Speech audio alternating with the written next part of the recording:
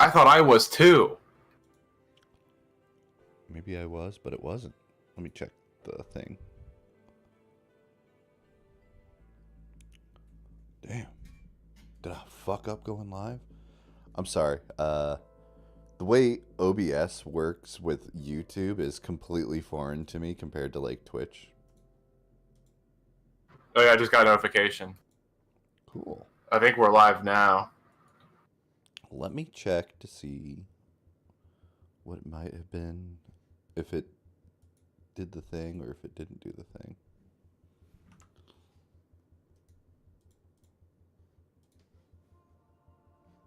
Yeah, I see it now. It's working. Yeah. What I'm curious about is if it had the stuff from before, or if I just need to reiterate it. Yeah, I think you probably should. I don't think it got that stuff at all. Dang. Okay. Anyways, hello again. It's Hellkrai. We're doing a stream about Five Nights at Freddy's because, you know, I made a Five Nights at Freddy's video a week ago, and then I put out a poll about, hey, should I do live streams where like a week later where I discuss the thing? I think fucking Matt Pat does that with his videos as well, so why not? And today, Yeah, we're just copying Matt Pat like always, like all the other YouTubers do. yeah. And I've got Linguistic with me who helped out making the video. Gonna explain the things and why and how. No webcam today, unfortunately. I just don't want to set it up. Yeah, no books either. No books. So I feel like I explained this last time with the other video about security breach specifically, where, you know, I hadn't been that interested in Fnaf, to be honest. Like, I watched Markiplier play it because Markiplier is really funny, and it was really enjoyable to watch him play it. And that was how I mostly interacted with the game. And then I watched Game Theory's videos and was like, okay, whatever. I don't know. I don't care, more or less. And then it wasn't until like Help Wanted came around and I heard what the story was with that, and I was like, okay, this is super cool. Like the Help Wanted's awesome.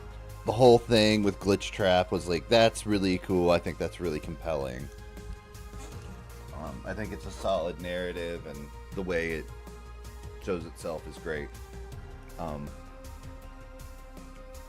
Funnily enough, I just finished playing Killer 7, and that game does like all of that stuff way better, to be honest. Damn.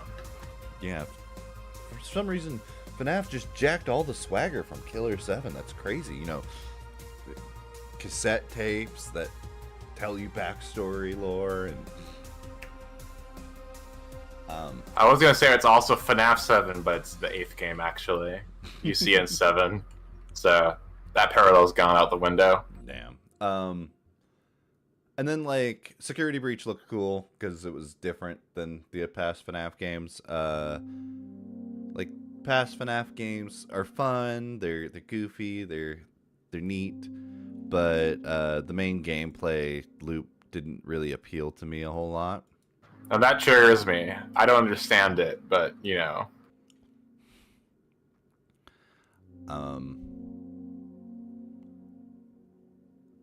I think the story's fun. That's really about it.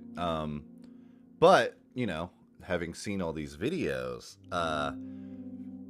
and like, especially with when we did the thing for Security Breach, what happened was I started playing the game. There was no plans to make a video.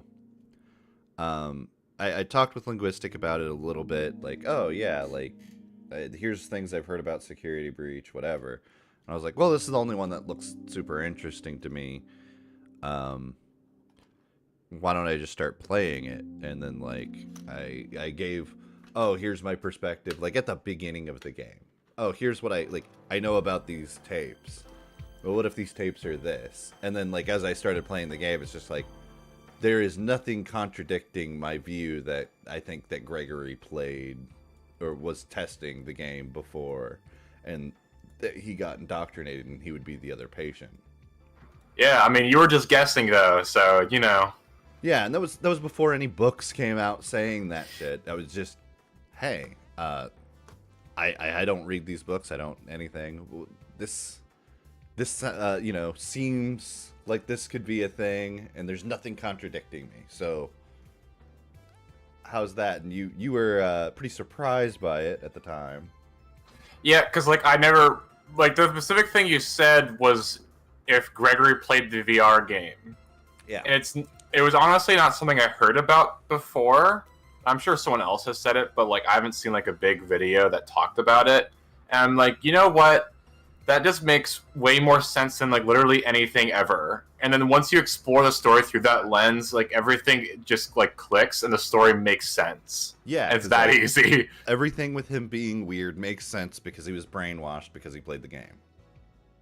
And it's like, oh, okay, so like him knowing some stuff makes sense because it's like, oh, he did know these things, but now he's kind of lost a whole part of himself of what he was doing. And then like you look at the story and you see like the GGY, which is implying that he's been there before, and it's like, well, it's weird that he doesn't know where to go if he's been here before, but it does make sense if he was brainwashed at the time.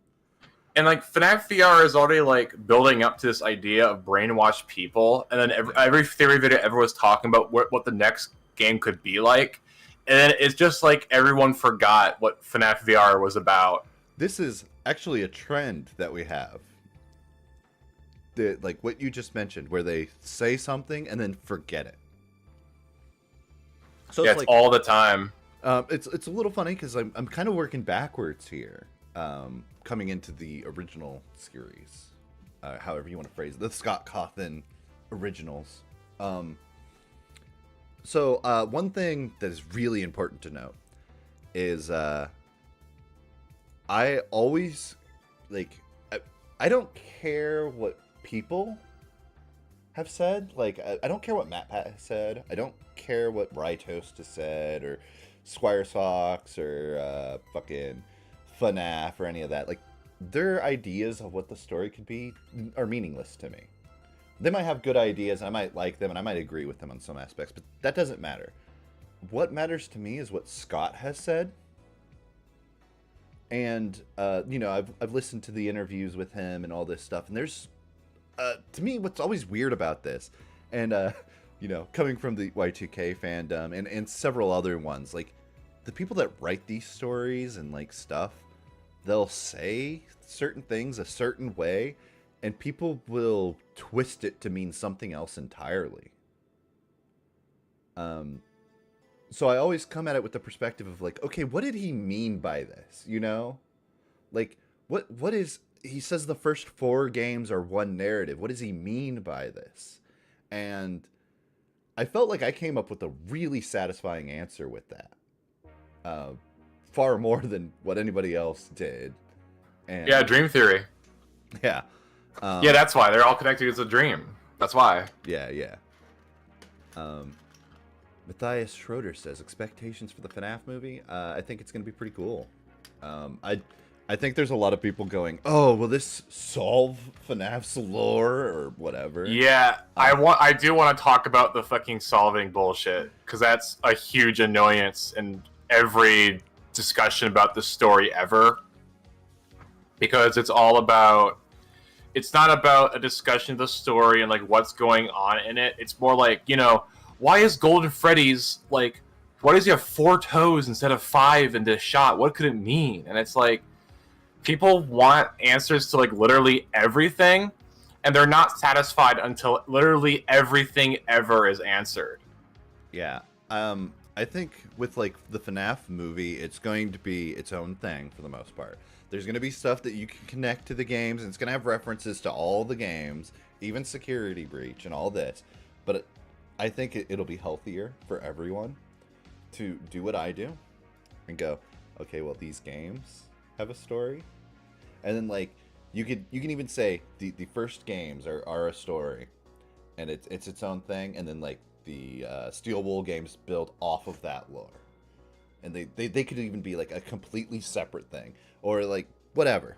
I don't care. It's like, I think there is a way, because some people say it's impossible to integrate all of this stuff correctly. And it's something I don't plan on making another FNAF video. Maybe I'll do another one after Ruin and Help Wanted 2 come out, talking about those.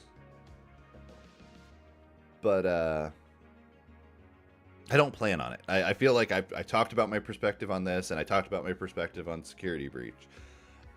If they do some more cool stuff with Help Wanted 2 and Ruin, yeah, I might re-explain that same thing and then like build on top of it with whatever cool shit they do.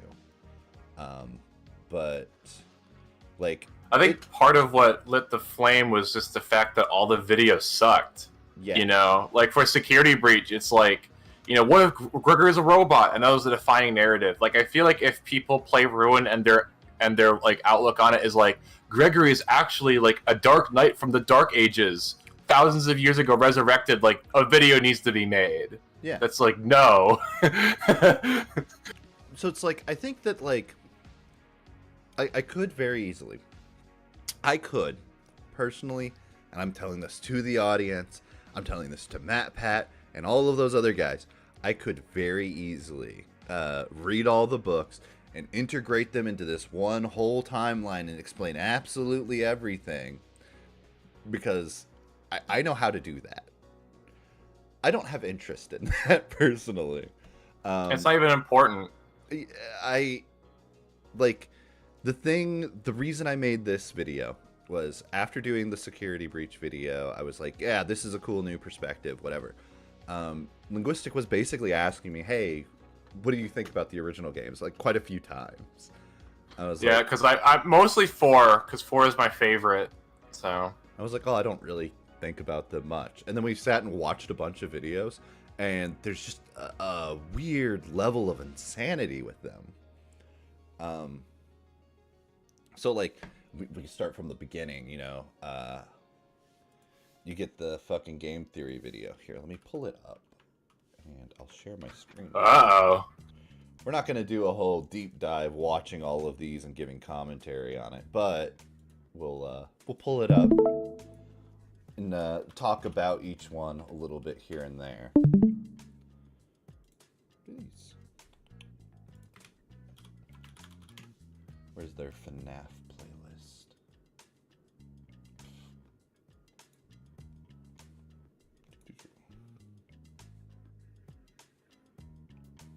Because when it comes to like his ultimate timeline as an example, or a lot of timelines, like the thing they'll do is that they'll try to make things the exact date and time of when everything happened, when it's like, it's more important to just have an order of events than that. You know what I mean?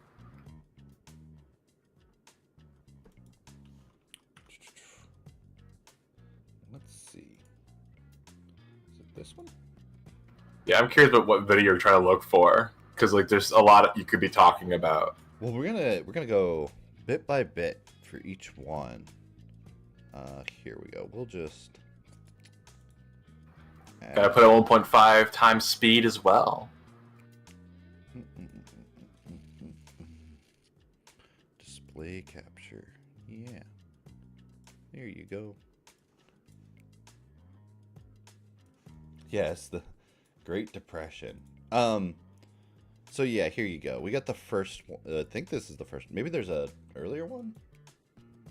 The first FNAF video? Yeah, so the first FNAF video, I'm pretty sure, is this whole thing that he does where he's talking about this real life thing that happened, and he's directly going, oh, it's just this thing. And that's the Matt Pat thing, you know, he does that pretty often.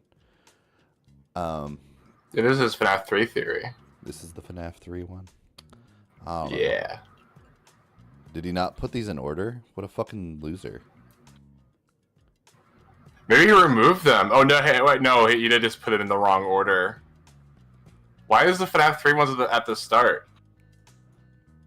There it is. That's the one. The scariest monster is you. This guy has, like, this guy's a professional. He makes, like, so much money off of this, has an entire staff, and they can't order his videos in like the correct order.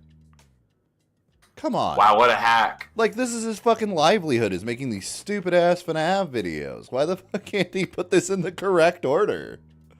Yeah, I mean, if he can't put his videos in order, how can he solve the timeline? This is bullshit. That's all I'm saying. I'm saying. He can't put his videos in order of a timeline. How can I expect him to put Fnaf in an order of a time? Like, it's also annoying because they're also not in order to where, like, this is the first video up at the top. So you can't just, like, watch through it and see it progress. You have to watch it backwards. And I get the idea. Oh, yeah, I want to put the newest one at the top so everybody sees that one first. But no, don't. Please, just put the first one first, please. Which is a problem, actually, that comes up with the FNAF stuff. But yeah, like, the first video is him doing this fucking weird thing where he's equating it to this real-life tragedy that happened. And it's honestly pretty gross. And he goes to continue to weirdly do this familiar. Quite a few other stuff. And like, I can get it. I understand it at the time. When they're first coming out, like the game's first coming out and there's not a lot of details, it makes a bit more sense to try to find something and like some kind of real world parallel that this might be based on or whatever. But you know, they have quite a few. This video in particular is super weird because like he says a bunch of things, and then like they sound right. Okay, so he's like, oh, there's like 5 victims, right? I can't take you seriously with this fucking frame, though. Oh. Look at that frame, dude. Oh, that's a better frame. Right, oh, yeah. Yeah. He says there's like 5 victims, and okay, since there's 5 victims, there's 5 animatronics, and this one was a little bit weird, so that one's the Golden Freddy. And like when you actually like sit to think about what he's saying about the whole situation, it just doesn't make any sense. Like, why would this be the case for this thing? What are you talking about? You're literally just kind of saying words and expecting people to just go, yeah, you're right.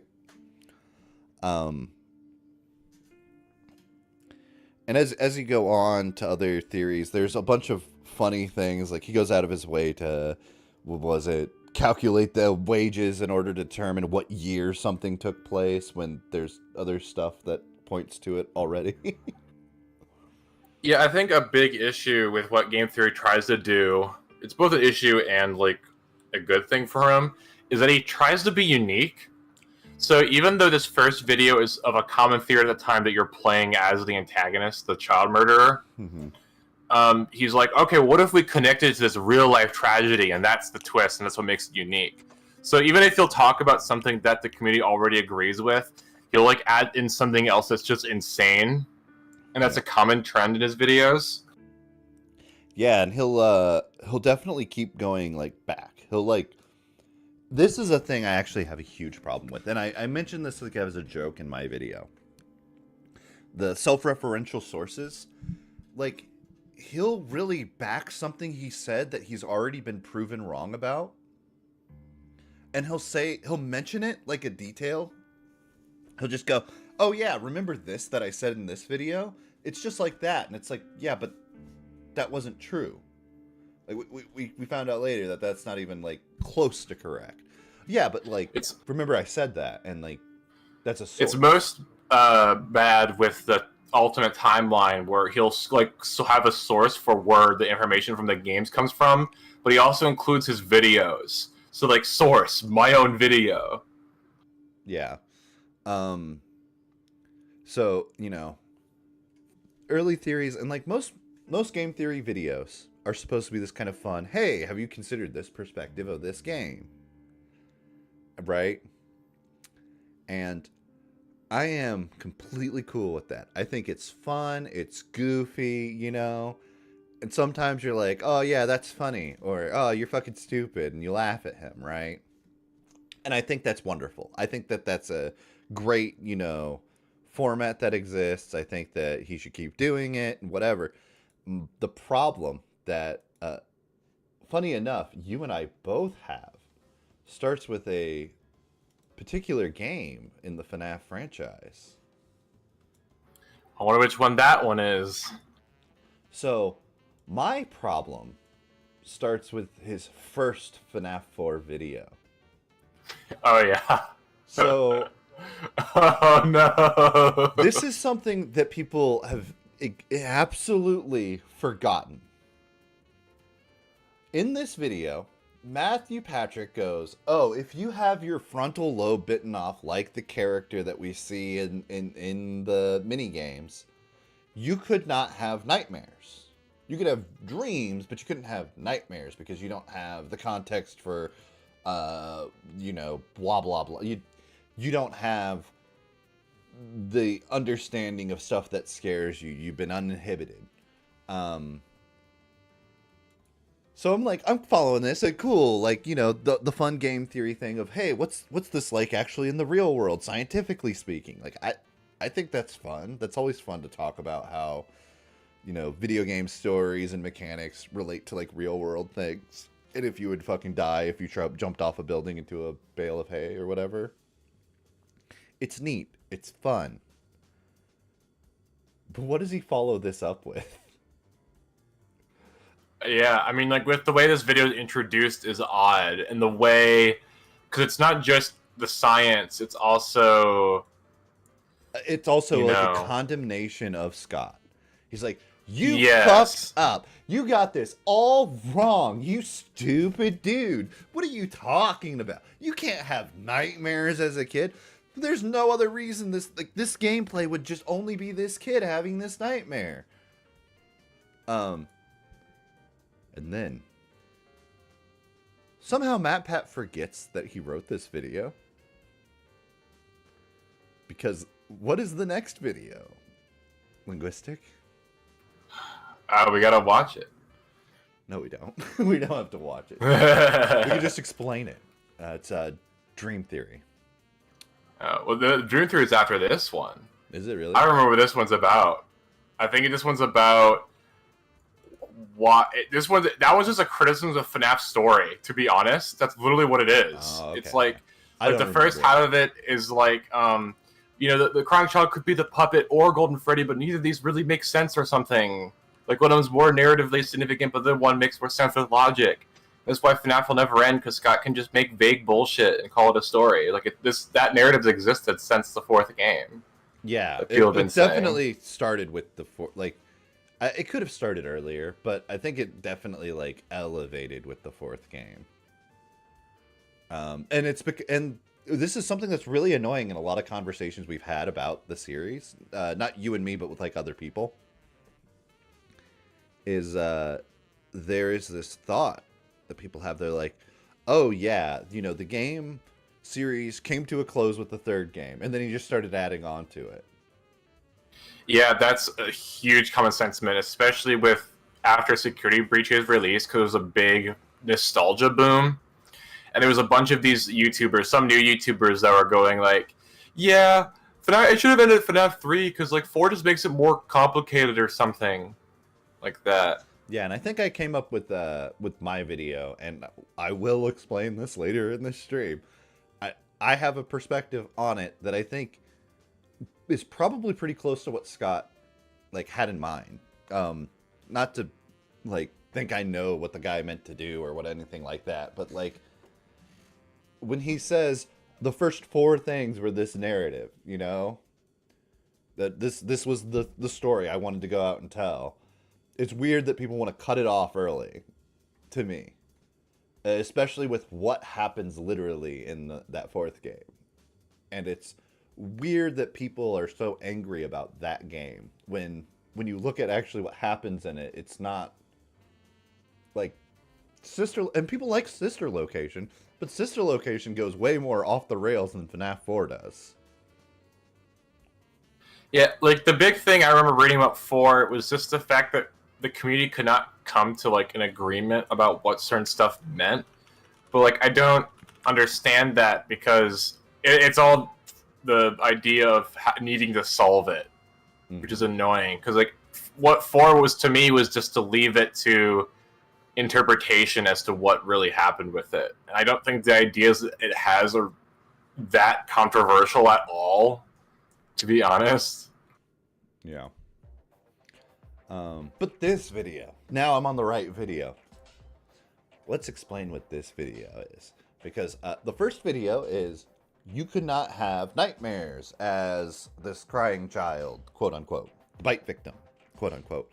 Whatever you want to fucking call this kid that dies in FNAF 4. So what is this theory, Linguistic? Can you explain this? Because there's actually a lot of confusion as to what the theory is. Yeah, I've watched this video so many times and I've had people talk about it, but I actually just do not understand it. Because what he suggests is that the first 3 games are dreams. I think this also includes the 4's gameplay. But like, what he doesn't really explain is the timeline of events. So he tries to use this alarm clock thing to justify like, oh, well, in the first 3 ones, he's like waking up from, I guess, a nightmare maybe. And then in the 4th game, it's like he's in his house. Like the bite hasn't happened yet. But then he also says that the characters we meet along the way in the 4 mini games are like the shit that happens in 1 through 3. But then like, does that mean he dreams about these things that he saw later before they happened, like before we had the bite? Or like, I genuinely don't understand what he's saying. Like, I don't know how to communicate it because it's just actually confusing. Like, I don't get if he dreams all 4 games all at once during this coma or not, or if it's like spaced out. Yeah, it feels borderline incoherent, and this is what gets frustrating about it, is because all of the FNAF theorists and people randomly online will say the following phrase. Yeah, you know, I think like Scott had a good idea, and I think that like it wasn't originally the intent, but then later he decided that Dream Theory was what he wanted to do.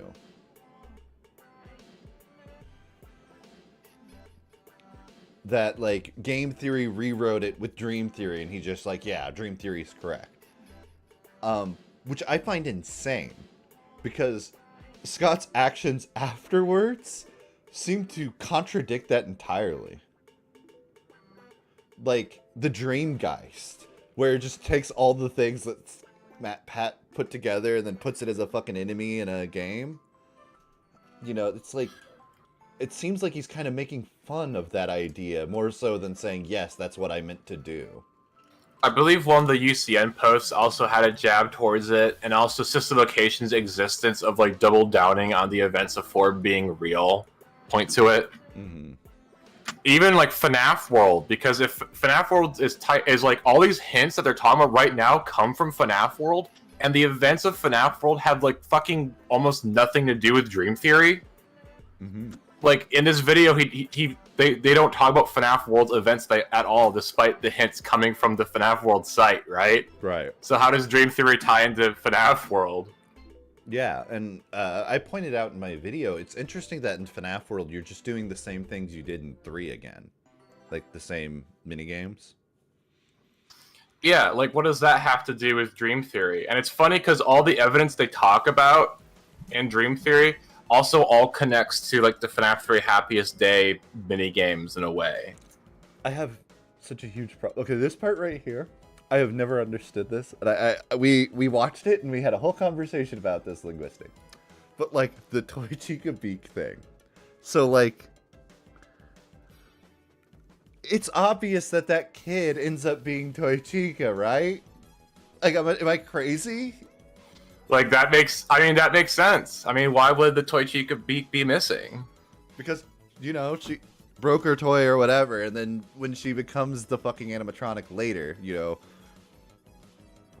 within that 4-year span in between the things, It just makes sense that way. And then what they go on about is wild and crazy. And then what ends up being crazier about the whole dream theory business is when people refer to it, they're not talking about this video. They're not talking about what MatPat is talking about here. Sometimes they are, sometimes they are. You can't tell. It's a huge 50-50. Dream theory means like 3 different things. It means, that like the first 3 games are part of a dream, or that the entire series is a dream, or that, like the nightmares in Fnaf 4 are a dream, that whatever. And it's like, none of those are coherent with each other. I mean, I've even heard people say that the first 2 games and the 4th one are a dream, but the 3rd one isn't. Yeah. Like, it's, And it's funny because in this video, Matt even points out, like, oh, the problem with dream theory is you could just say that about everything. And it's like, yeah, you can, but also at the same time, everything becomes incoherent. Like, you don't have to go through and explain to me why this makes sense at all, Matt. You're not. You've absolved yourself of that responsibility now. Thanks. But by doing that, you've made it so it's like it's never important that it ever makes any sense. Like, I could ask you a question, you go, well, it's just a dream, it doesn't matter. Yeah, the way they even reached the conclusion with the Toy Chica beak as the first, thing about this is also insane to me. And like, I've had arguments with people about this, about, what about the Toy Chica beak? And like, it's infuriating because they don't answer the fucking question. Like, it asks, like, why would it be missing their beak? And then they're like, oh, it's like FNAF 2, but they don't answer the question. Yeah. Didn't explain it, but acted like, oh yeah, this total... And I feel like I already said that. This is a thing that we see throughout a lot of this stuff, is like, it's just said, yeah, here you go, there's the thing. And it's like, okay, but you didn't do anything. Thanks, Tuxedo Mask. You didn't explain anything.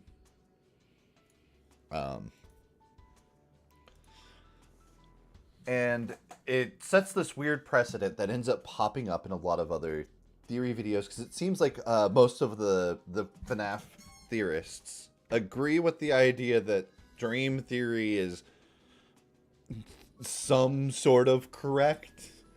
To what extent, I have no idea, because they never explain themselves. Yeah, there's a video out there of, like, it's like this video with a bunch of theorists, and they get, like, ask a question, they have a discussion, like, whether they agree on it or not, and they had the question of, like, do you think Dream Theory was the original intent of FNAF 4? And everyone agreed. Like, there wasn't a single person that was like, no, that's dumb. Like, it's a super common belief.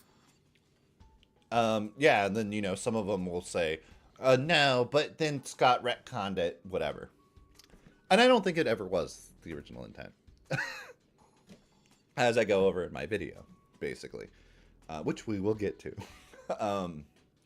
So it's like, I'm going through these, and I'm like, man, it is insane how this, like, weird narratives have built up, and they never explain anything. And then they start getting hung up on really weird things. And what they end up saying about these things doesn't make any sense. A great example is the anime cutscenes from, was it UCN?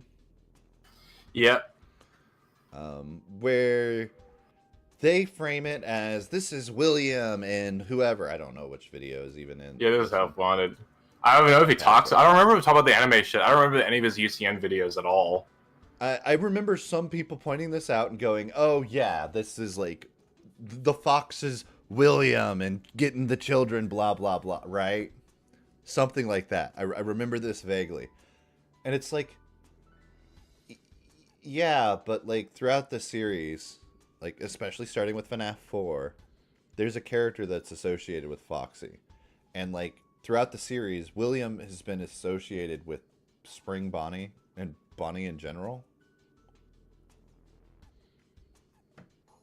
So, yeah, Dream Theory, the gameplay of the first 4 games being dreams, nightmares, in the mind of the FNAF crying child.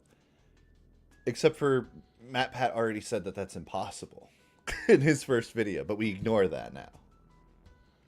Yeah, we just accept that he was wrong because Scott said that he was wrong actually, which is funny. But yeah, it's like it's really weird. There's weird leaps in logic, and they never bother to really explain anything. And then like, books start coming out, and I get really frustrated about the books thing, specifically because of Security Breach, and I just end up thinking it's really funny. But they act like you can't understand the story without a book. And Fnaf has said something that pissed me off, just straight up. You mean Fnaf? Fnaf. Jonathan Fnaf. Gotta say his full legal name. Jonathan Fnaf said something that really irritated me in one of the live streams, where he goes, "Yeah, you know, some people thought that Greg was brainwashed or whatever, but those were just guesses." And I'm like, what do you do? What does game theory do? What do any of these theorists, quote unquote, do? They're just making guesses at the story and like trying to provide evidence to support their guesses. So why are you going to discount somebody else having a different idea that turned out to be right by saying it was a guess? By the way, Fnaf, my video came out like weeks before yours. Yeah, here we go. Yeah, no books needed. No book. Yeah. I don't. Unmute it. Let's go. We got to hear it in full. I do read, but I didn't read the FNAF books because I'm not in elementary school. Damn, roasted. I mean, these kids are. Say, oh yeah, you could have easily figured out Gregory's patient 46, but I think the people who figured out Gregory was patient 46 when Security Breach came out, it was basically just guessing because there were so many. What do you do? FNAF. Jonathan, my friend, my cohort in crime, whatever you want to be referred to as, other than as a stupid motherfucker. What do you do? What is your channel? Hi, Ginger Bear. Let's look at Jonathan FNAF's channel real quick. Oh shit. FNAF. Let's look at this guy. Clam Rock. Here we go. Reaction and analysis. Sounds like it could be trailer, reaction and analysis. Yo, he's guessing about what's going to happen in the next game. Those are guessing. First look, release date, analysis, guessing. Solved FNAF's biggest mystery. Yeah, that's your guess on what the story is.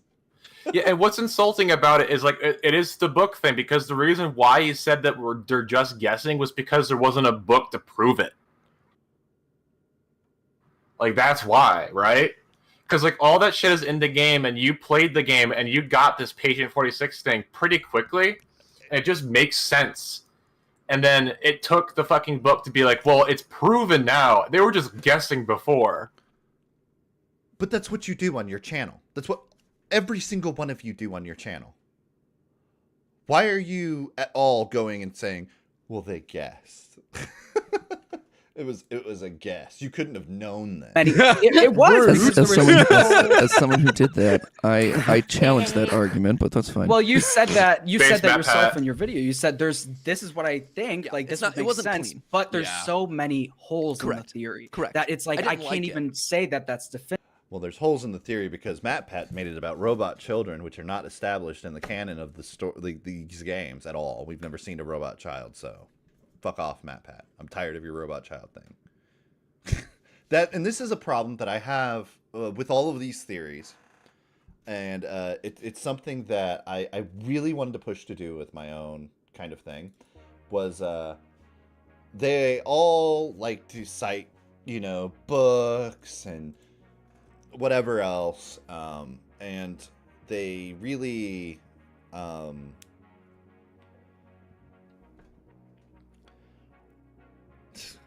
You know, Matt Pat's timeline videos, all of them start with like heavy fan fiction, like stuff that's not said anywhere.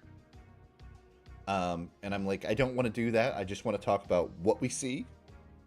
Stuff that like you've seen. We can agree that this happens. We might not agree on like specifics of what's happening, but like we can both agree that, you know, this is the earliest event that we see happening. And we can like make inferences about what happened before, but we can't like talk about, oh yeah, you know, William was really angry at Henry for blah blah blah, you know, for making similar animatronics to him and taking away all of his like. Okay, give me a his fucking timeline source was for crazy. His timeline was crazy because it just sounded like AO3. which like it was fun. Like, don't get me wrong, it was entertaining. It was enjoyable. It's like a decent story.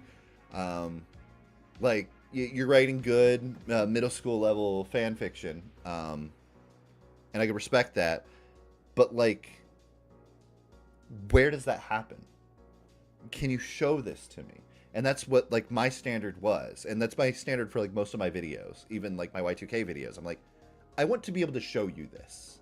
I don't want to just say something and say this happens without like putting the text on the screen of it literally saying that happened somewhere, or you know, showing the event of it happening, you know, because I'm like, there's no reason to it. If I'm just saying something happened without being able to back that up, I'm just making things up at that point. I'm writing my own. And it's weird because he has this whole timeline system, not timeline system, reference system ready, but he just they don't use it much in like beyond part 1. So they'll just have these long stretches of stuff that's just entirely fan fiction. They won't source it from anything. Which I could understand from like an editing standpoint, that being a lot of work, outside of the fact that he gets paid a lot of money to do this and he has people literally hired to do this job. But I could have done it in my video. I could have I don't need to, because everything I'm talking about, I'm like showing you the scene that it happens, and you know, it's all stuff that happens in the game. But like, I could have put a little icon at the bottom. Hey, this is happening in Fnaf 1. Hey, this is gameplay footage from this, whatever, right? But I don't need to, because it's all stuff you've already seen before. So I didn't want to do that. And the other thing that I have a problem with a lot of these theory videos is they talk about stuff that's not established in the story at all. Like Remnant's established quite a bit, and it makes sense. But like sound illusion discs and robot children and time traveling ball pits, these do have their place in like the grand thesis of FNAF and like the world. But like, they're not established when we're talking about the games. When we're talking about FNAF 1, 2, 3, 4, World, Sister Location, Pizzeria Simulator, Ultimate Custom Night. Nowhere in that do we see sound illusion discs or robot children. Well, unless you misinterpret what the game says. Because there's this, what Matt had made him believe that they exist in the first place was in Sister Location. There was this disc on Funtime Freddy. And he's like, look, it's a sound illusion disc, but it's literally described as something completely different in the game. But I think a lot of people ran with that, and admittedly myself, because I took that as truth. And, you know, I think a lot of that idea of that being in the story is built on that, I won't say lie. I mean, I might as well just say a lie, to be honest, because it's literally called something different in the game. So, yeah. So this is where it's all starting from. Like, we haven't even gotten to me even starting to make these videos. It was just, we were watching through these videos. People would release new videos, you know, Sire Squawks, Rye Toast, etc. I think Rye Toast's video, you know, the timeline without the books or whatever, came out around the time we were watching this and discussing it. And I was like, I didn't like that video. I don't like... I think you can be critical of people's writing in like art, right? But oftentimes these people, these people in these videos, they're not being critical of the writing. They're not like pointing out what issues they have with how the writing is delivered or what it's about. They complain about either stuff that isn't there. Like, they complain that they didn't get what they wanted out of it. They complain that something they're assuming. Like, not something that's happening, but they're assuming this is happening. That he's purposefully, you know, leaving things out so he can put it in the books later. Or that he's retconning things left and right or whatever. Like, they're not talking about what's actually there, just some idea of what they have. I think one that was there was one that got me. Oh yeah, like people complaining about Vanny, where they're like, oh, it doesn't tell you one way or the other, and it's like, okay, what's the problem with that? You mean like with Vanny's death, and then it shows her up in the building? Yeah. It shows Vanessa, and they're like, well, how are we supposed to know if Vanessa is Vanny or not, or whatever? It's like... That's where the interpretation comes from. It's that easy.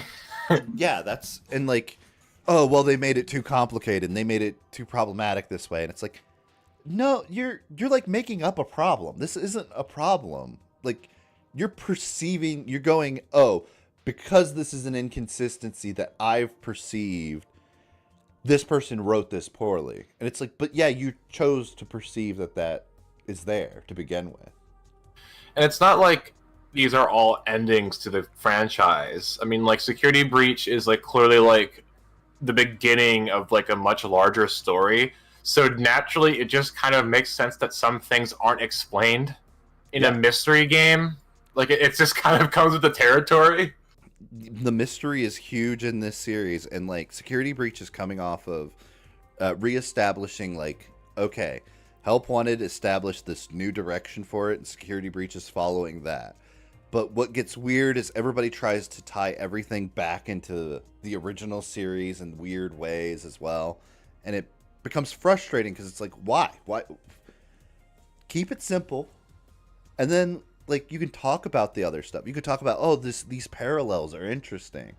But they get stuck on that idea and then say, this has to work this way. And then get upset. It's not even like parallels for them. No, yeah, it's they like, just go, this is the crying child. Yeah, like, they don't understand the concept of a narrative parallel. Yeah, where it's like, oh, this is supposed to be sort of like this for, you know, you to be familiar with or whatever. But it feels like just a huge like group reading comprehension fail, and then everybody going, yeah, it's cool, I didn't understand that either, and then complaining at the guy writing it because you didn't bother to understand it. So yeah, well, it's easy to come to that conclusion if you just say it's unsolvable. That's true. And they like to say that a lot. Unless you read all the books. Yeah, if you read all the books, you'll know that the missing children's incident takes place in 1985, which is super important. You really need to know that's the year. Because it completely destroys the timeline if you don't know that. Which has led to there's a great joke that I make about Fnaf theorists.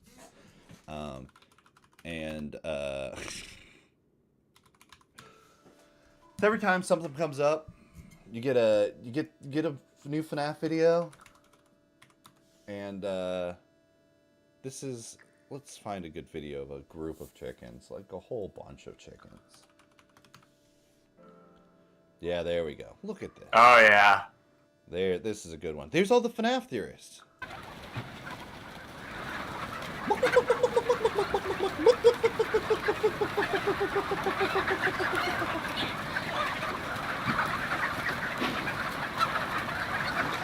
So stupid. And like, you can't go, you watch like 5 minutes of a video and you just hear,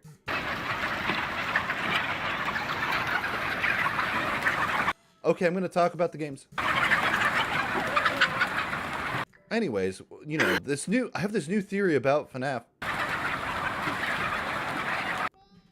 I don't even hate the books. So there's this huge problem that I have with these books specifically. Like the thesis, the thing that makes FNAF work and its storytelling so compelling, it all stems in a root from campfire stories. You know, you go fucking camping and then somebody's like, I'm gonna tell you a spooky story. And this is everything that makes FNAF comes from this idea. I'm gonna tell you this spooky story. You know that fucking pizza place down the road? Like, I saw one time they just shoved some dude's body into the animatronics. It was crazy. It's funny because it literally happens in FNAF 4. There's a little character that does that. Oh, you know, yeah, it literally happens in there. And like, that's it. That's the entire franchise is built off this idea. All horror is built off this idea. Goosebumps is a great example. I always compare the FNAF books to just Goosebumps stuff because it feels like what the FNAF books are like sometimes just spooky ghost stories in the thing. What they're talking about doesn't have to even be real because it could just be some rumor about some kid getting lost in a time-traveling ball pit.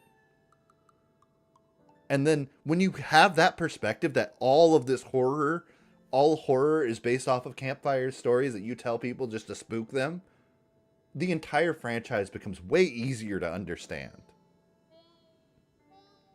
And like it becomes so funny that, you know, whenever you watch a FNAF video, you go,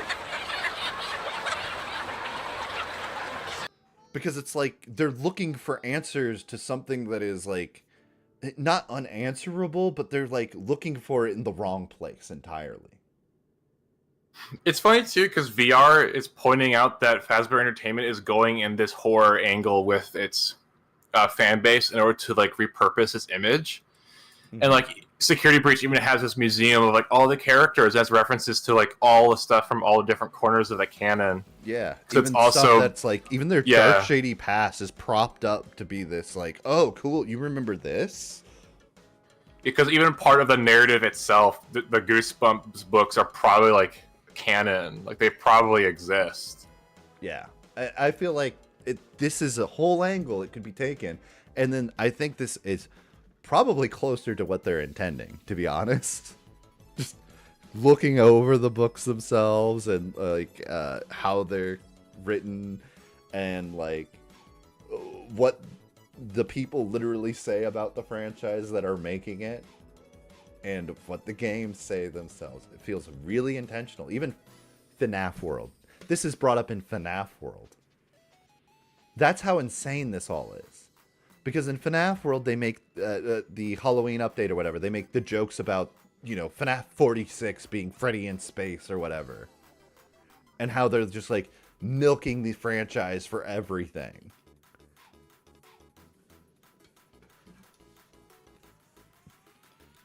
So like this is where my theory begins. Like this whole insanity of being frustrated with the fan fiction, the books, the you know, huge leaps in logics to things that aren't established in the games that they're talking about. How they go out of their way to not just say what's happening in the thing to begin with. That's where we start, and I think we didn't really like when I started writing this linguistic. I don't think we really got into anything crazy until I actually started writing it. Because like, what do you mean by that? Like I think with Security Breach, it was pretty crazy early on because it was like, oh, here's this idea. Here's what I think about this story and what it's like trying to say or whatever. And then that was already, you know, not something somebody has said. And it was already, you know. And it was only being said because the books told them that was the case. And they're like, oh my God. Yeah, yeah. So it started from a place of being different and interesting versus this one where it was like, oh yeah, like there's all of this narrative that's going on about the franchise and everything, and there's all of this stuff, and it felt like, or it feels like where starting the writing process went is I want to, not do any of these things, obviously. And it felt like I just want to kind of see like what kind of perspective can I bring to this, rather than where the other one was me already having a different perspective. Yeah, and because like it started out normal enough at first, and like I mean, I'm happy with the FNAF 4 part, but I do have more insane speculations about what's going on in 4. Oh, what yeah. you wrote, but we can also I do want to point out there's a lot of things I just avoided talking about. Like I didn't talk about a lot of like smaller things, quote unquote. Like I didn't really go into like the anime Toy Chica scenes, or like all of the I didn't even really bring up the puppet scenes in FNAF 2. I didn't go over Spring Trap or Plush Trap. There was a lot of stuff that I was like, I feel like I'm getting too into the weeds trying to explain everything when I'm really just trying to talk about my perspective on the whole story, Yeah, and like I said, I said before, but I don't think you need everything, every little detail explained to like understand what is happening in the narrative, because the narrative has a bunch of small stories contained in it, which is part of what makes it more complicated. Yeah. But people act as if you need to understand all the small stories to get what's going on in the main narrative, which is just, to me, never true. Mm-hmm. Like people like I remember like the whole Remnant thing, and everyone focused on Remnant like crazy hard. I just don't understand why, because it's not like I basically don't consider Remnant at all when I think about the series, and like my understanding is fine. Like I get how everything goes to one direction to the other, but then everyone's like Remnant, books, Remnant. Yeah, Remnant makes sense because it's just like a way to explain the possession, and then like how that works for stuff later, I guess. And I'm like, I'm fine with it for that. But when you get into like Dark Remnant and all this other stuff, it's like, it feels like you're a little too deep into this. Like, we're not talking about the story. We're not talking about the event to event stuff. We're kind of getting into like lore. Deep lore.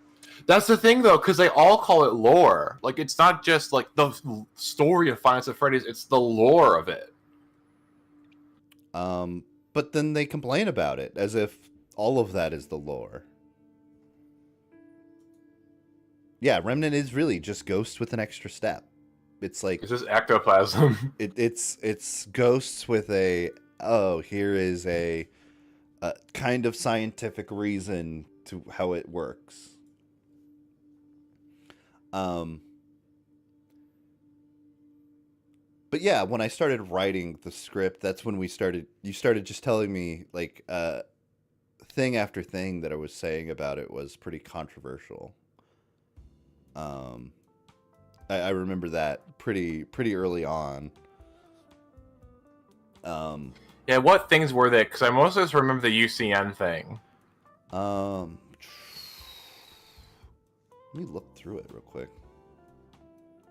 I know the UCN thing was a huge thing.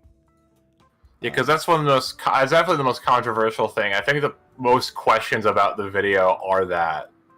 Yeah, that is definitely, and we will talk about that for sure. I know that me immediately saying that the walkie-talkie Fredbear doesn't make any sense. I don't think that a lot of people hold tightly onto that, but I don't get it personally.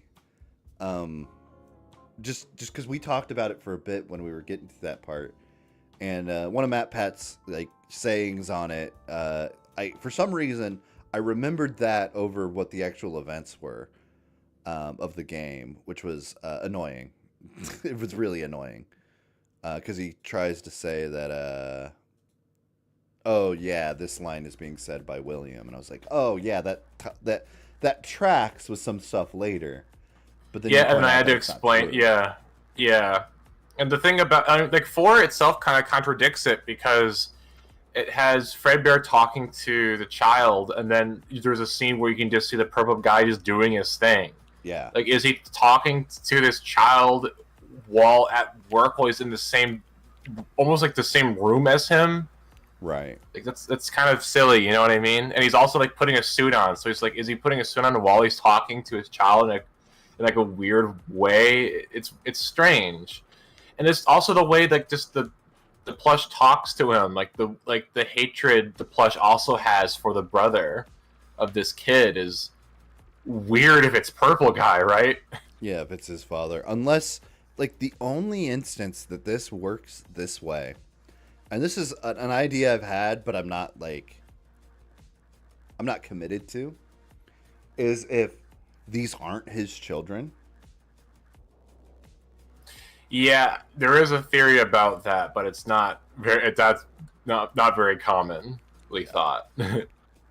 I think there's a lot of merit to it, but I'm not committed to it. I'm not going to spend my time on it personally. Mostly because I found a narrative I thought was satisfying. But yeah, like the walkie-talkie thing was a thing.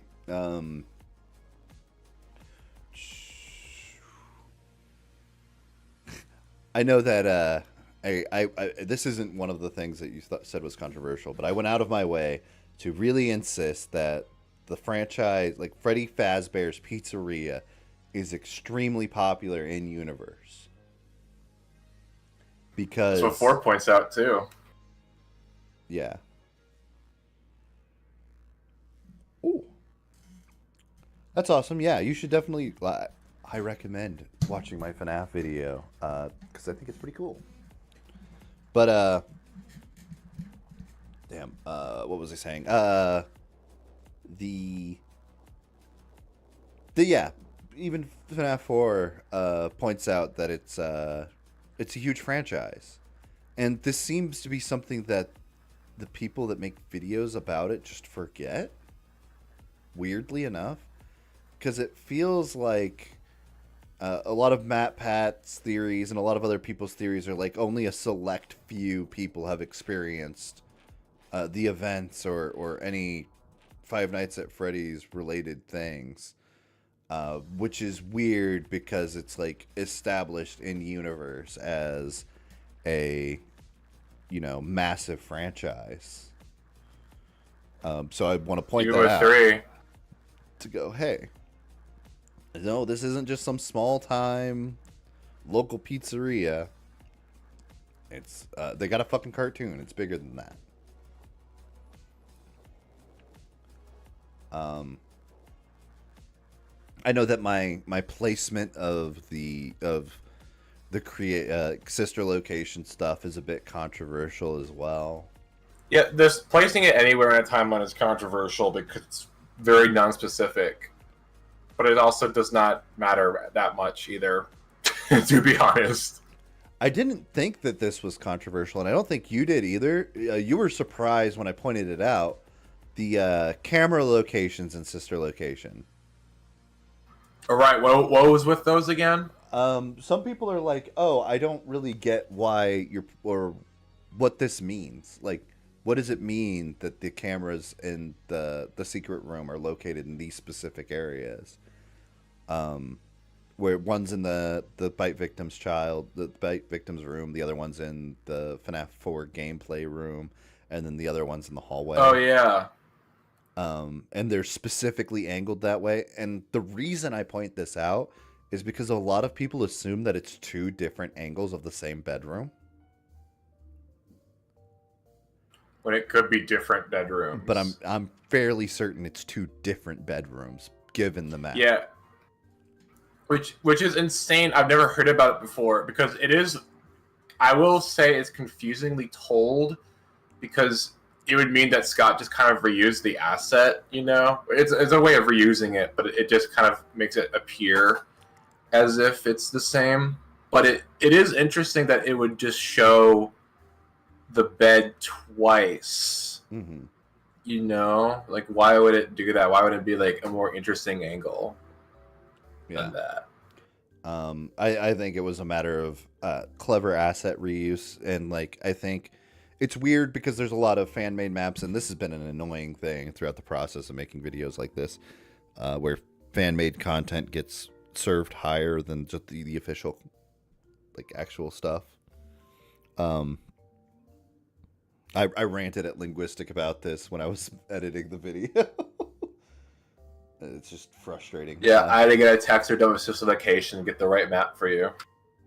So it's like, yeah, and there's like with that, you know, a lot of people point out that yeah, the one mini game, that map fits this perfectly, and then this other one is just the house map from the actual gameplay, and it's like, okay, you've already done all the hard work. Now realize that this is telling you that these are two different places.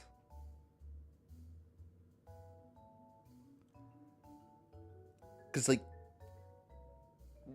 why would they have two separate parts on the map if they're the same place? They wouldn't.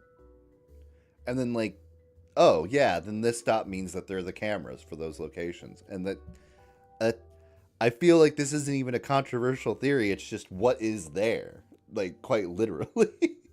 But some people... It also means one of the things Scott was pointing out was that there's two different bedrooms and they're not the same, because that is important for 4's story to know that they're different. Yeah. I'm just looking through the script real quick. I guess my take on Midnight Motorist is fairly controversial, but that's... Yeah, it's a weird one. I don't know how I feel about it. It's controversial just because I think just nobody has a take on Midnight Motorist, really. Yeah, I've never heard it before ever. I don't know how to feel about it. I just don't understand what could be happening there other than that, personally. It's like, well.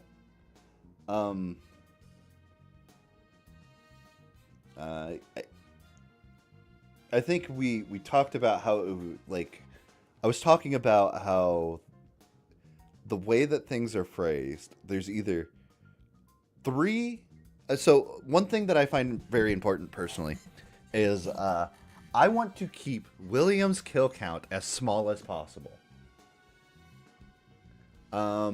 Not because I don't think he's capable of doing more or whatever like that. It's because it is easier to understand what's going on if you're not, like, just saying, oh, he killed 100 people. You know, if he killed infinite amount of people in your analysis of the story, then, like, a lot of things don't matter as much. You don't know who these people are or anything, which was a huge focus for a long time until people stopped caring. I find it really interesting that, like, there's always been at least 2 instances of 5 children dying. Yeah. But we only care about a certain 5 children that died. And, like, they were all really focused on figuring out who these original 5 children were that died. Yeah, and I always felt like the 4 was pointing out that those were the victims of those other killings. Mm-hmm. Yeah, for sure. I think that those are would probably be the victims of the first killings, and then you have a second string of murders that happens, and I feel like it has to happen during FNAF 2, as I point out in the video, because they talk about it like they don't know who's doing it until they find out who is doing it, and it kind of lines up with what we see. And then the question is, well, is there another string of 5 murders, or is this referring to something earlier with the newspaper clippings? And I don't think there's 3 missing children's incidents, but I threw it out there because, hey, if you're having trouble following this because you don't know what this means, or you can't figure out how you want to fit this into the story, if you think there's 3 groups of people that have died, why not?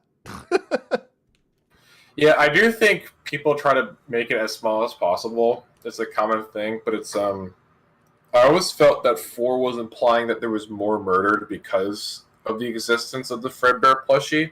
Mm-hmm. Because by saying that a plushie can be possessed. It's like how many other things are possessed, because there's the Paper Pals in 2, and there's like a bunch of other like weird characters like that, like JJ. So there's definitely like way more kids murdered than like what people think there are. I believe. Sure. And I'm not against it at all. I just wanted to focus the narrative a bit, and there's this. Yeah, because it's not important, really. Oh man, I'm trying to see if there's anything else. I did want to talk about this comment about how people don't talk about the old mini games anymore, at least in more modern theories, which I do think is the case, kind of, because I think people have just assumed they solved them, but there is something you pointed out to me that was interesting about how FNAF 6 shows the death of the puppet kid again. Mm-hmm. And then you were like, okay, well, what if it's a different murder? Yeah. Like that's why it's showing it again. Yeah. So, a lot of people assume that when he drives up with the car and kills the kid, we've always assumed that that's the puppet. And it might have been what they were going for a bit. But it also could just be a different murder. And also with that, like, Freddy is reacting to it happening, and with what we've seen with a lot of the like how things work in FNAF is when you die near an animatronic, that's typically the one that you end up possessing, right? And we don't see any other animatronic in that scene. We just see the puppet jump scare. And I get why you would assume that off the puppet jump scare, but I'm wondering if that isn't the case, that's not, that's something else that happened. And even with the mini games, there's so much that people haven't even really talked about. Is like Mangle is one that you play as. You play as Toy Chica. Like, why do you play as these characters? It's never explored why. It's just said that you do it. And Mangle is consistently really important in the story, and nobody talks about that. Same with Toy Chica, basically. Like, both of those characters are really important consistently, and then they're just not talked about. Yeah, and it's insane to me because people have like looked through these dialogues over and over again of like what the phone guy says, and then phone guy literally calls Mangle a pull apart, put back together toy. And then Scott's words about the box are just like that, the pieces put together, Mm-hmm. So I don't know why no one has talked about that ever. Because Mangle is definitely more important than I think people realize. And what's weird about it too is that Fredbear Plush is a super important character. But in this MatPat theory we're watching, he doesn't talk about him. Like, he makes a joke about his existence. Like, man, it's weird he exists, and then doesn't talk about him. Yeah. There's a lot of that. There's so many weird things that they do with their videos that they just don't talk about at all. And a big one that we pointed out, and this is like a core part of my video, is that the phone guy dies a week before you go in. And like, that becomes a huge, when it comes to forming a timeline, this becomes so important because there was a comment at some point where somebody was like, oh, how could William be boarded up in this room and the animatronics be pulled apart or whatever, and him be locked in the back room? But it's like, it has to happen that way. He has to be currently in FNAF 1 when you're playing that game in 1993. He has to be locked in the back room. You don't see the back room on your map. And the phone guy dies before you get there. And one of the phone calls beforehand is him talking about them closing off the back room. So it's like, he has to be there. Like, this has to happen this way. Like, there's no other way to interpret it because the guy dies.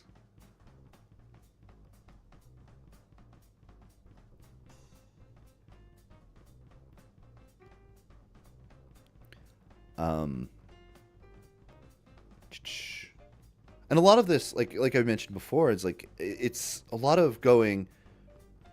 What I realized about FNAF 4 is that FNAF 4 is the ending because it tells you where everything started.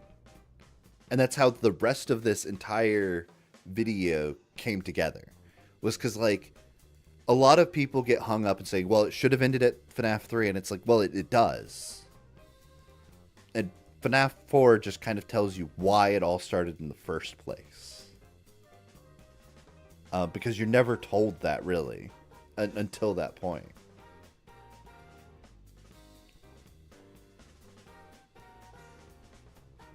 The mom and pop who run the FNAF 1 location. I think that, like, I'll read the rest of this. Put his messages on for you, knowing full well the guy dies at the end. I think that that's at a point that the franchise is going under, and that nobody knows because there's nobody actually going to these buildings. Because the building's pretty run down already. I guess it was just all automatic. Like, phone guy mentions being in the office before you and everything. Yeah. So that's like one of his first things he says. I don't know that this is controversial, but it's something I pointed out to you about FNAF 4 as well. And I mentioned it in the video that I was like, the animatronics and like, there's this whole thing I was doing for a minute. I was just staring at the designs for the animatronics because I was trying to understand something. Part of this was based off of something Matt Pat said in his Ultimate Timeline where he's talking about who designed what animatronics. And I thought that was actually kind of compelling a bit. Because there is an aspect to this because, you know, we have Henry who makes animatronics, obviously, and William is pointed out to actually making them as well with Sister Location.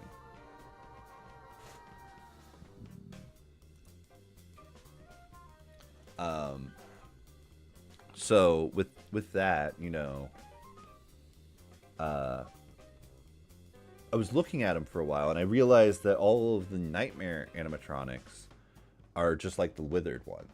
Like, they look really close to the Withered animatronics, and you have to put this like out on paper.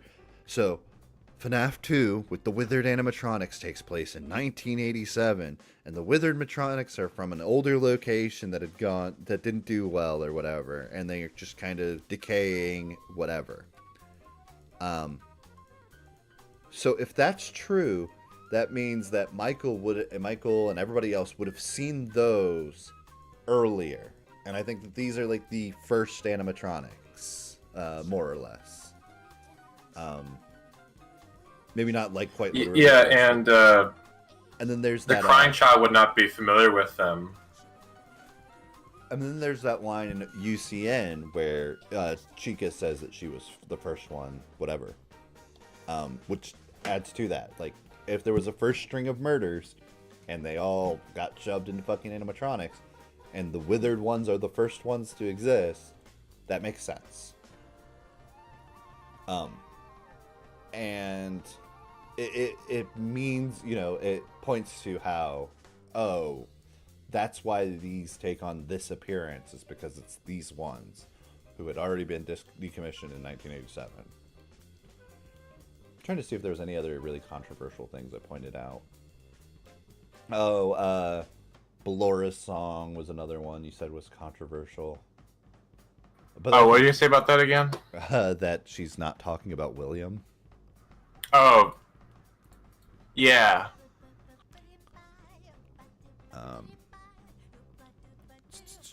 And then I said it's a hot take, but I don't think it is, that it doesn't matter if Michael is the security guard in FNAF 3. Yeah, I don't know. I mean, I don't think it matters much either.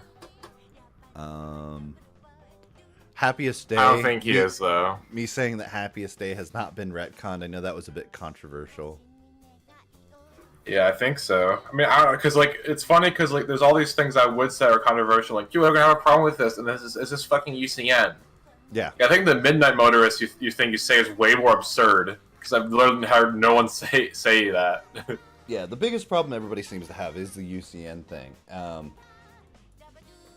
And like I said, it all stems from what I came to, the conclusion about FNAF 4. Because it feels like if you're going to consider anything, you have to figure out where this begins, right? Why, where, whatever. And FNAF 4 is the earliest thing we know about, which is the yeah, they say that Happiest Day didn't happen, like that it was a true ending at one point, but now it's not. Yeah, because FNAF 3 has the good and bad end thing, and then some people think that it only makes sense if it's the bad ending. Yeah.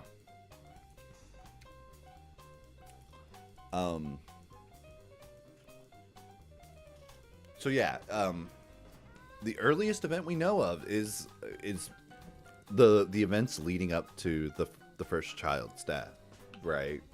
Like,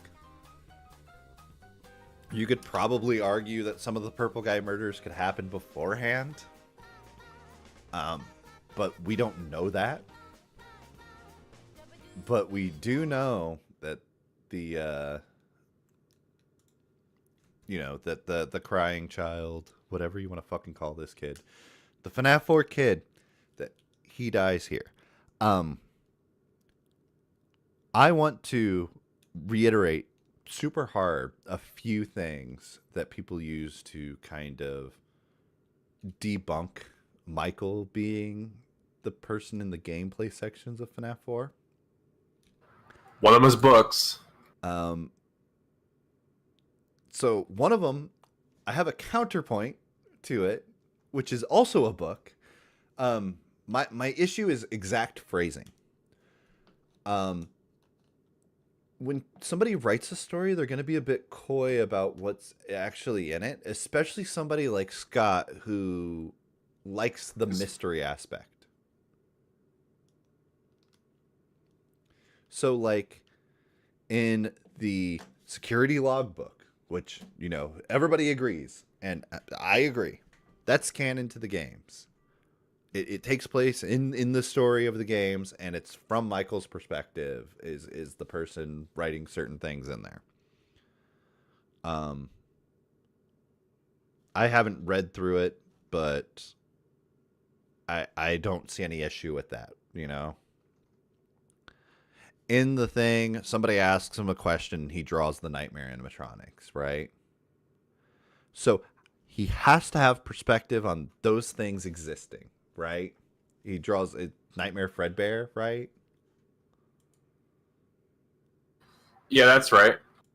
So he draws Nightmare Fredbear in there. So either you have one of two options. The Nightmare animatronics are actual things that exist in the world, which is wild to me. That only makes sense to exist in a world in the canon of Help Wanted onwards, where these are contextualized as games that have existed, within the story of the place. Whereas I don't understand what purpose would they serve? What purpose would this freaky animatronic serve? Matt Pat goes on to say it's some way for William to torture his kids to do the things that he wants. Just a little... it's a little crazy, man. Like, let's be honest. It's a little out there.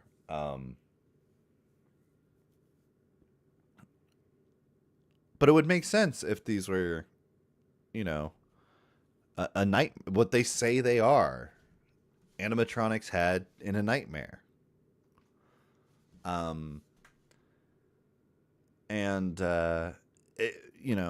With that, so it makes sense. So Michael has to have seen this. He has to have had this nightmare. Maybe it could be shared with him and his brother. Whatever. No, I don't agree. But this has made people say that, okay, well, so like the last 2 nights are just Michael. And it's like, that's weird. Why would it just be those last 2, you know? That doesn't make a lot of sense. But what It if all builds up to the box too, yeah. because like each night is eventually building up to this box idea, and like I feel like that chest has nothing to do with the crying child's perspective. It's more about Michael's perspective. Mm-hmm. For sure. And the other thing that leads into this is there's the character encyclopedia. And some people are like, well, this encyclopedia says this. And I'm like, yeah, it does say this. It says that you play as the child in his nightmares in FNAF 4. His day-to-day life that you play as him in fucking sucks, dude. That is a nightmare to live through. Being constantly tortured by your older brother to the point that you fucking die. That's a nightmare. That is a nightmare scenario if I've ever seen one. And it's a good way to be coy about it too. Right. Because it doesn't say specifically this thing or that thing. Because he wants to leave it up to interpretation. Because he wants you to have fun exploring the story yourself. But what I'm saying doesn't contradict that. I made a point when I'm explaining the this section of the thing is to literally go the nightmare of his life here, you know. There's a few times where I do that in the script. I'm like, man, this line kind of goes hard because I'm just like saying this thing that people have this like preconceived notion of, and like just saying it as kind of something else that people haven't really considered. Is there anything else that you think we should talk about before we actually get into what stupid stuff I say in this video? I think that's about it. I mean, we covered like half the things we're already going to cover, but you know. Yeah. Hellkrai. And today, friends, we'll be talking about the lore of Five Nights at Freddy's. This is weird to hear my own voice. I'll also say, Linguistic was there when I recorded all of this audio. I see a lot of people, like you were there for basically the entire process of this video. Yes. Because this, you know, was a collaboration between you and I. Even though like a lot of it is just my perspective, I bounced ideas off of you, and that's like the process of it. And you looked over it and were like, hey, you might want to do this. Hey, did you explain this? Whatever, which is great. The writing process didn't take too long. It was just like a couple of days that was stretched out. Like it was just, hey, here's one day I actually worked on this. Okay, here's another day I worked on it. And then here's like a third day. And then like the process towards the end was like, I really don't know what else to do with it. I'm like, I feel like I explained all the things, but I don't know. And we kind of like kicked it around for a while, to be honest. Until we just were like, oh yeah, I guess this is good. I think there was like 2 weeks of that, just nonstop of just, hey, do you think there's anything we need to do to this? And look over it and go, Yeah, that was look over it, skim it. I'm like, I don't know, it looks okay. It was just like, because it felt somewhat incomplete. And I still didn't feel it until I started editing it, to be honest. I was like, so then I go, we planned a day to record the audio because you wanted to make sure that we, because we have this back and forth at the beginning, and you like, you wanted it to feel natural. And I think I use all the takes from us doing it. There might have been one or something that might have been something else. I don't know exactly, but the process of reading the video, reading the script is really funny because I just do it. And like I see other people who are my level above and even below, you know, like the spectrum that I'm in as a content creator, talking about how much they struggle with these different parts, and it's like, I don't know. It seems like it all comes together pretty quickly. It often becomes a matter of being concerned that I didn't explain something well enough, even if I did, you know, or like feeling like I'm in the process of going, oh, I feel like I'm missing something. There's something I'm missing here. What is it I'm missing? And it's like I'm not explaining at all what is wrong. And so everybody's like, I don't know, man. And then I maybe change a few lines, and then I'm like, okay, well, this is good enough. And that ends up being all that is. Trying to get over that part a lot more now to just make the video, and if it has problems later on, then that's just an aspect of the video. We'll make a follow-up talking about it again. Based. So obviously I started this and I was like, I want to start it with a game theory gag. I want to start it making fun of game theory and how MatPat does his videos. And I wasn't sure how I wasn't sure how it was going to come across. But it being the first thing that I edited, I was like, no, this works. This is funny to me. If it's not funny to anyone else, I don't care. This whole dumb gag at the beginning, I think, is really funny.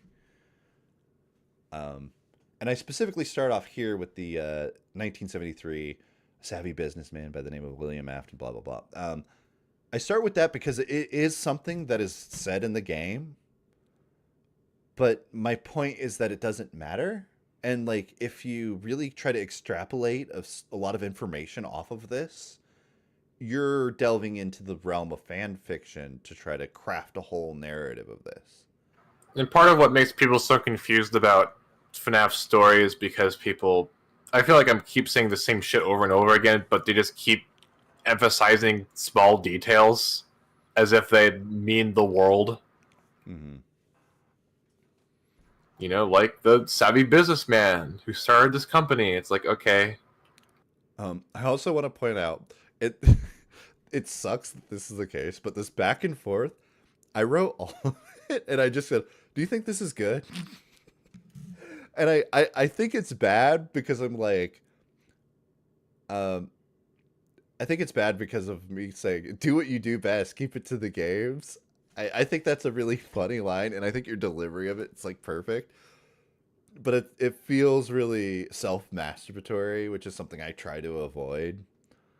Well, you need to jack off sometimes. We all need to like that sweet release, like every once in a while. It's just that some of these other people just do it every day, right? Like, like how can you do that? They just do it. Like, there's so many other videos that, like, what made me get over it was literally like, man, so many of these videos, they just are, you know, self-indulgent. They're really self-centered and like self-masturbatory. And I'm just doing it as a joke, you know? This whole intro is just a funny little gag. And I'm like, okay. Some people get really mad about the whole no books, no websites, no self-referential sources. And like we went over earlier, that's basically just me explaining the frustration with how a lot of the theorist community approach this thing and how they use that to attack the creators.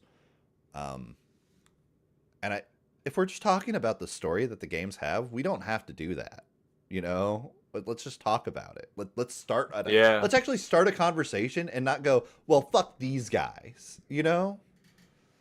And I've actually been really glad about this from like all the reception I've gotten on Reddit and on the YouTube comments. Like even people that that disagree with it, it's been really nice because it's actually been more like a conversation than just here's your answer as to why FNAF has been ruined. You know. Also, yes, because the gag is game theory. I grabbed a fucking PNG of a crumpled piece of paper because that's how his videos look. Before you start, though, I do have an important announcement. Oh. I have to go to the restroom. Okay. So I'll be back in a second. Pause again after the gag. Oh, sure. Okay. It all starts in 1973. Savvy. There's also this thing where whenever I do a video on a game, I like to use specifically the music from the thing. So I had to find funny music for this section. businessman by the name of William Afton partnered with an engineer, Henry Emily. Wait, what are you doing? Huh? What are you talking about? What? It's a Fnaf video. This is how they all start. Hellkrai, you told me you hate this stuff. Yeah, I guess. Just keep it simple. Do what you do best. Keep it to the games. You know what, Linguistic Spaceship? You're right. I'm gonna make a FNAF video about the games with no books, no websites, no self-referential. So here, I do think that the websites give you a lot of good insight, and even the books to an extent. But like, I specifically picked a PNG of the Silver Eyes books because there's a lot of people that say, "Oh yeah, this is the good FNAF books," before they did the whole Goosebumps thing, and I'm like, yeah, no, I'm just gonna say no books, just no books, because I just wanted to talk about the games, and people say, "Oh, well, your timeline's gonna fail because you don't talk about this. It's not gonna be the actual timeline." Blah blah blah. I don't care. I'm just talking about the games. The self-referential sources was like a jab at game theory's ultimate timeline video where he constantly references himself but not ever explain what those references mean, even when like the video that he's referencing contradicts what he's saying, which happens a couple of times. Yeah, this is just like that time I went to the bathroom like 10 seconds ago. I referenced myself there. Yeah, and it's I just picked my own video because I didn't want to go too hard into the "hey, I'm making fun of game theory" thing. Yeah, that was basically it. And yeah, Laura knows he gets bullied enough. I mean, come on. Sources or evidence, and with as minimal fan fiction as possible. Just the video games and what they. Somebody said in one of the comments that they were like, "Oh, if you're gonna do this, don't have any of the fan fiction." I was like, I really didn't though. Like, at worst, it's my perspective on the story. Because I didn't like. What I mean by fan fiction here is all of this information that doesn't exist, that isn't just you looking at the thing and maybe thinking one thing different about it. Us looking at a blue-green ball and one of us says it's blue and the other person says it's green. Well, that's a matter of perspective. But the fan fiction would be like, oh yeah, this ball's deep lore implications and how the crying child used to play ball with his father and, that's kind of where I'm saying drawing the line. Like none of that. None of huge extrapolations off of something that is barely even what you're looking at. Have in them 1983. Now this is the earliest event we have that appears in the games that we know of. So naturally a great place to start. And luckily, most people seem to agree on this event. Linguistic, would you say that everybody tends to agree that this is the first event of the series? No, actually, because it's very. I don't know if people care about this anymore because it's old minigame bullshit. But Phone Guy says in FNAF 1, like, those same stupid songs for 20 years, and people are like, oh, FNAF starts in the 70s. And that's where that comes from. Yeah, that's where then the first line of this video comes from. It's also 1973. So it all begins with the murder of the kid who possesses the puppet is the idea. That takes place in the 70s, I guess. Pretty funny. I don't agree with it because people just assume it's Fredbear's Family Diner. Yeah. I think it's interesting. I just think it like, and Matt Pat talks about this in his videos where he's like, it's important to establish motivation for characters, and like, there's not a lot that's given to you unless you view it through, or I feel there isn't a lot unless you view it through the kind of lens that I give it, where it's like, okay, the whole reason he starts the murders, and like even Matt Pat says this, the whole reason he starts the murders is because his kid dies, and that makes sense. I wanted to go a step further. I wanted to go even beyond that and go, and this is something that I think you said was controversial, where I wanted to go, No, he didn't start murdering because his kid died here. It's because he tried to capture a child and maybe like do some, because like the way that the sister location animatronics are described is not that they're there to kill a child. It's literally to capture them. And Yeah, it's more of a kidnapping thing. yeah, a kidnapping thing.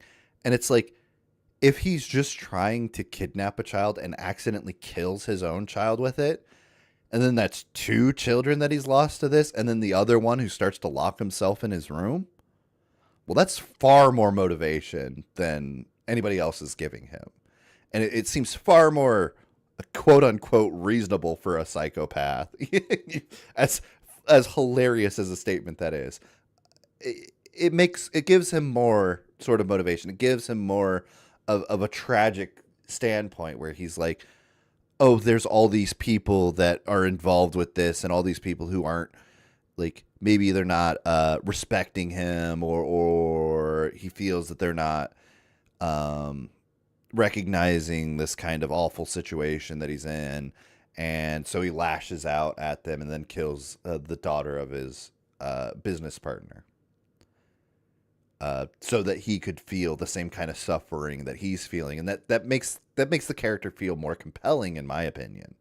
It gives him like an actual motivation to do the thing, and then also like characterizes him in a way that isn't just a mindless genius murderer. You know, makes him a little bit more human. Yeah, because he's not a very good murderer, and like his sissification robots do not seem to be very well built. It just seems to be built mostly for kidnapping. Like Funtime Freddy has this thing which captures him in his stomach and stuff. Mm-hmm.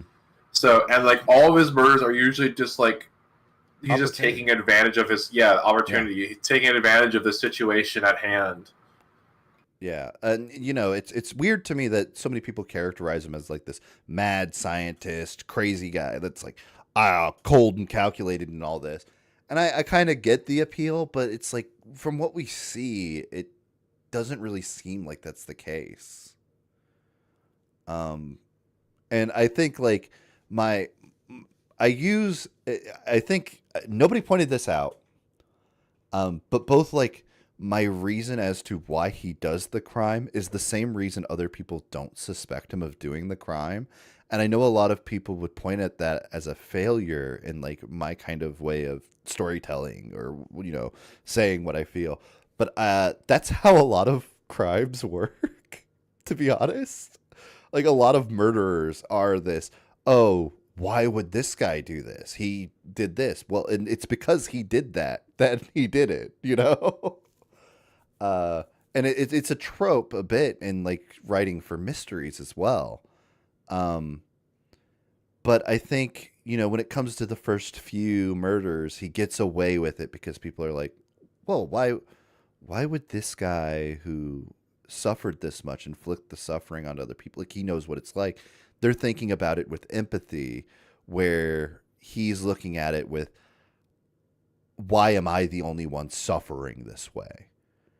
You other people, you know, his business partner is almost as responsible for certain things, like both of these children of his dying to these animatronics because he helped build them. Why is he the only one who gets stuck with having dead children?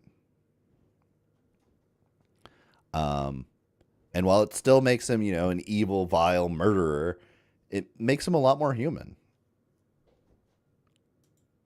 A young child is bullied by his brother and seems to be afraid of the overwhelming amount of Freddy Fazbear he runs into. So this is also something that I struggled with this video, was just summarizing things. It becomes important in this video because of how I structured explaining what the story is, but I find it so boring to just summarize what you've already played and seen. And it's like the default for a lot of videos. And yeah, a lot of them are just like, here's a recap of this whole thing, and then it becomes this really boring explanation. Some people do stuff with it and make it fun, but I tried to only I think literally one point I was like, I don't know how to describe what happens in FNAF 1. Like, I have like a few short sentences on it in the script, and I was like, I don't know what else to tell you because like you just do that. Like, that's what happens. Yeah, it's pretty straightforward. And I'm like, I feel like I'm not explaining it enough, but there's nothing else to explain. Like, and I feel like that's kind of where I hit a lot with this, where it's like, oh, I'm just kind of like explaining it because it matters for the next part, without going into like this deep event by event. Like, imagine this could be a couple hours long if I explained every single mini game in order. And I feel like the audience, you watching it, you would get lost because you would forget what the point was. And the point isn't that, oh, these things happen and like this order matters a lot. It's kind of like, here's the general idea. He gets bullied by his brother. And we see that. His parents are obviously not around, and we see that. So what's going on with this? In his daily life. Luckily, he has a friend that helps him. His plush Fredbear. A stuffed animal he carries with him everywhere, and the only person he can trust in this scary world. Yeah. So here's something that we had a conversation about, linguistic. There is this thing with Fredbear plush where it appears in places that are nonsensical. Like he appears like it reference in the sewer, and then like he appears on like a flower. Yeah. And this to me kind of it kind of reinforces what I think about it personally, where I think it's like kind of an imaginary friend that he's using as a coping mechanism for the life that he's living, where he's like, well, my brother might be an asshole, and my father might be completely disconnected from dealing with this, and my mother's gone wherever. But at least I have my Fredbear plush that, I can trust. And yeah, and he projects everything onto it. And yeah, because it specifically is like, well, tomorrow will be a better day. And it's kind of like his hopes, his dreams, his desires for the future. I want this thing to get better. It's even kind of everything, because like with the flower thing, it's like the sister's room has a flower painting in it. So it's like symbolism for him projecting his sister onto it. So it's like his sister overlooking it, but not literally. And then him hiding under the sewer being a reference to it, where like Pennywise tricks this child and then kills them, is this tongue-in-cheek reference to what happens at the end of FNAF 4, where Fredbear ends up killing him. Yeah. So it's kind of this fear that, what if he's not actually my friend? Like, it's this weird, fucked up relationship he has. Yeah, and I think it reinforces what I was like saying before about this kind of being a living nightmare that he's in. And it's like, this definitely seems like an aspect of that. It's also, a bit like Donnie Darko, where it's like, oh, here's this guy that's here from like the beginning, and then at the end, it's this other thing. He's kind of like Frank in that way, where he's just showing up constantly, and then at the end, it's like, oh, okay. Get through these tough days, the child looks towards the plush for help, personifying it. Yeah, basically, I don't buy into the walkie-talkie theory. I believe it's something that is like an imaginary friend that the things it says is something that the child thinks or hopes. The nightmare the child endures comes to an end when his older brother tries to scare him by shoving an animatronic in his face. So, what I think is very important about this is, and how my theory goes forward is sort of, this child dies to this animatronic, right? And as we see later in the franchise, if a child dies near an animatronic, that's usually the one they possess. And what does that give us, linguistic? I think he doesn't possess anything. I think it just gives us the answer to who Golden Freddy is. And then in turn, that gives us a lot of answers about a lot of things throughout the series. And this is why. So it's like like I said, it starts with FNAF 4, the literal first events, and then okay, this child dies to Fredbear, and he becomes Golden Freddy. Then we see that, and that's the answer in FNAF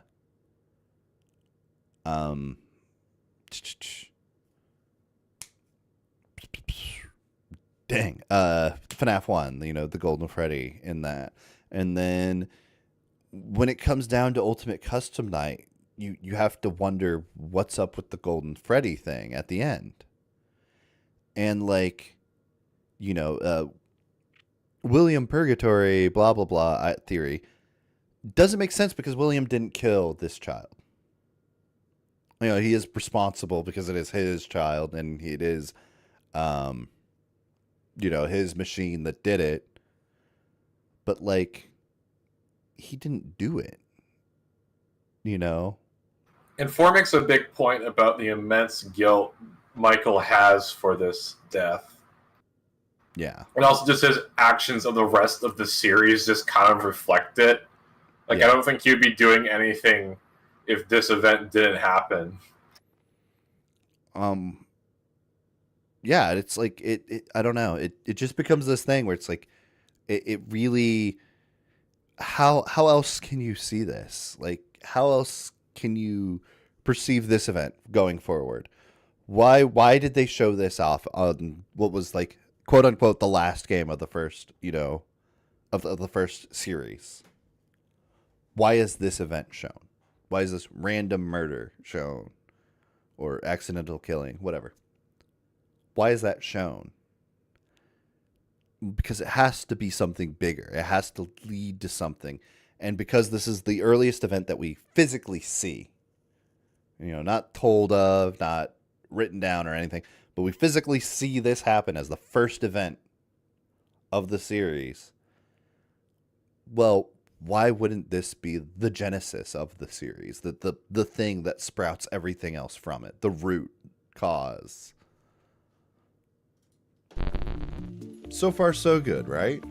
Well, so far it looks like you're talking about things that actually matter, so definitely off to a good start.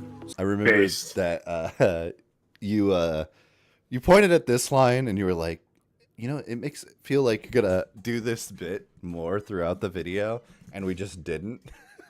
Yeah. And I was like, yeah, I don't know. Like, it feels like it's harder to keep the bit going, and this is more like kind of in capping and kind of going like, I wanted to establish good ground. Like, I think that, you said the 1973 thing earlier, and I poked fun at that already, and I'm like, look, let's get down to what is actually in the game, what's actually shown to us, and this is all we've seen. That is the earliest possible event, and I wanted to have you bounce off that and kind of go, yeah, I agree. Hopefully you actually agreeing, but and generally the audience as well, because it's like, what else could there be? I also hate the like some YouTube collab stuff where they try to force the interactions with each other. Mm-hmm. So it's definitely for the best that it's not done often for this, because it would just distract from the whole timeline anyway. Yeah. So now here's where a dose of speculation comes in. But a lot of the idea of what I'm covering seems to be roughly agreed upon. Freddy Fazbear was a widely successful brand. I feel like this is something that's overlooked a lot. Yep. What might have started as a small local business has sort of exploded. Television shows, merchandise, several restaurants. And this is all shown previously. Like, we all saw that in FNAF 4. In the mini games that take place in 83. So, in between, like, 10 years. It was a 10-year franchise at that point, and had a fucking cartoon or whatever. So it's like, that's pretty huge. And like, it, one of the theories about FNAF 3, and like Dream Theory is based off of this principle, is that you have to know about certain animatronics to have had these hallucinations of them in FNAF 3. But that would be like, you would need to have knowledge of Mickey Mouse costumes to have hallucinations of them now. It's like, well, yeah. Or you'd need to know about Chuck E. Cheese in order to have hallucinations of Yeah, them. I mean, it's like it's just a parody of like Chuck E. Cheese, really. Mm-hmm. So, and like Chuck E. Cheese is also just everywhere, and also running down. So like I don't understand why You need to know about it. Like, why it's this hidden knowledge that only a few people have. It's like, no. Like, that's even what they're saying in FNAF 3 is they're like, oh, yeah, we're resurrecting this dead franchise by turning it into horror. Which it's like a commentary on FNAF itself, but also, you know, saying thing. I mean, even with Phone Guy, they mentioned sister locations in it. Mm-hmm. Like it's there's multiple buildings.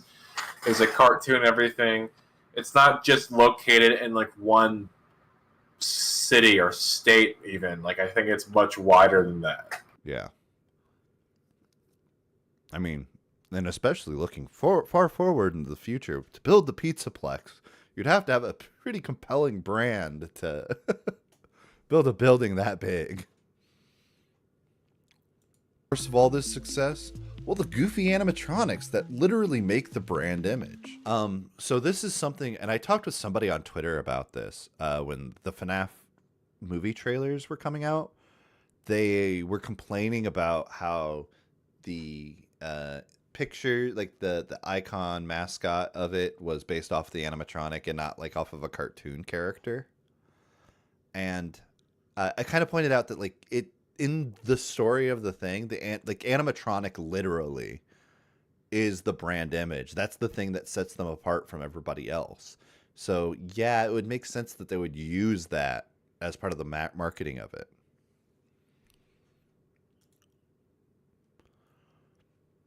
This is a good comment. When the withered animatronics from FNAF 2 were refurbished into the FNAF 1, was that just one location, or were they mass-produced with the toy animatronics and phased out across the franchise? This is something I could have had an answer for. But I didn't feel that oh wow, that does not do that. Like I don't think that the FNAF 2 withered animatronics were repurposed into the FNAF 1 animatronics. They could have been.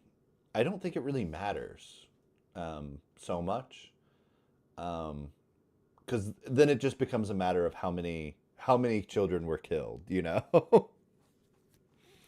I think that it's FNAF 2 is doing a little bit of a bait and switch with its story, and I think that it was really smart for that, where what it's trying to do is kind of like be confusing on whether it's a sequel or a prequel until you just figure out that it's a prequel. So the withered animatronics are there to look like they're the FNAF ones, but decayed over time. But really, they're from an earlier building. I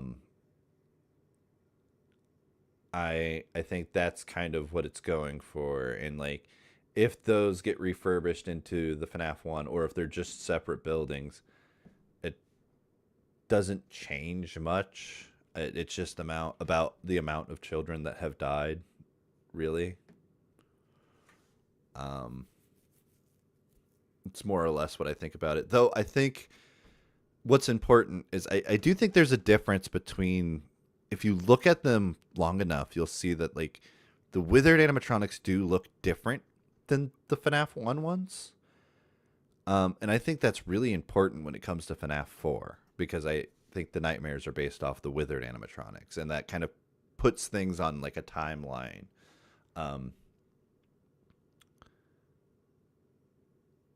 It's also, you know, there's all kinds of weird things when it comes to the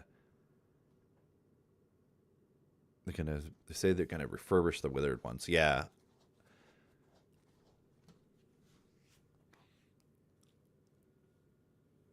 Yeah. It would make sense that if at the end of the game they said they're gonna refurbish it, so then it becomes the ones in the FNAF one. It does make sense. I'm just not picky on it personally. This is I think Linguistic is probably pretty familiar with this, where I just kind of go, it doesn't matter though. You know, it's like, yeah, it could be that. It probably is that, but I don't side with either specific answer because there's certain things about each one that I'm not sure about. And when it comes to the perspective that I have on the story, I go, well, that's like a really minute detail. And if you go through it to that extent, you're picking at weeds when you could just be mowing the garden.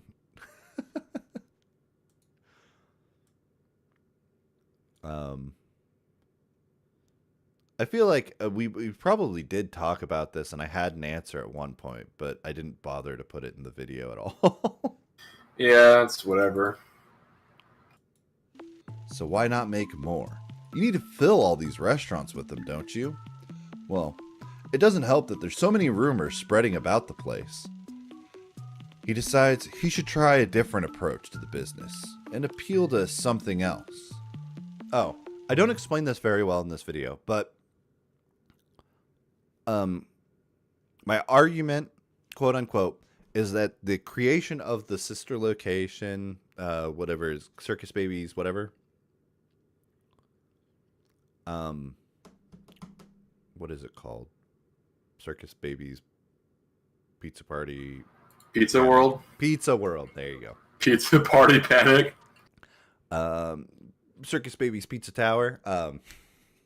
But Pizza Tower, Pizza, Yay! Pizza Circus, Circus Babies location. I want to say that that's made probably before the kid. Well, maybe a bit after, but like they probably started working on it before the incident in 87 or 83. Before the incident in 83, they probably started working on the Circus Babies Pizza World, Pizza Panic.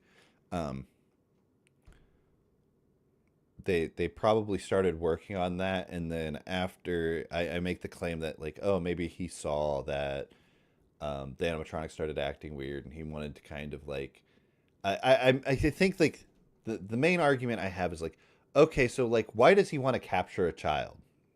Because like these animatronics are not made to kill a child; they're made to capture a child. Why does he want to do that? Other than that, he's fucking crazy. Why does he want to do that? Well, it would make sense that if he sees that the animatronic is behaving weirdly at some point because of his kid that died in it, that he might try to figure out what caused that.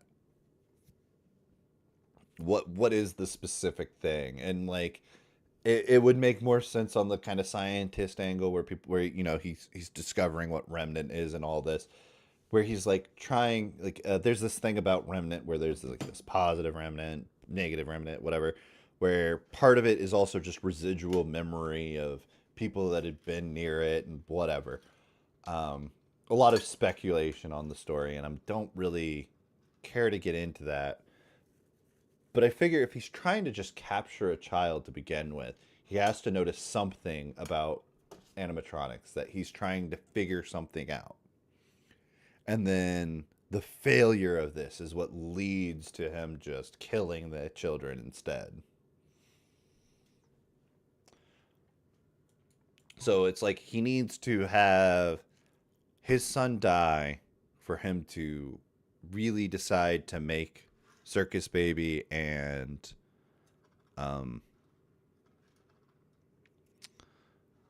Freddy the way that they are. But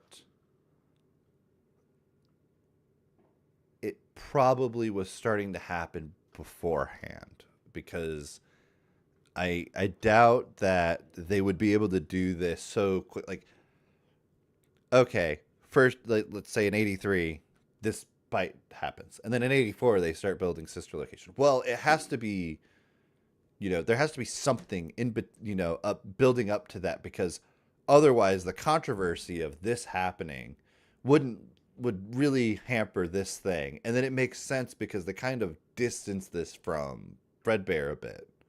So it had to like lead into it, and then that makes sense why there's all those security cameras everywhere, because it wasn't specifically, hey, we're starting to make this thing, and or I'm making this thing right afterwards because my kid died. It was, we're starting to make this thing, and then my kid died, and it started leading to the other stuff. If you want to like put it in a specific timeline, we could say that Funtime Foxy, is there Funtime Chica and Ballora could have all been made first, and that this was like the thing, and they were gonna have it be or we'll actually take Ballora out. We'll say Foxy and Funtime Chica's weird lore. I would not bring. I would not bring Funtime Chica into it. You get Funtime Foxy, right? And you start making Funtime Freddy, and then it's like, oh, hold on. Now this thing happens, and we kind of want to distance it from the Fredbear stuff, which they literally say in Sister Location, that they wanted to kind of move away from that. And then you start getting like Ballora and Baby.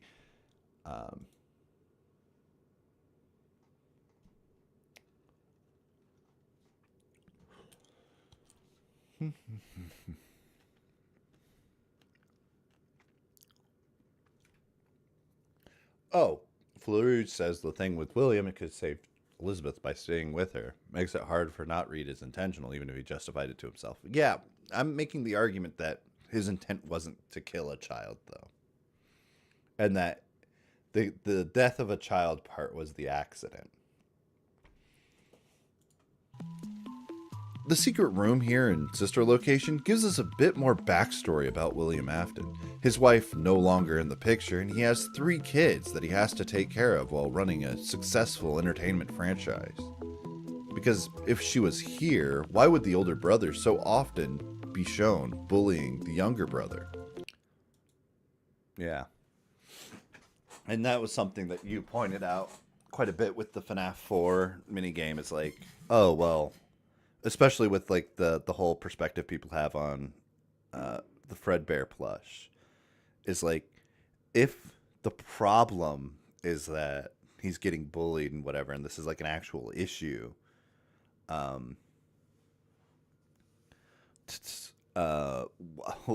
wouldn't he just punish the kid? Yeah. Why isn't the mom doing something about this? Well, it only makes sense if she's not in the picture.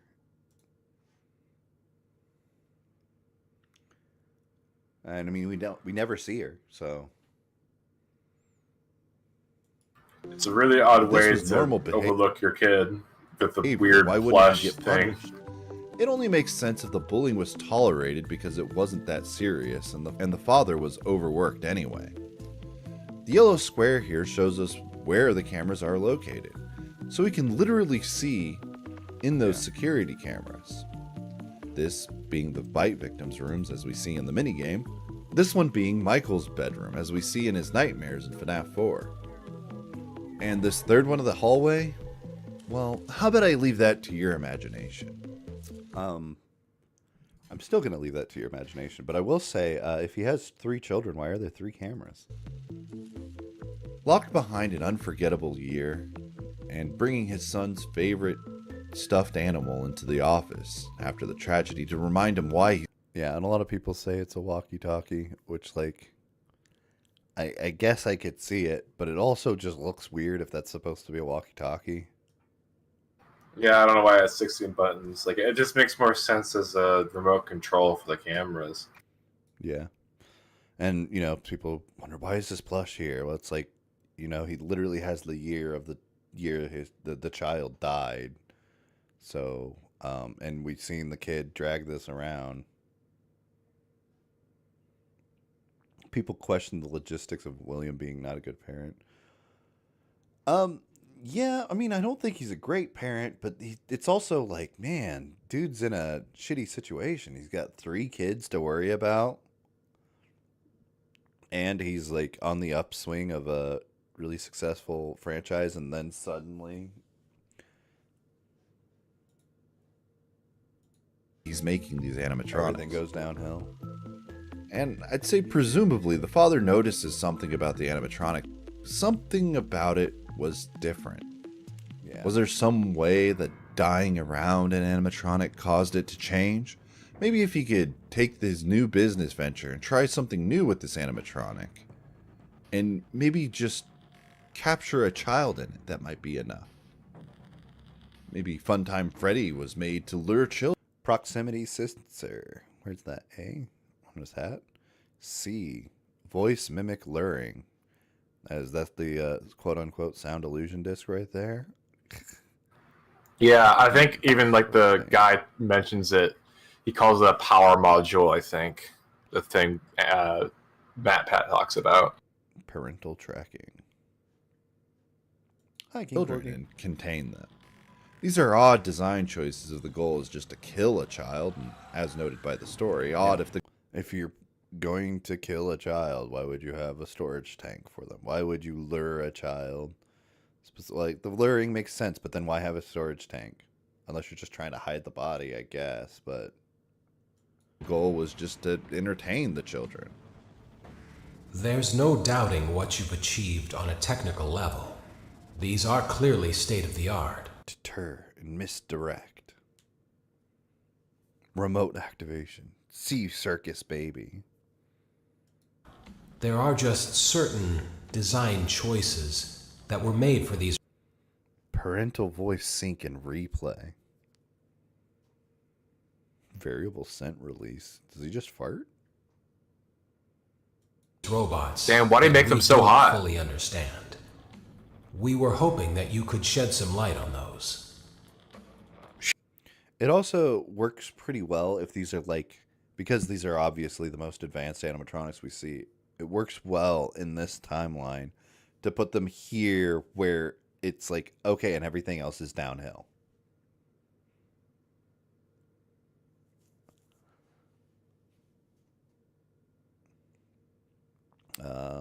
Internal ice cream dispenser. Song databank. Emergency stop. Where is this emergency stop located? She can dance. Chicken dance? Referencing the books. There are just certain design choices that were made for these love auto robots captions. that we don't fully understand. Yeah, I really should go We through were this, hoping that but- you could shed some light on those. She can dance. She can sing. Chicken dance. She's equipped with a built-in helium tank for inflating balloons right at her fingertips. She can take song requests. She can even dispense ice cream. With all due respect, those aren't the design choices we were curious about, Mr. Afton. It could be any child. He needs to just figure out if it's possible. Yeah, and so I point this out that it could be any child because it's specifically set up in the story that it activates when there was just one child left. Possible to transfer the By soul themselves. bound to something else. Daddy, why won't you let me play with her? I really had fun with this, integrating these lines together. Originally, I went and found the sound clip of when she scoops Elizabeth, and I thought about playing it, but just thought it sounded a lot more dramatic and cooler for it to be cut off the way that it is. You let the other children go see her. Why won't you let me go? Daddy, just once let me go play with her. She's so pretty and shiny. Didn't you make her just for me? Daddy, she can make balloons. Have you seen her make balloons? Oh, Daddy, let me go to her. Did you know that I was on stage once? It wasn't for very long, only one day. Yeah, once, one day. That's also very important. What a wonderful day, though. I was in a small room with balloons and a few tables. No one sat at the tables, though, but children would run in and out. Some were afraid of me, others enjoyed my songs. Music was always coming from somewhere else, down a hall. I would always count the children. I'm not sure why. I was always acutely aware of how many there were in the room with me. 2, then 3, then 2, then 3, then 4, then 2, then none. They usually played together in groups of 2 or 3. I was covered in glitter. I smelled like birthday cake. There were 2, then 3, then 5, then 4. I can do something special. Did you know that? I can make ice cream. Although I only did it once. There were 4, then 3, then 2, then 1. Daddy isn't watching. Something happened when there was 1. A little girl, standing by herself. Don't tell Daddy that I'm here. I wanted to watch your show too. I don't know why he won't let me come see you. You're wonderful. Where did the other children go? I was no longer myself, and I stopped singing. My stomach opened, and there was ice cream. He told her not to go near circus. I do like how that came out. I thought that was really cool. For how simply edited it was, I was like, damn, that I think that works narratively pretty well. Baby. But did she listen? Now he's lost not only 1 child, but 2 to these machines that he and his business partner created. His business partner grew concerned, implementing features that were specifically designed to help protect the children. They've spent a small fortune on these new animatronics. Oh, this is something I did. And I when I was in the middle of editing it, I was like, it sucks I just used this line twice. But I was like, it's really important. It's a really important line to point out, like, okay, if, like, the tracking between the, Elizabeth was this way, and then you have the security puppet that kind of does something different. And then you have the toy animatronics later that kind of, have this database of whatever. It feels like at that point, it's gone from like, okay, they were experimenting with it. Now we're like actually getting to it. And then like after this happens with the puppet, probably updates the database with the toy animatronics to like really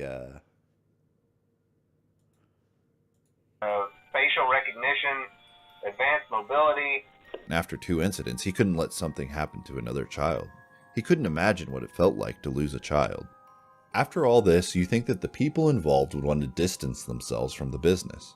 But not one man. Blood freshly coating his hands, he drove home. Later that night, William arrives home, checking with the animatronic he left at home to watch over his last remaining child. Yeah, so a lot of people say that this is his mother.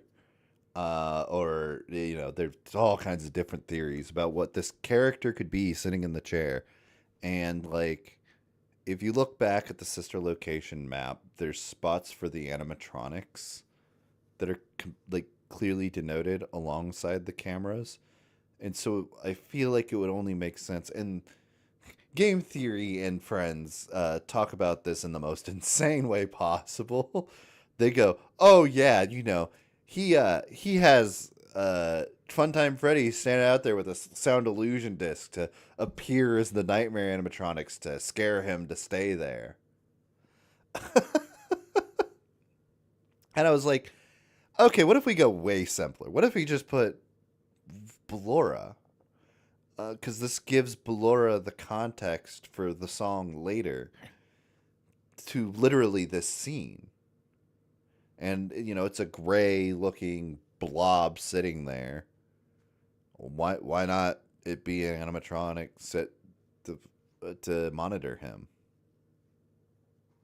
It doesn't go up there to actually check. Maybe it can't. But he ran off, presumably to grieve his brother he accidentally... Something people point out about this, the footprints, there's no tracks leading to those, and I think one solid theory is that, oh, it's Golden Freddy, and it's his brother showing up, blah, blah, blah. Yeah. Killed, not knowing his father's plans. He was still on a mission to put his children back together. And then ran off to that place again. There's that disturbed soil, and some people think that's where they buried the body of his brother, and that's where he's going. And I think that makes sense with the story that I'm presenting here. Now, 2 trapped in the bodies of animatronics, the 3rd locking himself in his room filled with regret and grief. Now the father was in a very difficult position. He had 2 children that he basically wanted to remake, but he couldn't risk losing them by trying to move their soul from one vessel to another. And his last attempt to bind a soul to an animatronic took his daughter. Now, I say this specifically because it wouldn't make sense for how long Baby gets stuck in the basement. Like, outside of that, you know, he does the murders and then gets trapped. It's like he didn't bother to try to put that in some kind of proper vessel. He was just kind of like, yeah, this is fine. We're just going to lock this here, and I need something to figure out this thing.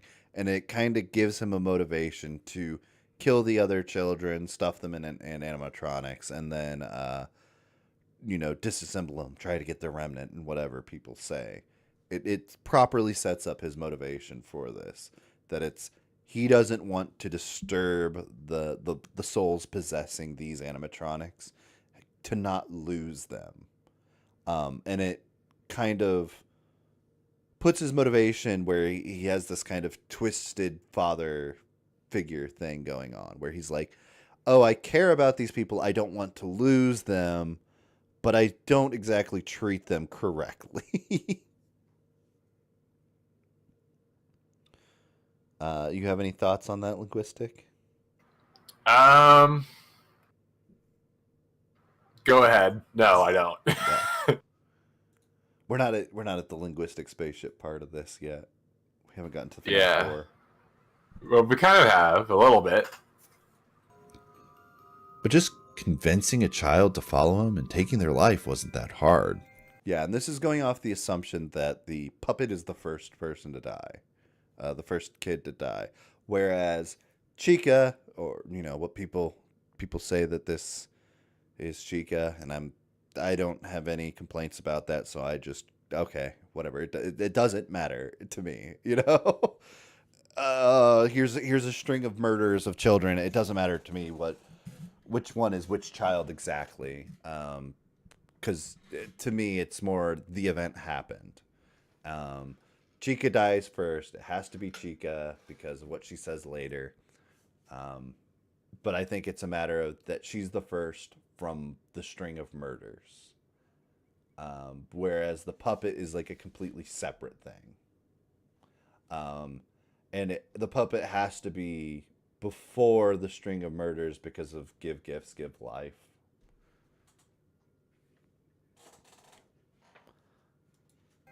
And he hasn't been caught yet. I mean, why would a guy that knows how it feels to lose his children, has been so obviously broken by it, inflict that pain onto others? I love the way he looks. This is where I believe the first murders begin. So fucking deranged. These are quiet events, Yeah, closely and then here's together. me, because I already showed the puppet. So this is me showing this again as if it's a separate event, other than the puppet, which is controversial, but I figure that it makes sense. But mostly unnoticed. The children selected are of opportunity, not of careful selection. I don't think William is some brilliant mad scientist. Plus, it's not I like think raining outside. he's a troubled man who's Yeah, the twisted puppet in the isn't way he seen wants here, so his with a jump suffering scare, of it's just losing Freddy. everything to end, and finds a solution in causing more suffering. 5 murders, back to back. These children are presumably the ones we see throughout the franchise later. So I had always thought that, like, because of this mini game specifically, I always thought that Foxy's Pirate Cove was like in a separate room. Yeah. Like, and so like whenever I saw it and other things, I'm like, why is everything depicting it like just across the, like just right next to it? Yeah, I mean, it's just like, I feel like people take some of the mini games too literally, even though they're meant to be ambiguous. Yeah. So when it comes to the last one, it's like, well, it's just one room. So it's Fredbear's Family Diner because it's a small establishment. But like, I don't think it implies there's just one room by that mini game. Like, it's just a representation of the building itself, you know? Yeah, yeah. And it's also about revealing the thing in a cool way. I think with this also, like this part here specifically, you know, some people act like the 5 deaths of the children had to happen all at once. And I guess I could see that could work. But the way that it's explained in the newspaper articles kind of suggests that they're kind of spread out a bit, but really close together. That it was like, oh, okay, a couple children have went missing, and then like, oh, actually it was 5. Okay, so now we can take a break from all this minigame mayhem. I also, A lot of people find that part confusing. I played all of the mini games, so I could get footage for it, and then could not find all of my footage for it, so I had to grab some other people's, and I credit them in the video, which is apparently a tall ask for some people, and I was really appreciative that this person gave Chica the mask first, because I literally wanted to do that. Like, I did that specifically in some of the footage I recorded. This might have been my footage. I don't remember. No, I think I was having trouble finding this one, but I wanted to do that specifically because of Chica's line of being the first one dead. Confusing, but I feel like it's obvious by its presentation that it takes place in the past. There's only one other one that I think takes. And then this is kind of a joke, because they're Atari style mini games, so it would be like, if it takes place in a retro mini game, it probably takes place in the past relative to this actual game. Takes place at a different point in time, but we'll get to that. Now, we get And the to one the I'm first referring to normal there game is the one that's the second string of murders in the Fnaf 2 building. play segment. Hello? Hello, hello? It's 1987, and the successful Fazbear Entertainment Group Help Wanted footage. Found a way to do free cam and Help Wanted, and thought it would make the video look good. has their new location opening using. I also wanted to start with this, with the withered animatronics, because it's assumed that the first deaths go directly into these animatronics. The toy animatronics they updated to include a database of predators after the first case of missing children. They've spent a small fortune on these new animatronics. Facial recognition, advanced mobility. They even let them walk around during the day. Isn't that neat? But most importantly, they're all tied into some kind of criminal database so they can detect a predator a mile away. Heck, we should be paying them to guard you. Given a lot of the phone calls throughout this segment, I want to say that the second set of murders, the ones that take place in this building during this minigame, are happening around the same time as the game itself. Because from this voice line... Okay, so just to update you, there's been somewhat of an investigation going on. We may end up having to close for a few days. I don't know. I want to emphasize, though, that it's really just a precaution. Fazbear Entertainment denies any wrongdoing. These things happen sometimes. It'll all get sorted out in a few days. Just keep an eye on things, and I'll keep you posted. It appears that they're starting to catch on who's performing these killings. Hey, keep a close eye on things tonight, okay? From what I understand, the building is on lockdown. No one is allowed in or out, you know, especially concerning any previous employees. Yeah, why would they mention previous employees unless they've kind of figured out who is doing the thing? Yeah, it's important that he's the the day shift guard in FNAF 2. He starts as the night shift and then he heads into the day shifts. Yeah. When we get it all sorted out, we may move you to the day shift. A position just became available. Yeah, there it is. We don't have a replacement for your shift yet, but we're working on it. We're going to try to contact the original restaurant owner. I think the name of the place was Fredbear's Family Diner or something like that. It was closed for years, though. I doubt we'll be able to track anybody down. And with this voice line, Hello. What on earth are you doing there? Didn't you get the memo? The place is closed down, at least for a while. Someone used one of the suits. We had a spare in the back, a yellow one. Someone used it. it shows what we know about the killer in the future, that they lured people in with the costume and now has disappeared with it. Now, connecting some of these games, it becomes important to follow the guy on the phone's journey. He had already worked at... So, what I find fun about this script and the way I wrote it is, like, we talk about William for a while and, like, what William does. And then we go, okay, now let's talk about Phone Guy. And, like, really focus on Phone Guy in a way I feel is not done in any other FNAF video. Yeah, Phone Guy's weirdly forgotten about. Like, no one cares about his character now. It's just kind of used for standard lore stuff, you know? But I think like, he's cool. And, like, yeah, he's awesome. He's cool. And then there's very specific things, like the fact that he dies in FNAF 1, and, like, you see him in the first 3 games and in 4. It makes it so it's like you kind of have to follow this guy, this random dude, to understand what's going on in the story. Some other location came to work at one in FNAF 2, and now is leaving there to go work at another location, the one in FNAF 1. However, at the same time, we need to take note of something very important. By the time we get to the FNAF 1 pizzeria, the employee safe room is already boarded up, and we don't even see it on our map. This is all information we get from FNAF 3, so looking over it, it's important to note that these take place somewhere before the events of FNAF 1. Kids vanish at local pizzeria. Bodies not found. 2 local children were reportedly lured into a back room during the late hours. So the thing that becomes important about this, and I think I point this out in text, is like this either is referring to the first string of murders, the second string of murders, or a third string of murders.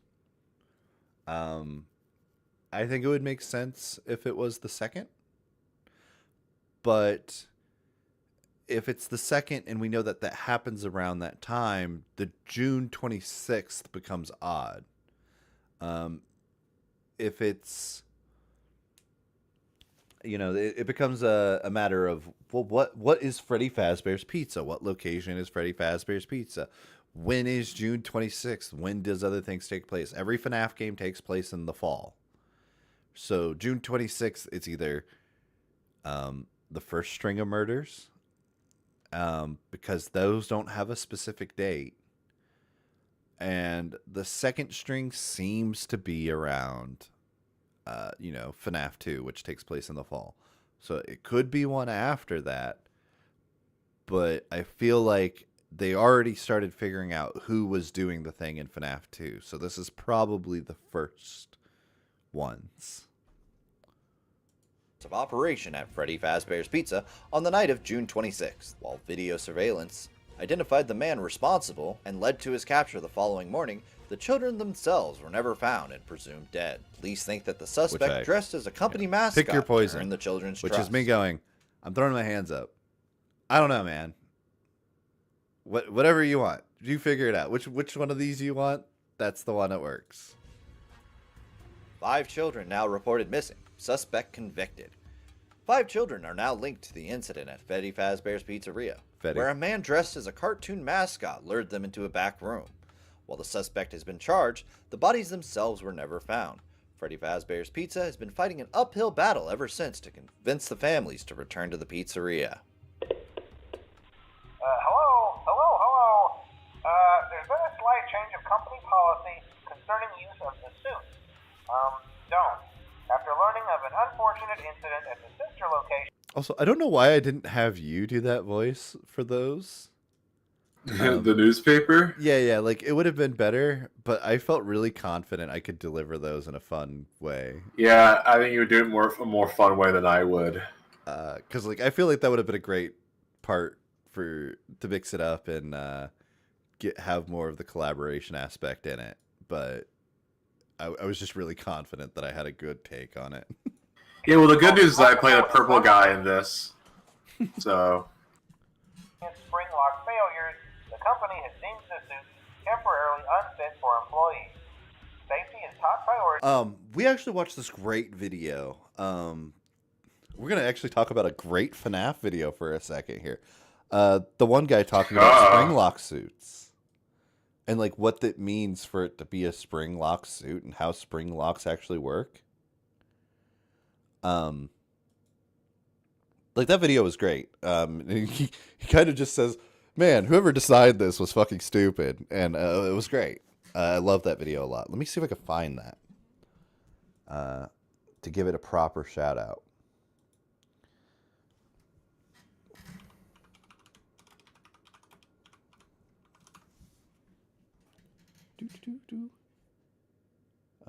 Was it Technofur?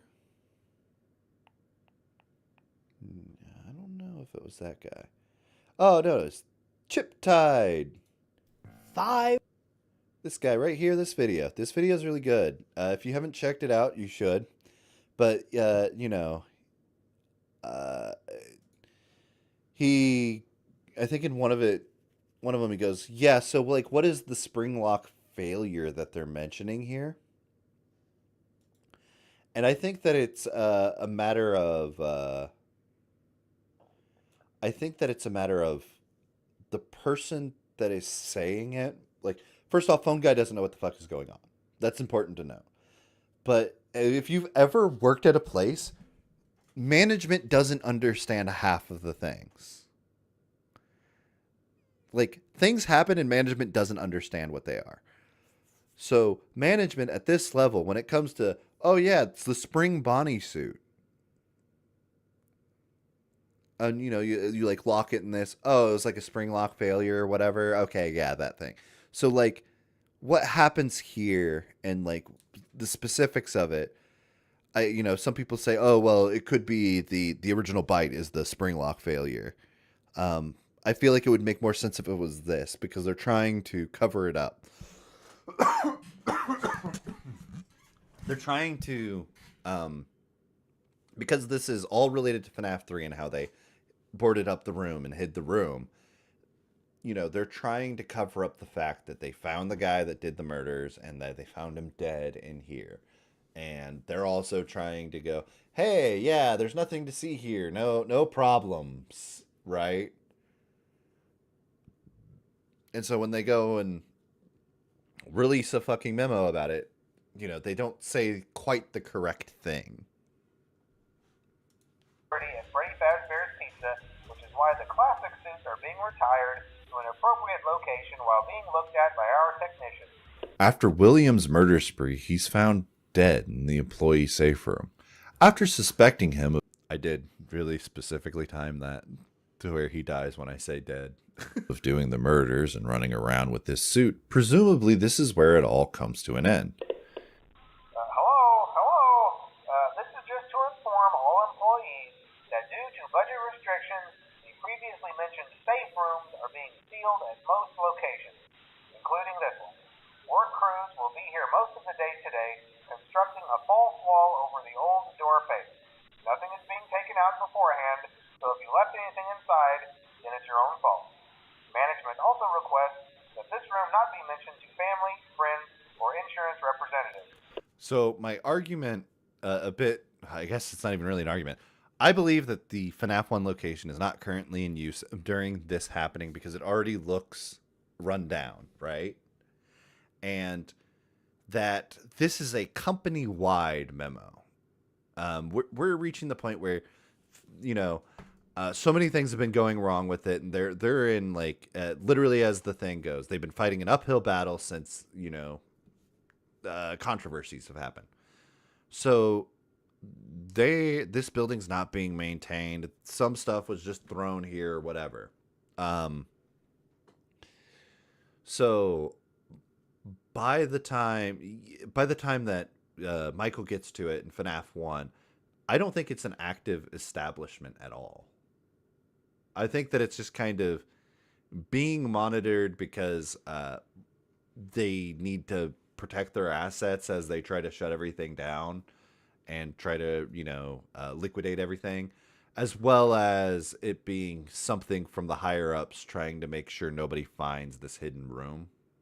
Yeah, I don't think it's unreasonable either, because the same thing happens in FNAF 2's Night 7, where the place has already closed down, but then they still have a night watch guard for that day. Yeah, and then it leads into Sister Location, where we hear them talking about dismantling everything, as I go over later here. And it's like there's this whole like aspect of what's going on in these games has been overlooked pretty hard, even though it's kind of literally told to you. They board.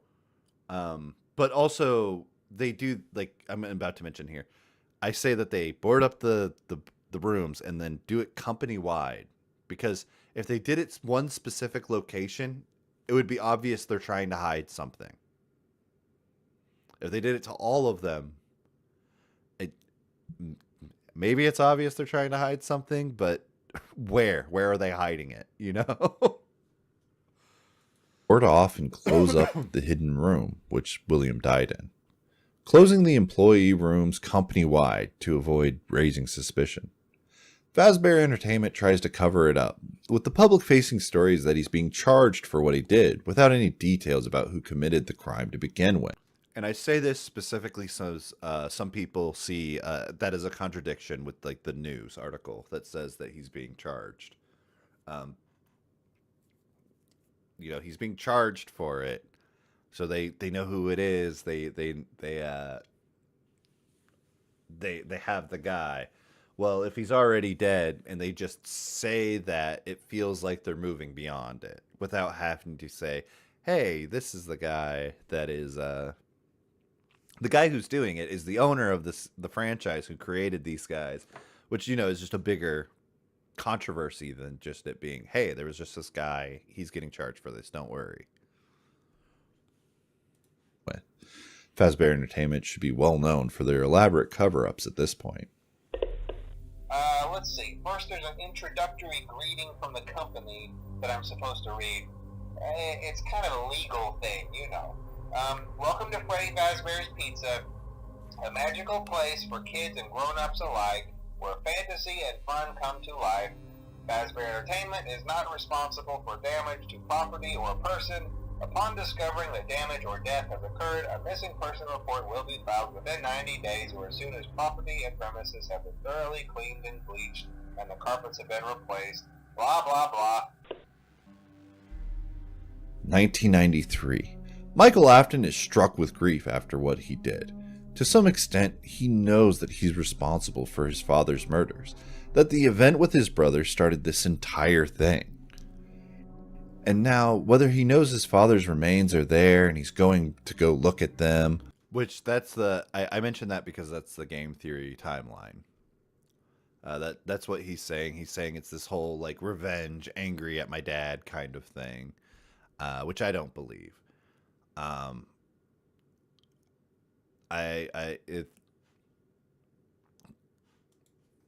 Or if he's trying to find closure somehow, he ends up becoming the night security guard at Freddy Fazbear's Pizzeria. Hello? Hello? This unfortunately ends up becoming the end of our journey with the guy on the phone. As his night 4, 1 week before Michael's arrival, he's met with a tragic fate. Oh, hey, wow, day 4. I knew you could do it. Hey, listen. I may not be around to send you a message tomorrow. It's been a bad night here for me. I'm kind of glad that I recorded my messages for you when I did. Hey, do me a favor. Maybe sometime you could check inside those suits in the back room. I'm going to try to hold out until someone checks, maybe it won't be so bad. Yeah, I always wondered what was in all those empty heads back there. You know. Oh no.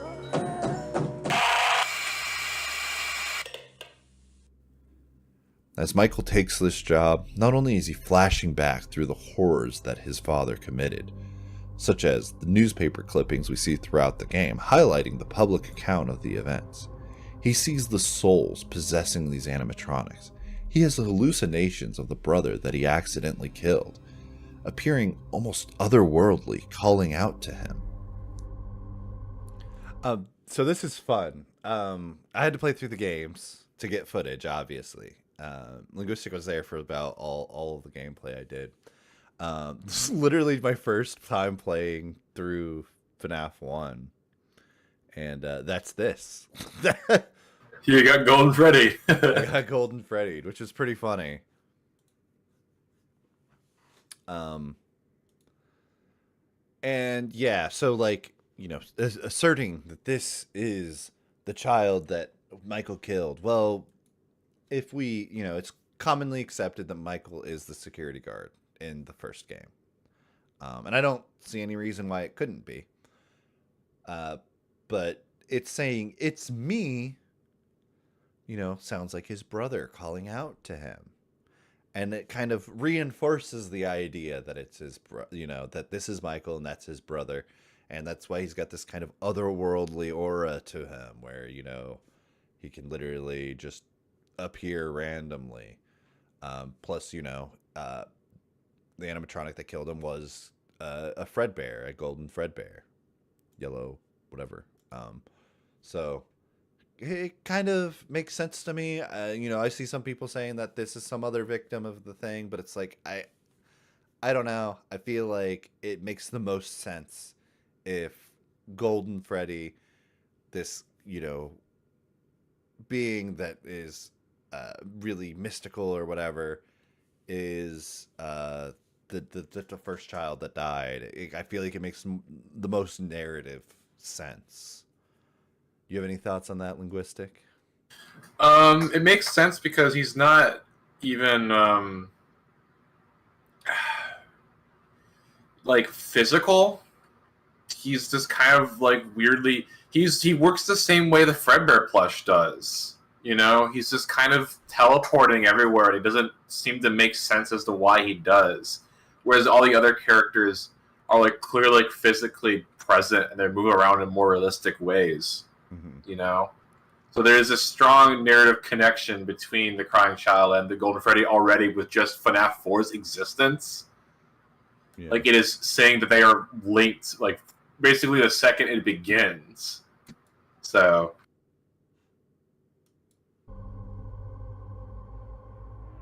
At night, he's terrorized by what he has done. Demon. Yeah, so this is the perspective that FNAF 4 is nightmares that Michael is experiencing. I get some of the other takes on it, but I feel like this one just makes the most sense. And I know the kind of the second half of what I go over with FNAF 4 was like when I was writing it, you were like, yeah, this is crazy. How I kind of like, because Nightmare Yone, and Nightmare Fredbear all are in this space with a lot of current existing theories about, oh, this is not canon, oh, this is you know, questionable, whatever. And I just go, but what if it all is? What if it all just is? You know.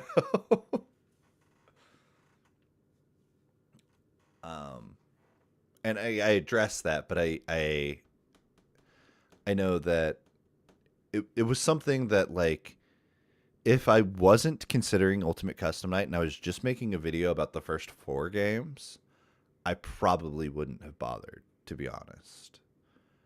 Yeah, but the way you do fit it makes a lot of sense as to why those characters were chosen. Yeah, and I think that, like, it only works really because of things that happen in Ultimate Custom Night.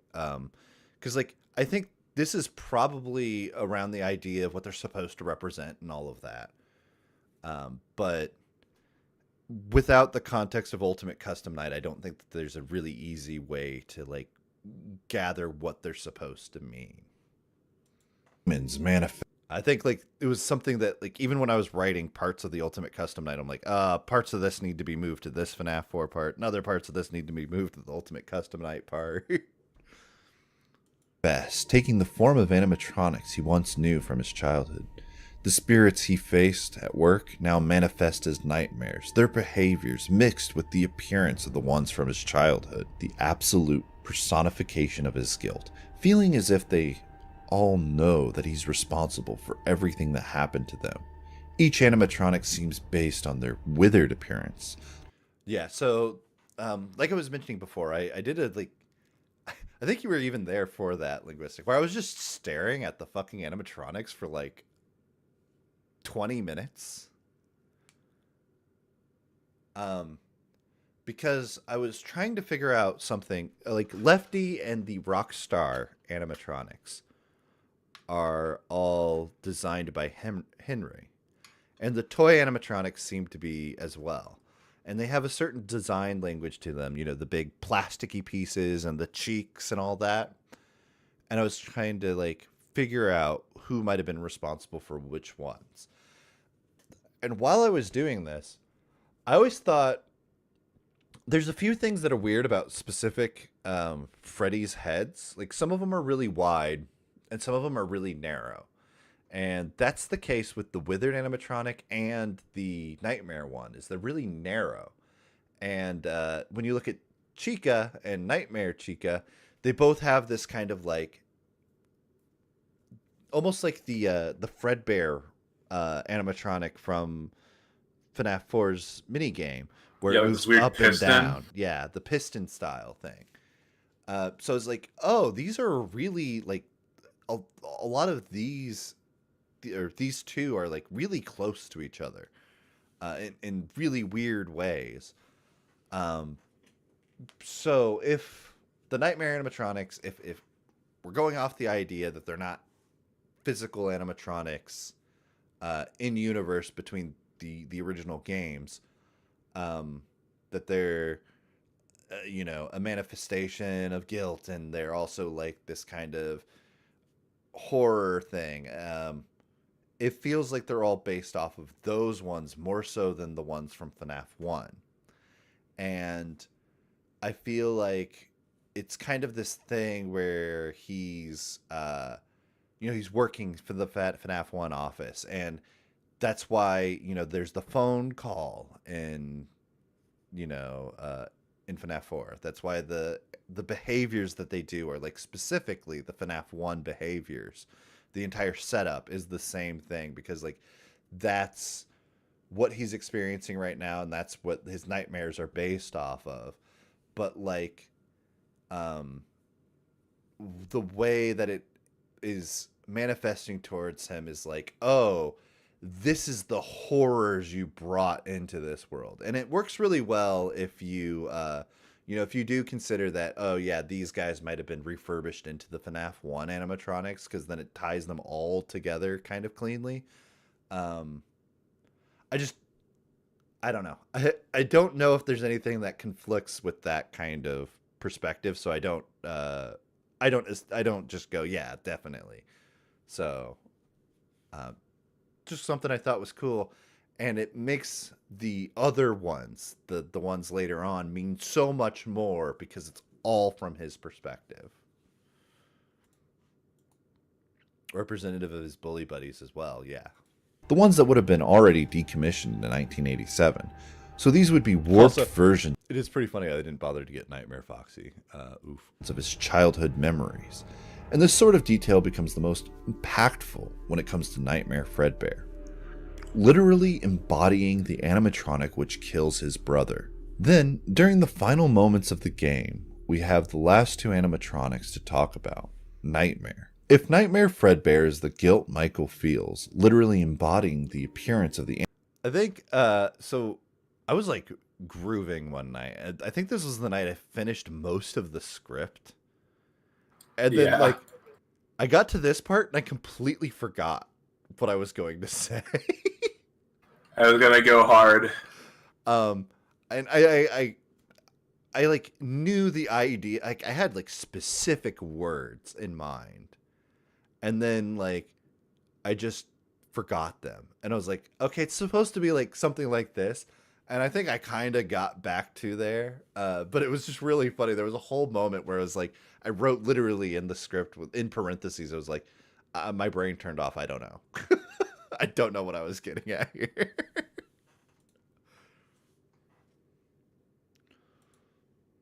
Nightmare Fredbear. Literally, there is a part that actually got cut from this because I was like, I read it out loud and I was like, I get what I'm going for. It just doesn't make sense.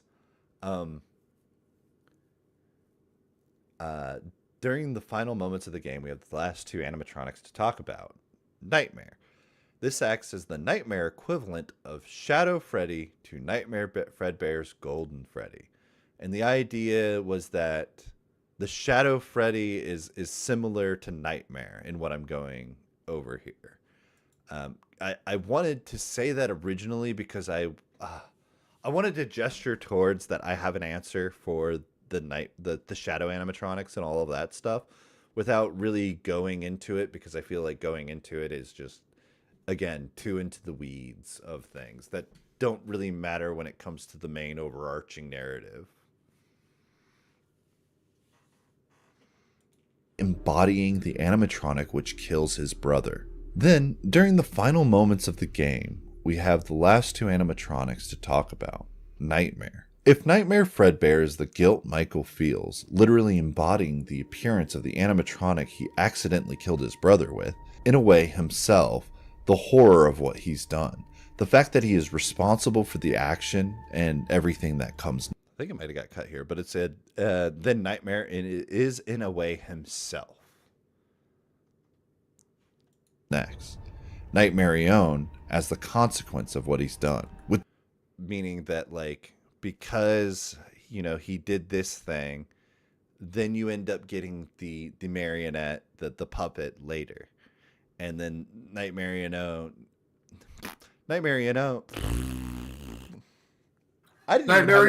That's crazy. I didn't even have that much problem saying it in the script that I'm having right now saying. Nightmarion just kind of represent like being the same thing as the puppet, but recognizing it as like a monster that he created inadvertently.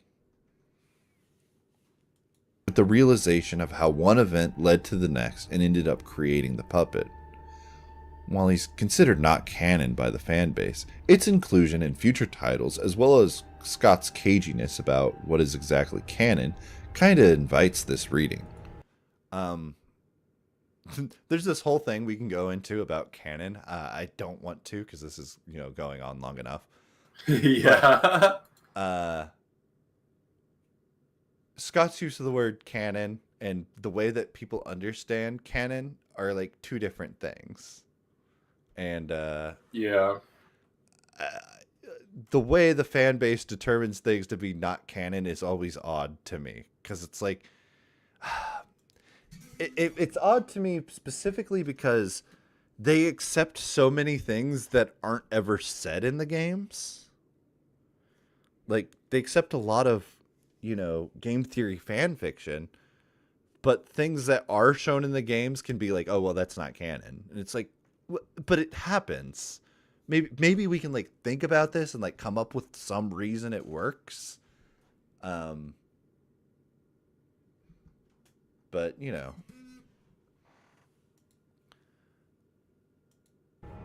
the origin of the nightmare of Fnaf starts with. Here we go. So like I tried to use the word nightmare a lot to kind of add to the coyness of it all, because it's like, okay, I say that the child's experience was a living nightmare. This is a nightmare, and then now the entire horror that has happened, all of this craziness, is a nightmare. With Michael, and his actions and gameplay here represents the Fnaf horror of his guilt, realizing how his actions started everything. Canon. And if you don't think so, you're wrong. So But if he could be haunted by his brother's soul and feel it out there, and he's seen these animatronics being possessed. So here, I probably could have done a bit more with this, but it's like, the idea is, I feel that Michael needs some kind of motivation to even bother going into this deep secret underground basement that is the place where they hold animatronics to send out the Uber Eats of Fnaf animatronics or whatever.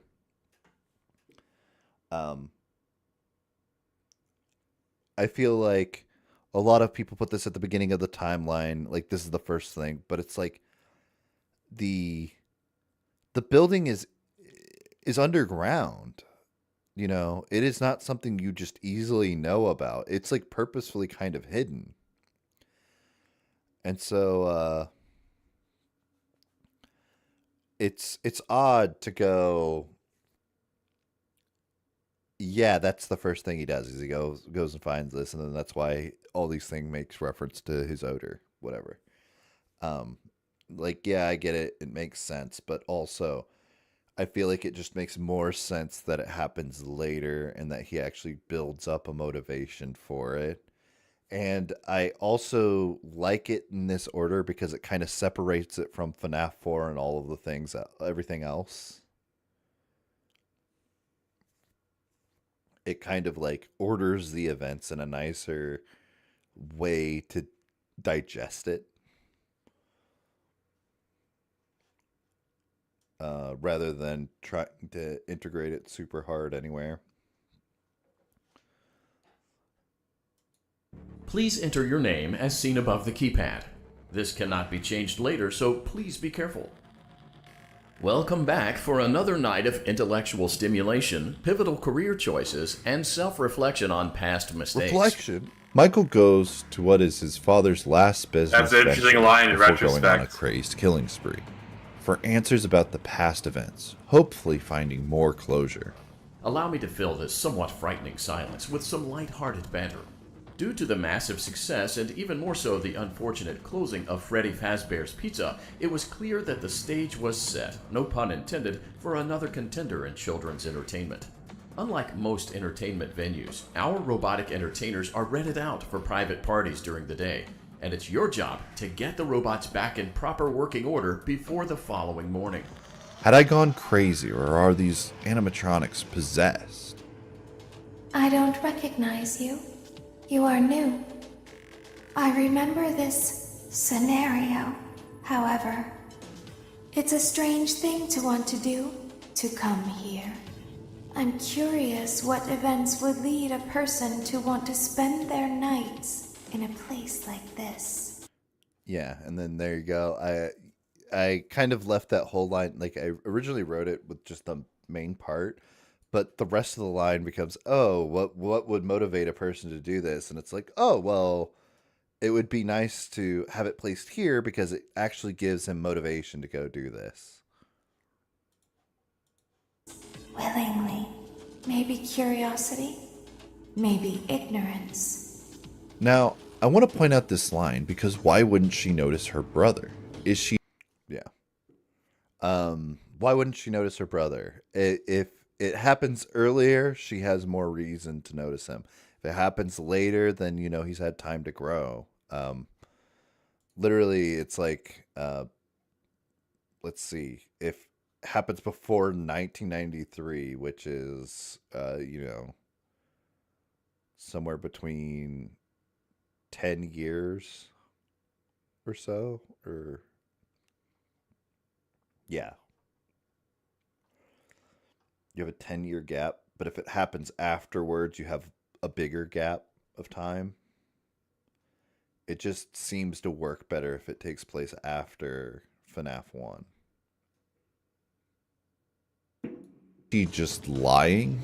Or is it because so much time has passed and he's grown so much older?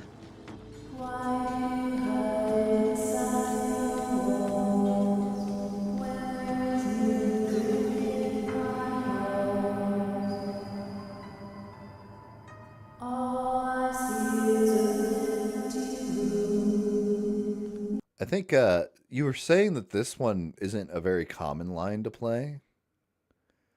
Yeah, I don't think I recall hearing it whenever I play the game. Like at first I thought it was unused, to be honest. That's not the case. Yeah, because like It is literally in the game. my first playthrough of it, I got it as well, and it was pretty funny. Yeah, I don't know if it's like a rare thing or if I'm just forgetting, because I don't care about specification that much in the first place to really know, to be honest. What I find interesting about this is a lot of people immediately assume it's William, and he's like, oh, he's whatever. But like, you were not playing as William. Why would she be singing the song to William? And I kind of use this to, you know, pull back to that Midnight Motorist thing and go, well, if that there, it could even be like a prototype of Ballora. It doesn't matter. But, you know, if that is Ballora, she has the context of that where we literally see, like, we don't see William lock himself in any room. Like, we've only seen him going out and doing murders, you know? We've seen him put a guy in a suit and then drive home after murdering somebody. And stand around during other murders, not locking himself in the room. But we have seen Michael do that.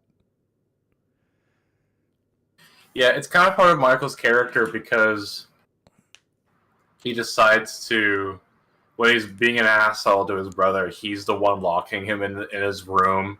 And then when he kills his brother, it's like the tables turn and he's the one hiding in his room. Mm-hmm.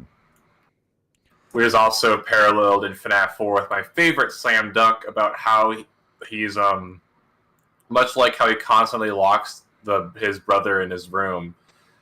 He's locking those characters out from trying to get him. Mm-hmm. You know, it's fun stuff. Yep. And then here comes the crazy claim too that I said with it being Ballora.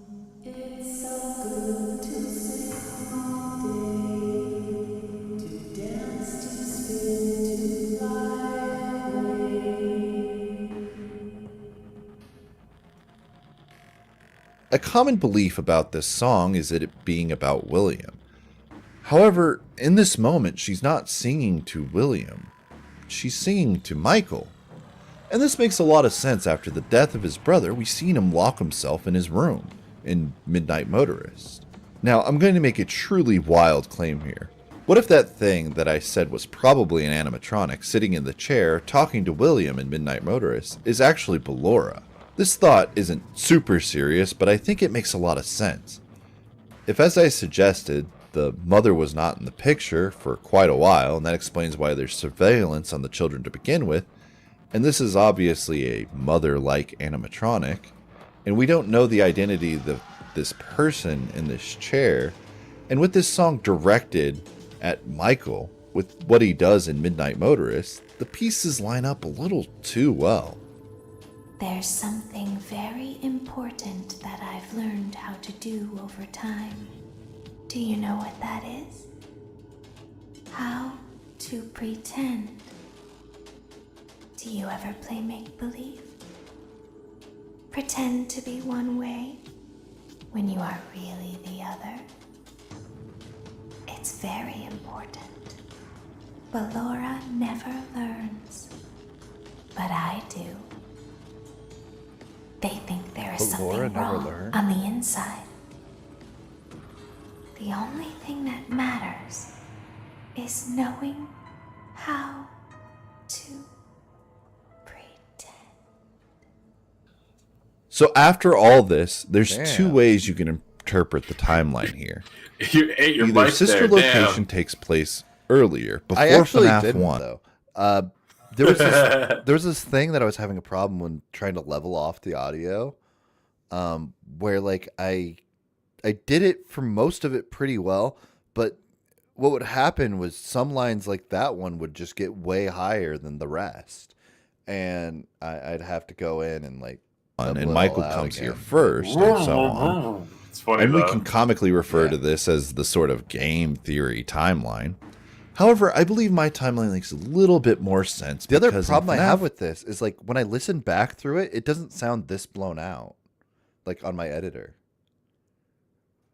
And so it just Is this when you render it? it's just when I render it out. So and I've had this problem with some stuff on there. It's like in editing, it sound like things will be fine, and then when I render it, it'll come out slightly differently. One, we were told that a lot of the things shutting down because of its past. What we're shown here in Sister Location is active maintenance people disassembling these animatronics as if they're being taken out of service. Okay, bring her over. Forward. More. Okay, stop. Set her down. Watch the step. What happened to it this time? It just seems like these things can't go a day without breaking down. Who knows? It's always the same, man. Some kind of hardware malfunction. Well, hey, I have to be somewhere in 15 minutes, and this place gives me the creeps. Can we just get this over with? It's all automated. We don't have to be here for it. Just get her on the rollers and we can go. This is one of the few times in the entire series we've ever seen another person. Phone Guy was killed the week before we started. And these guys don't last too long either. An issue I have specifically with the game theory timeline of events is that this would probably happen before 87, which leaves out quite a few years of operation between it and FNAF 1. Whereas FNAF 1 seems like they're starting to shut everything down at this point. Could it have happened before FNAF 1? Well, sure, but I think the order I give here kind of assigns a motivation towards finding this thing to begin with. A curiosity and desire for closure that... Yeah, and I say curiosity here because that's what she mentions in the line. Haha, really funny. ...reveals an unraveling dark family past. And we all know how this goes. At the end of this game, Michael gets tricked in becoming the shell for the amalgamation called Innard. Estrophobia, reflection. Now, I'll hit you with the hot take. It kind of doesn't matter if Michael is the security guard here. In fact, it contradicts a later line. Father, it's me, Michael. I did it. I found it. It was right where you said it would be. They were all there. They didn't recognize me at first, but then they thought I was you. And I found her. I put her back together, just like you asked me to. She's free now. But something is wrong with me.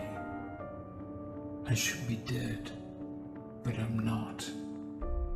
I've been living in shadows. There is only one thing left for me to do now. I'm going to come find you. I'm going to come find you. Going to California? So yeah, it's clear by the end of this line that Innard is still inside of him. And I've seen some people say, oh, well, this probably happens before FNAF 3. And it's like,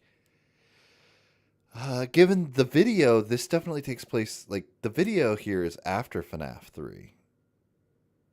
After the building's already been on fire. And we know that even in FNAF 3 that he survives the fire because if you turn the brightness up on the final picture. So it's like this weird thing. It's like, I don't think that if he's going to come find him and he goes to find him in FNAF 3, it doesn't seem to work right. Like, that would mean Sister Location takes place before FNAF 3, which, sure. Why not?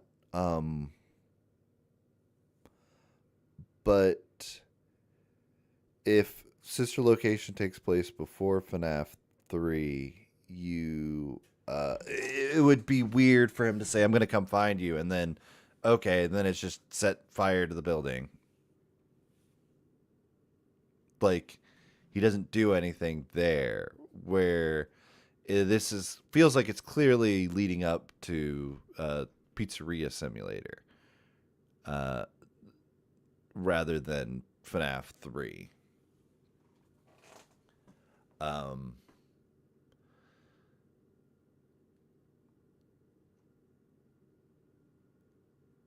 And I think with the way that I have the perspective I have on the story, it works better if it's not Michael, because Michael still holds on to the idea, like he still holds on to the idea of the kind of guilt and regret over what his brother did, and his brother still like haunts him in a way. But with FNAF 3, when you have the happiest day, if it was him, that would be like, oh, well, now he's kind of let them move on from that. But if you have that and then you look at Ultimate Custom Night with whoever's being haunted by Golden Freddy, it doesn't make sense. The voice effect wasn't intentional. It was an accident. I don't know.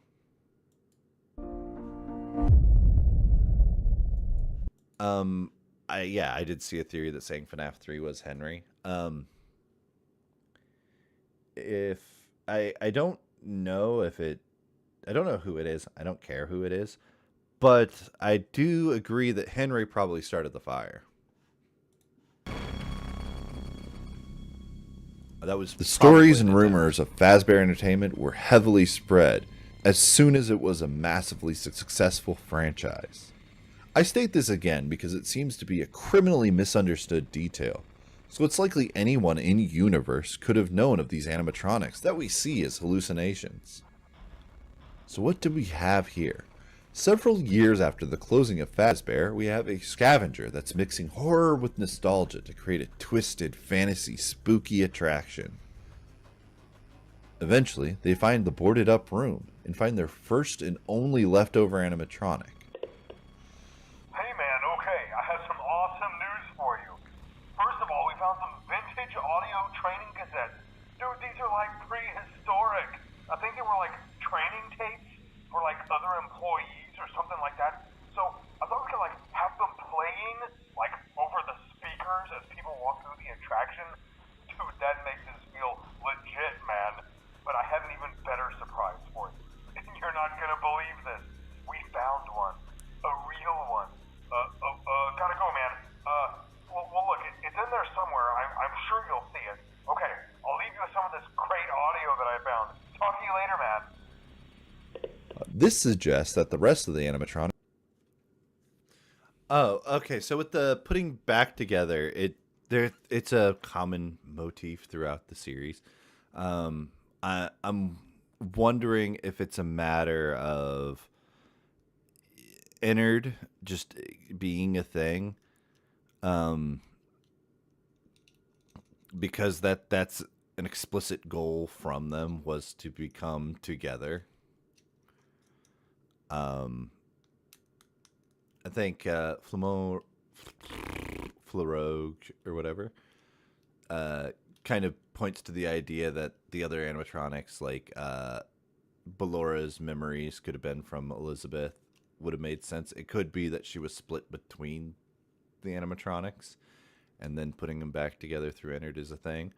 But I think Molten Freddy ends up being a really interesting character with this, and especially as it goes on to become the Blob, where it's really just trying to collect everything. It is like the twisted desire that William has personified as an animatronic.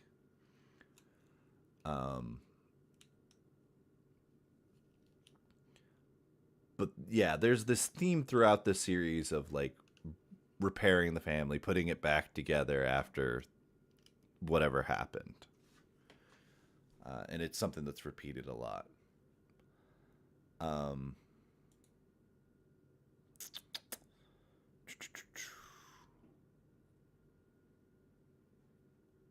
So yeah, with this, there's a lot of different takes onto when this takes place. Some say 2023, but it's like we don't know which building specifically closing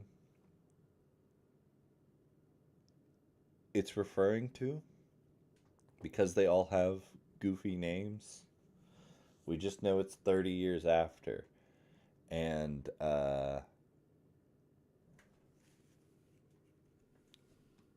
with that, it has to be some time after FNAF 1, like a pretty decent amount of time.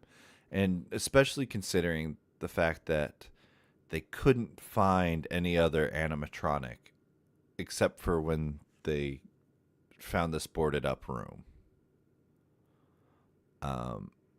So it seems like something that was said between FNAF 2, FNAF 1, and Sister Location about them moving a bunch of animatronics around and like trying to put them all in some location. It would make sense that the one that gets left behind is the one that they covered up. Animatronics are somewhere else. This was the only one left because of the boarded up room. I'd imagine this all means they're in a warehouse or storage somewhere. Well, at least the ones that weren't totally destroyed. I say this specifically in a way to point towards what happens with AR and VR specifically, because that's more or less what they say happened. So now we come to the next Hellkrai big hot take. Damn, this video seems filled with them. A common belief is that Happiest Day has been retconned and is no longer the canon ending. However, I don't understand why this belief is held. We quite literally do not see these 5 souls possessing these animatronics again in the timeline of events until UCN, which is a completely different thing I will get to. This is a very important... Yeah, I think the only other time we see them is when they're in the blob. Yeah, pretty much. And at that point, a lot of people point out that, oh, they don't have their souls in them anymore, or whatever. Event, and it's something that gets referenced and repeated in the games that were released after this. As some have said, you give the child a birthday party they never had, thus putting a few of the many souls Afton took to rest, and hopefully righting Michael's wrongs. But with this, it would again make sense if it wasn't him here doing this, because of what I believe is happening in UCM. So how about I stop mentioning it, and I go ahead and move on to everyone's favorite FNAF game. This is one of the most beautiful games in the FNAF series. Throughout the game, you're slowly doing the same mini games as the good ending of FNAF 3. What gives? Well, I think it might make more sense if we consider the perspective of FNAF World. Who's speaking? Who is doing what? I'm not going to be coy about it. It's Scott. Well, not literally Scott himself, but more like this Scott. Through the first 4 games, there's a sense of closure. While I'm going to point out that we do know that Springtrap survived the fire at the end of FNAF 3, the 4th game acts as a perfect bookend because it tells you exactly how the series began. It properly sets up the inciting incident that leads to everything else after it. It tells you exactly why William became a killer in the first place. FNAF 3 acts as the end. So you have to ask the question, as you go through FNAF World, are you either undoing Happiest Day? So, like, this was specifically phrased this way to combat everybody that says, oh, the series should have ended at 3. It's like, no, 4 is completely valid because it tells you where the whole series begins. Why everything happens afterwards. So... Or is this showing exactly what it always was? Scott wanting there to be a happy resolution. FNAF World narratively exists in a weird spot. It exists almost entirely virtually. It recognizes itself as a game and is a part of these other games. I feel like there's probably a bit more I could have talked about with FNAF World, but just didn't want to delve too deep into this aspect of it being like this thing that it is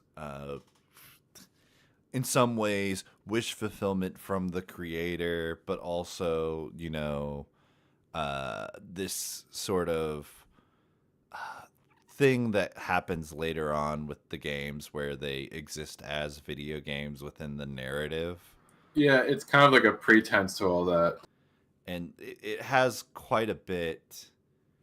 Yeah, so Scott in Fnaf World is the in-universe rogue game development mentioned at the beginning of Help Wanted. I guess to an extent. It's just, it doesn't seem like there's a lot that needs to be really gone into about it. And FNAF World ends up being a commentary on itself and what Scott didn't like about what he was doing with FNAF World.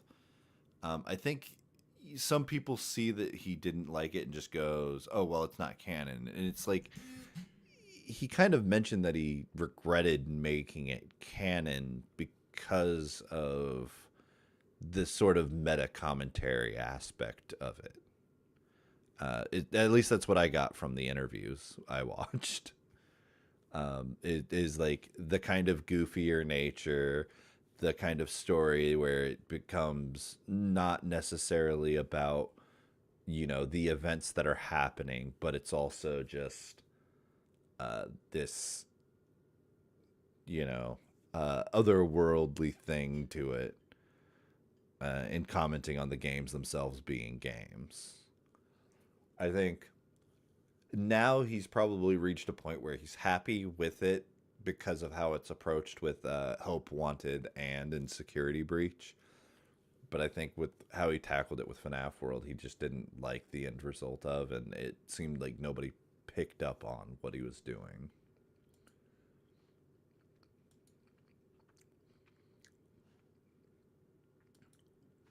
Now we're going over probably the most straightforward of all the games. A grand plan to end it all. Which I mostly say that because there's like no other... I don't think that there's any confusion or any kind of conflict about what this game, like what happens in this game, almost at all. And it's probably because it's so clearly described by Henry that it's, hey, yeah, I gathered all these people here so we could just fucking kill them all.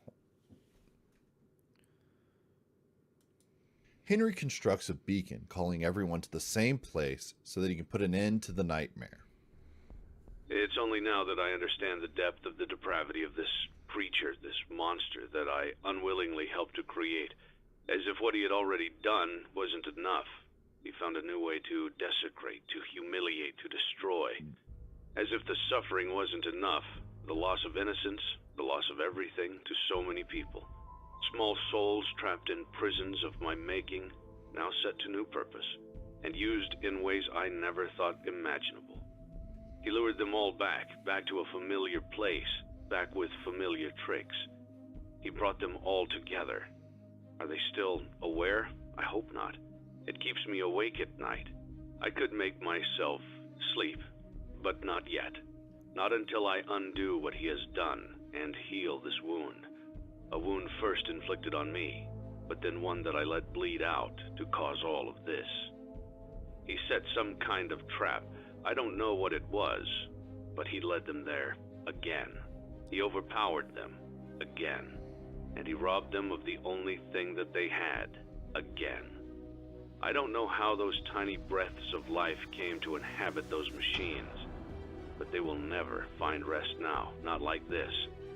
I have to call them all back, all of them, together in one place. Even after all this, the animatronics have a pattern they want to follow. We saw it in FNAF 3. Even though William is seemingly partially alive in the spring Bonnie suit and has his own personal agency, he's drawn to the whims of the animatronic programming. Yeah, this is something I don't know that anybody cares about at all. But like, isn't it weird that the only, you know, that the only time that these animatronics really show any kind of weird behavior is that during these specific hours? Isn't it weird that, like, oh yeah, William is like possessing this animatronic, but whenever you play this sound that doesn't, you know, that just sounds like a kid in a fucking speaker, that he just moves towards it, like almost like a robot. It's like something They're kind of like zombies. Yeah. Like they definitely have a whim and like a will of their own, but it feels like there's also this robot aspect that's not like just thought about, I guess. It feels like there's a very specific time where they're possessed, but if you did think and like even the toy animatronics, yeah, you put on the mask, okay, yeah, they're not going to bother you. You flash the ones and they go, oh, it resets them. Like they have these robot things that take precedent over the possession, which seems to be like a rule in the universe that's just kind of like ignored. And something that's consistent throughout the series, but duly noted, is that most of the animatronics only have a short period of time at night where their possessed counterpart is in control. Perhaps it's only pretending, as Baby mentioned. Either way, Henry seems to be using these facts to gather the strays. William, who survives the Fazbear Fright's fire. What a deceptive calling. I knew it was a lie the moment I heard it, obviously, but it is intriguing nonetheless. The collective, previously known as Ennard, who escaped through Michael, alongside Baby, who was pushed out. You played right into our hands. Did you really think that this job just fell out of the sky for you? No. This was a gift for us. You gathered them all together in one place, just like he asked you to. All of those little souls in one place, just for us. A gift. Now we can do what we were created to do and be complete. I will make you proud, Daddy. Watch, listen, and be full. Connection terminated. I'm sorry to interrupt you, Elizabeth, if you still even remember that name, but I'm afraid you've been misinformed. You are not here to receive a gift, nor have you been called here by the individual you assume, although you have indeed been called. You have all been called here, into a labyrinth of sounds and smells, misdirection, and misfortune. A labyrinth with no exit, a maze with no prize. You don't even realize that you are trapped. Your lust for blood has driven you in endless circles, chasing the cries of children in some unseen chamber, always seeming so near, yet somehow out of reach. But you will never find them. None of you will. This is where your story ends. It is. Henry's speech is one of the best moments of the series. And to you, my brave volunteer, who somehow found this job listing not intended for you.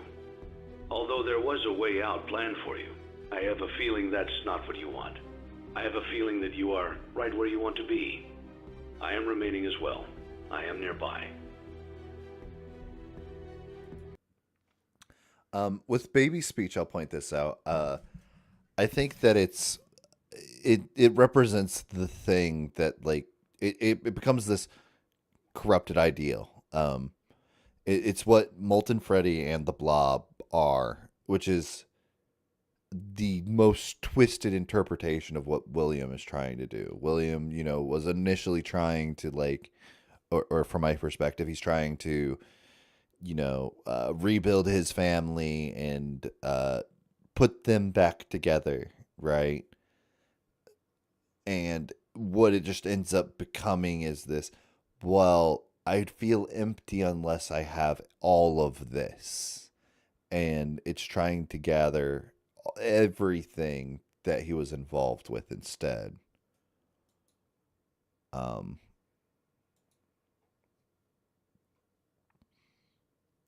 I think that's where that comes from, is this really twisted ideal on what he was trying to do.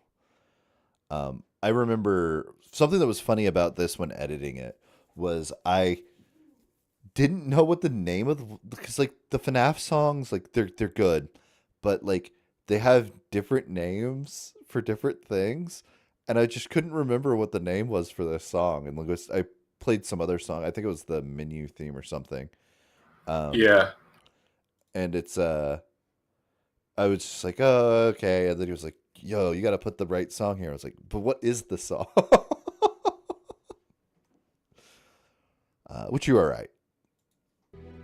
This place will not be remembered, and the memory of everything that started this can finally begin to fade away. It's also as the funny because agony of every tragedy should. what I have here are the lines disconnected from the thing.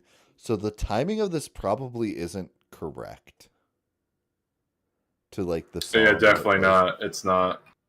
But it's just because it was like, oh, just here's these lines and all of this, and I don't know. It still gives off the similar effect to what the original had.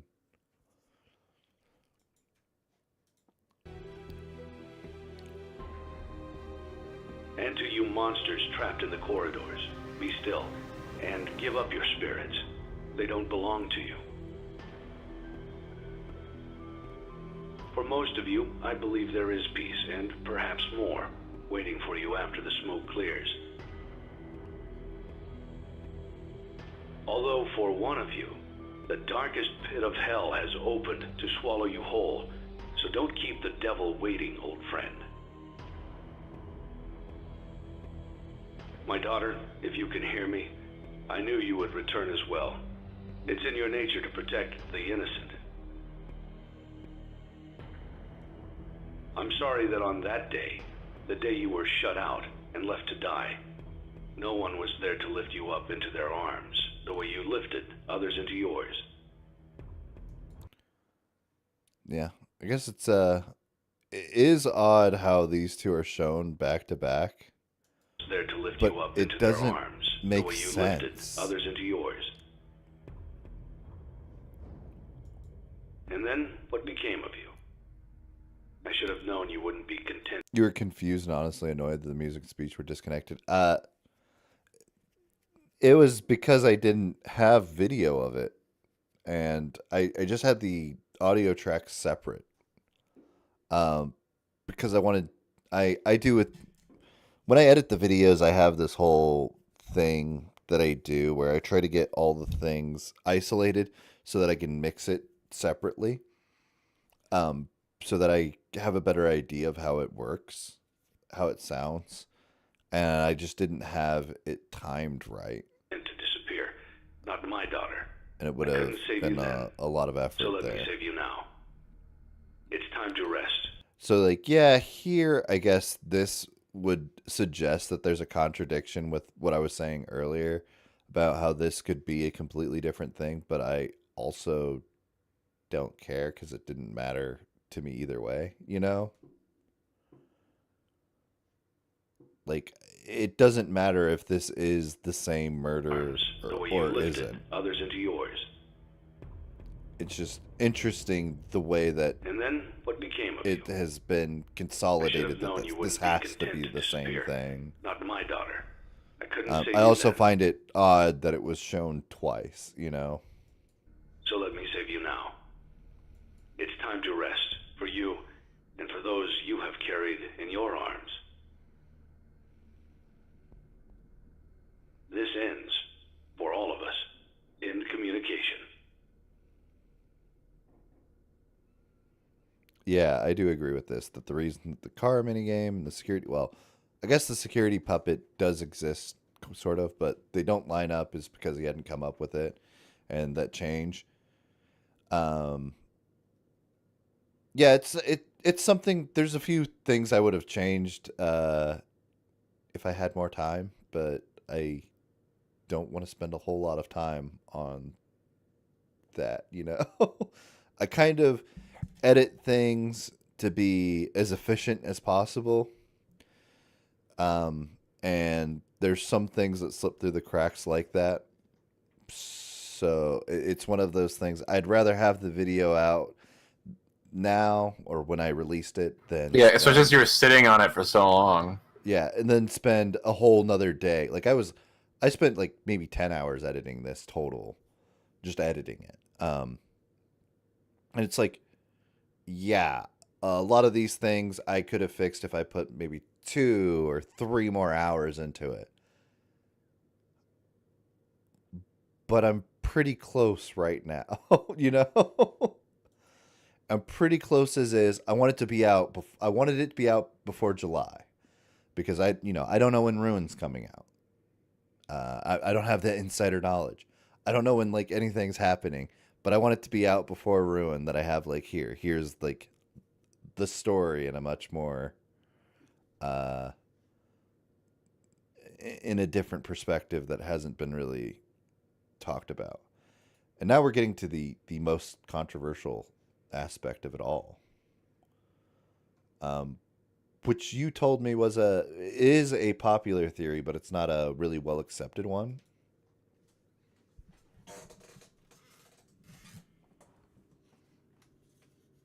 I'll be right back. Hold on. Sorry, I was just doing something for a moment. Yeah, it is like when it comes to this, it's like people think there's two options of who you're playing as. You're either playing as William or you're playing as Michael. So, like, that's just kind of the debate. Like, it's that or that. Like, there's nothing else it can really be. And most people side with William more for what I think are obvious reasons. I think it's, like, the most blatant thing you think of. It's, like, the most straightforward way. And it doesn't contradict anything, you know? So it's kind of why it's the most popular.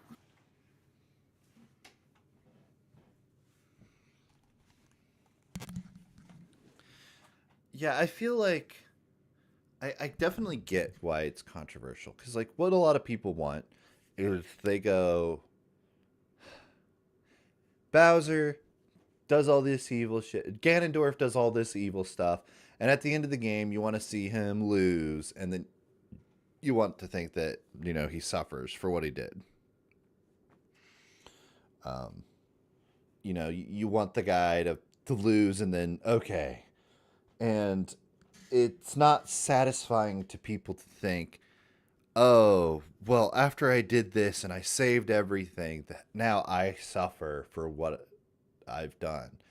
And I kind of I don't think, like, there's this thing about this where people think that purgatory is like hell, and that's something that you get, this is what you deserve, and then you live forever in purgatory. But I think purgatory exists beyond that. It is a state of being. I think that UCN is not specifically something that happens after Pizza Simulator.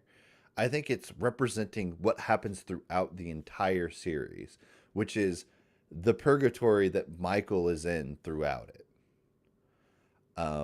This kind of way that he's taking on the blame for the tragedy that's going on, and like how this idea I have specifically builds off of Fnaf 4 more so than anything else, because it's like, okay, if this is William suffering in purgatory, why are the nightmare animatronics there?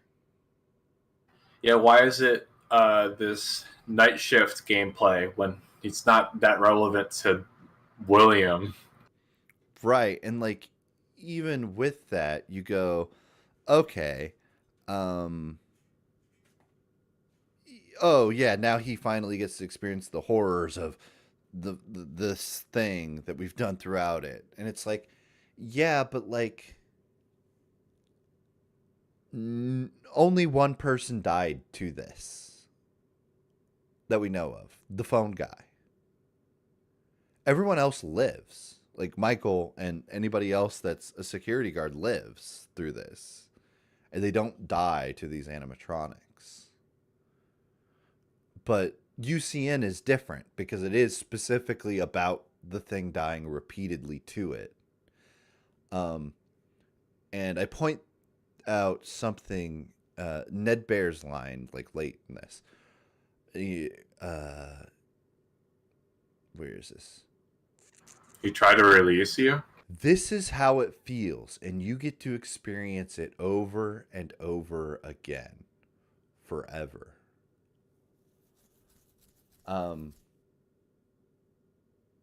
So what happened to his brother. His brother had an animatronic put into his face, and then it bite down on him.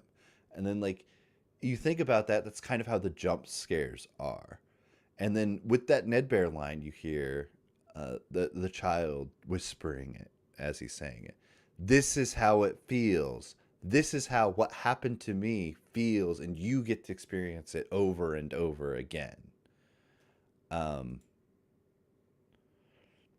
Leave the demons to his demons.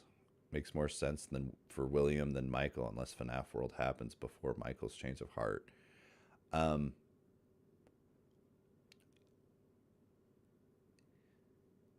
don't know. I don't think. Yeah, and then you say I think William is more deserving of that fate than Mike. Yeah, I'm not saying anybody's deserving of any fate. I'm not. Like, I think that's the issue with the way that people talk about it, is that they're trying to force this fate onto William because he's evil. And I think it's a judgmental and it's something to do with like our culture that we live in currently, where we want to punish people for things that we think are wrong. And we want to say that people can't atone for what they've done. We want to say that they can't, you shouldn't ever have to work through what you have to do. You should just suffer for it. And I think that UCN is Michael atoning for it. He's trying to come to terms with how, as throughout the game, he created the situation by accidentally killing his brother. And this is specifically a dialogue of self-reflection with him and the idea of his brother. This person that is, like, how do you phrase this? Old man consequences. Old man consequences, it's even in his name. The consequences of Michael's actions. William, he's faced the consequences of his actions constantly. He's literally trapped inside of the body of an animatronic because of the stupid things he was doing. And even to that, he burns in the fire at the end. But, as always, he always comes back. I feel like William is too stuck up to really, face UCN. You know what I mean? Like, he's too set in his ways. Yeah, and the other thing that I have a huge problem with is, like, I say this constantly to people that are, like, combating this idea. And I'm like, okay, so then who is the child? Like, I know Cassidy or whatever people say. Like, who is that? Like, who would that be? Oh, it's some kid that he killed. Well, he's killed a lot of kids. And, like, we point to one of them being pretty important, like the puppet. And it makes sense why this one's different than the others. But almost all of the other children, there's not any one of them that's, like, special. Unless you say Golden Freddy, but he didn't kill Golden Freddy. Because that's... And, like, why is the kid referred as, like, a male, too, if it's Cassidy? Yeah. And then, on top of that, Golden Freddy shows up at the ending, like, cutscene. So it feels like it's too much of it's pointing towards, that kid being Golden Freddy. And Golden Freddy, if you look at the thing, there's only one character that's really pointed at being directly related to a yellow Fredbear style animatronic. And that's the one, Michael's brother. And then when you take in a lot of the dialogue that is said, as I point out here with Nightmare Fredbear, Nightmare Unknown, and then if you look at that, it really gives, like, more context to their characters in FNAF 4 And it only makes sense if it's the same person in FNAF 4 as it is in UCN. And then on top of that, the puppet makes no sense. What the puppet says makes zero sense if it's William.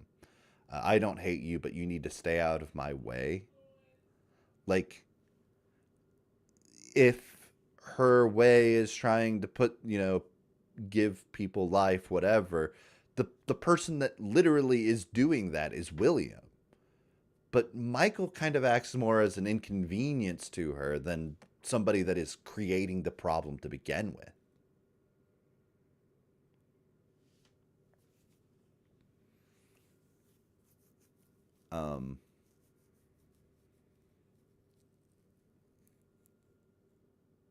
Yeah, it's kind of like there's a lot of stuff about it that like it's a fun conversation. It's really interesting, but it feels like there's a lot of like it feels like it gets shut down too quickly by people to just say yes, this is William, because I find it more satisfying that this guy should be punished for everything he did, and it's like okay, like I respect your perspective, but like we should talk about how like a character like Michael, if you take this perspective, could be feeling this immense guilt and regret, and like how this like deeply, affecting this could be to somebody to have accidentally killed his brother and then see his father turn into a monster, and how he could feel responsible for that. I think that is a really compelling narrative, and it's something I hadn't seen anybody say. And like even the people that mention it, they don't take it to this degree, and I think like this degree is what makes it compelling and makes it worthwhile and makes it like really interesting to even explore. Whether it's right or not isn't really the concern. It's more that I was like, this is a compelling way to view the narrative. I should express that. I mean, even with the future games, though, with like VR and such, it's weird that Glitch Trap exists if it's William's Hell. Right. Like it's weird that he just kind of comes back immediately. Yeah. And originally when I was writing this, like I was planned to go on with like I was like, oh yeah, I'll also explain all this, all the Steel Wool games too, because I really like the Steel Wool stuff. And originally that was the idea, but I was like, the first video kind of just do that. Like the first video kind of goes over the how I feel about both of those games and even AR to an extent. And I would be kind of rehashing that, but saying things better. And I felt like this ending was so dramatic, and I had like this idea of reversing the whole footage to the point that I'm like pointing out as the beginning of everything, as the song, Isotropophobia plays in the background, because that song related to this game and how it reflects the whole series is like this huge narrative, especially with how reflecting on past mistakes is brought up several times in the narrative. I was just like, damn, this is like really impactful and really emotional. I don't want to follow up after that with, and now we're going to talk about Glitch Trap. It's like, no, we'll just cut it off there. Yeah, and that story's not even like complete anyway, so it's like, what's the point? Yeah, and especially with the new stuff coming out like soon. It's so straightforward too. It's like, no, it's literally on Ruin and Help Wanted 2 to go, hey, is it worth going back, redoing my first video to like talk about all the cool stuff I feel about this narrative or not? Yeah. The ball's in their court for this one. Yeah, I do think for UCN, I don't think you talk about the Old Man Consequences Easter egg in this, right? No, I don't. Because I did point out to you that I felt it was definitely the number one thing that people will be mentioning, and it is being mentioned right now. about that, but in my opinion, I don't think it contradicts much.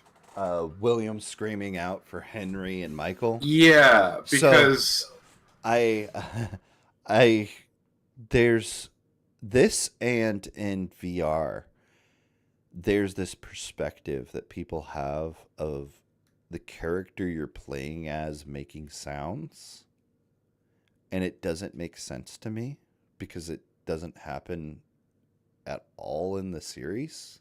yeah, like if you're playing as William, I don't understand why you'd be hearing William's voice talking. Yeah. You know, does that make sense? Yeah, that's kind of how I feel about it. I feel like the Old Man Consequences thing is just kind of talking about William's fate, and it's separate from what Michael's fate is. I think that's the purpose of it. Yeah. Because I don't know, because if the story Scott wanted to tell was just about William, like I feel like that Easter egg wouldn't need to be there at all. You know, because it's already self-evident. Yeah. It's also one of those things where, like, in Help Wanted with the Dreadbear DLC, so my actual theory for Security Breach is that the person you're playing as in VR is Gregory.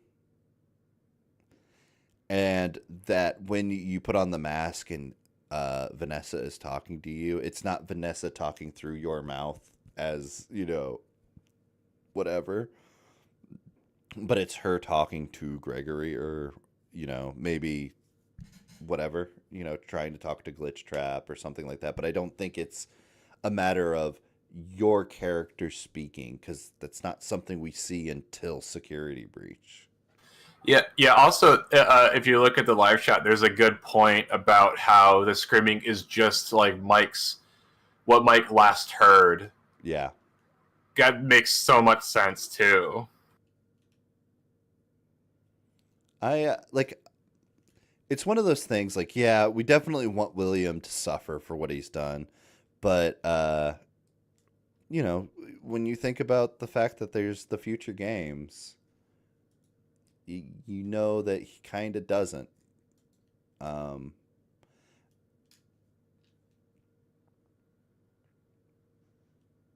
Need to know who the Freddy is.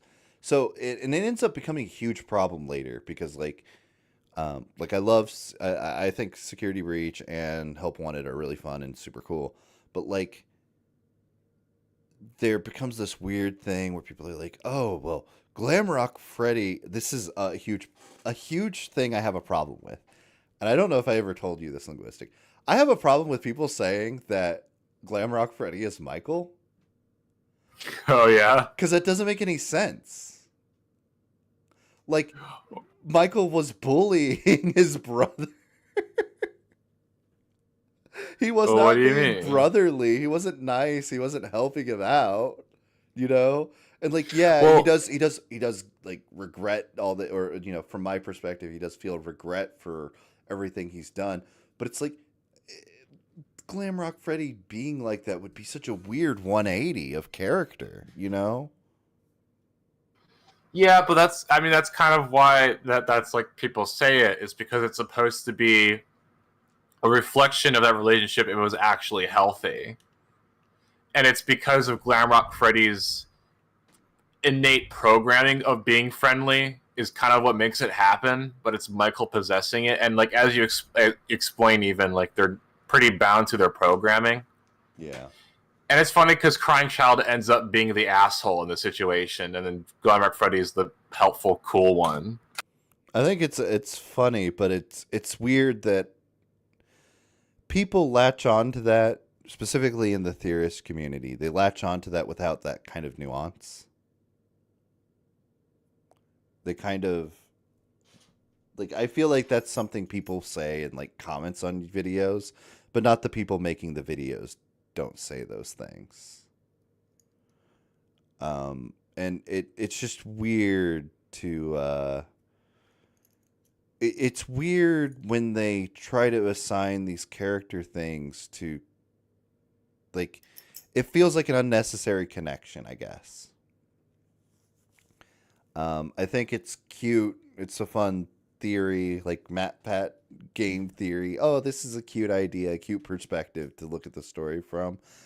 But the way that the FNAF theorist community on YouTube, the creators that make the videos, the way that they talk about it as if it's always the right thing, you know?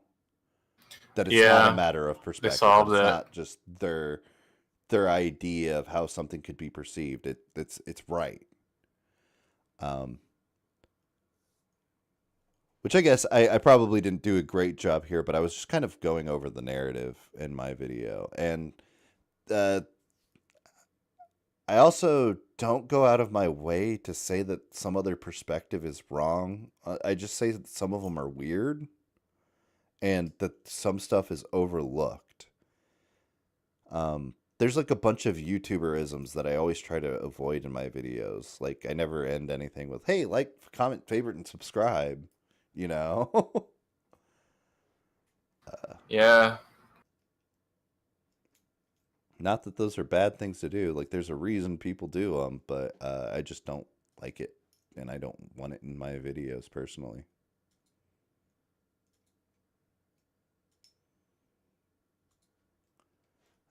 Damn, let's start the UCM part of the video. Yeah. Also, I was really sad. I missed getting a screenshot of having 666 subscribers. It would have been really funny. Michael The ultimate hell for what he's done. This is the greatest manifestation of his guilt. At this point, so many of the animatronics have seemed to move on. Now, however, Michael faces the embodiment of isoptrophobia. It's easy to... I did not know how to say that word. I still don't know how to say that word. Isoptrophobia? Yeah, I don't know, man. I think you were there when I was saying it. I literally looked up a pronunciation and said it like 8 times because I was like, I don't know what this word is. I don't know how to say this word. I say that Ultimate Custom Night is about William Afton's purgatory, where he gets the same pain inflicted on him. Some people even point to the Foxy and Freddy anime scenes as if they're referring to William. But what character is regularly associated with Foxy throughout the series? It's not William. Add to that, throughout the series, we played as Michael. This has been the purgatory he's been living in. We've already seen his nightmares of the guilt from what he has done to his brother. So here's me doing a little bit of wordplay. I don't know if this wordplay is very good or not, but it's like, hey, the games themselves are a form of purgatory. The games themselves are a nightmare. And this is me tying UCN and FNAF 4 to the entire series. In a few lines in this game. We know who our friends are, and you are not one of them. Which that's a funny line if you, who is that says this? Nightmare Fredbear? That's a funny line for somebody to say to Michael. Not really that impactful if it's said to William, though. These are characters that have not only appeared in FNAF 4 during Michael's nightmares, thus having what they say to a different character other than him be odd, because they wouldn't have the context for what they're saying. Nightmare Fredbear here being arguably the dead giveaway. That's so funny. So Linguistic pointed out to me during editing that I left this in because it wasn't supposed to be there, and it was just funny. Dead giveaway. Dead giveaway. This is not his brother speaking to him from the grave, but the personification of his guilt. A lot of his lines here reference things about the FNAF 4 minigames being put back together. Let me put you back together, then take you apart all over again. Like Mingle? Oh! But the following 2 lines only make sense if they're talking to Michael. I assure you, I am very real. This This time, there is more than an illusion to fear. Following Nightmare Fredbear, I want to follow it naturally with Nightmare. Damn. And finally, Nightmare. I can't believe they got Corpse Husband to read that line. Sorry. Mario. The fearful reflection of what you have created. Fearful reflection, like isotropophobia. The reflection. Isotrophobia. On top of that, if William was the security guard in this, William pretended to be his victim's friend, so it could work as him telling him no, that he's not their friend. Yeah, that's true. You are right. Situation, why would he be facing up against himself? I always come back. Scrap trap. So even with that, there's a few other lines that stand out as odd if they're referring to William. I don't hate you, but you need to stay out of my way. To stay out of her way, when her goal seems to be making peace with the tragedies. This sounds off if she's talking to William, since he's literally the one who caused these events to happen. He tried to release you. He tried to release us. But I'm not gonna let that happen. I will hold you here. I will keep you here. No matter how many times they burn us. Very nice. Who is the he that Orville is referring to? It would make sense if it was Henry, as Henry was trying to bring an end to the horrors. But is Henry trying to release William? If you mean that he's trying to burn out the remnant, I guess.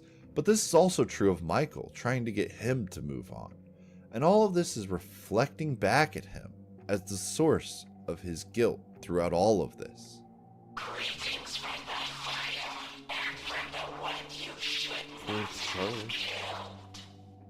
He's here and always watching. The one you shouldn't have killed. I am remade, but not by you. By the one you should not have killed. So this is from Nightmare Freddy. I am remade, but not by you, which would mean that he was made the first time by somebody. And that would make sense if Nightmare Freddy was an actual physical animatronic. But why? Why would somebody make Nightmare Freddy? What is the purpose of Nightmare Freddy? Like, it doesn't make sense. Nightmare Freddy doesn't make sense in a business standpoint. But I think it makes sense in the weird experimental standpoint people make it out to be. Either we're like, oh yeah, William is torturing Michael by making these scary robots, is because it's just kind of inherently absurd. Yeah, that's just insane. That's the only way it makes sense. And I'm like, what? You are on some, like, I don't know what's up with that. Especially when, yeah, which is like the same thing. Like you could do the same effect with regular animatronics, you know? Like I don't know why you need to build these super high tech, insane nightmare characters, you know? Yeah. But it's also explained by sound illusion disc, which is also, you know, it's not mentioned. It's just not mentioned in the series. So it's like, okay, look, we're not using sound illusion disc. We're like, I don't care. But if the nightmare was created by Michael in his mind, that's how he made it. But now that he's being haunted by his brother, that is his brother making it this time. By the one that you should not have killed, his brother creating the Nightmare Freddy. So it's like, it's odd. Nightmares don't really make sense in the context of like a real world scenario. Why would they make these grotesque animatronics?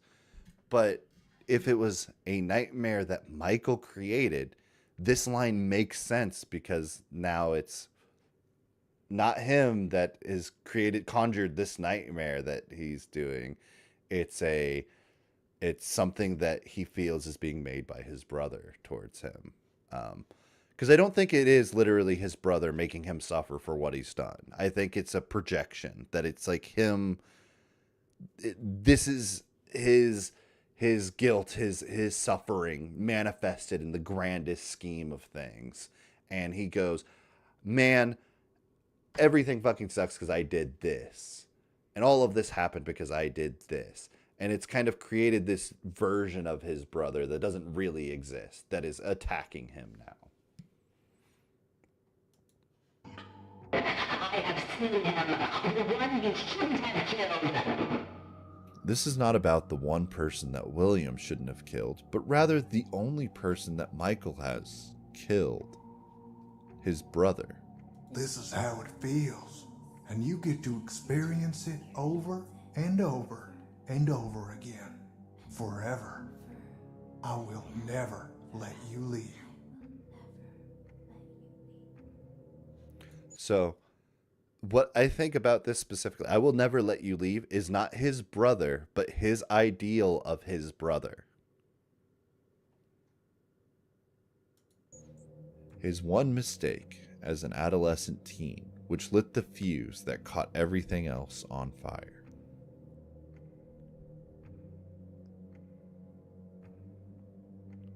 I probably could have done this even faster, but, you know, it's nice and moody.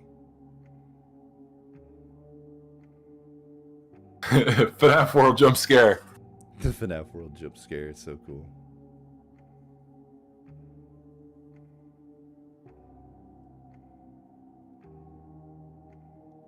This song just goes so hard. And, like, the name, so good.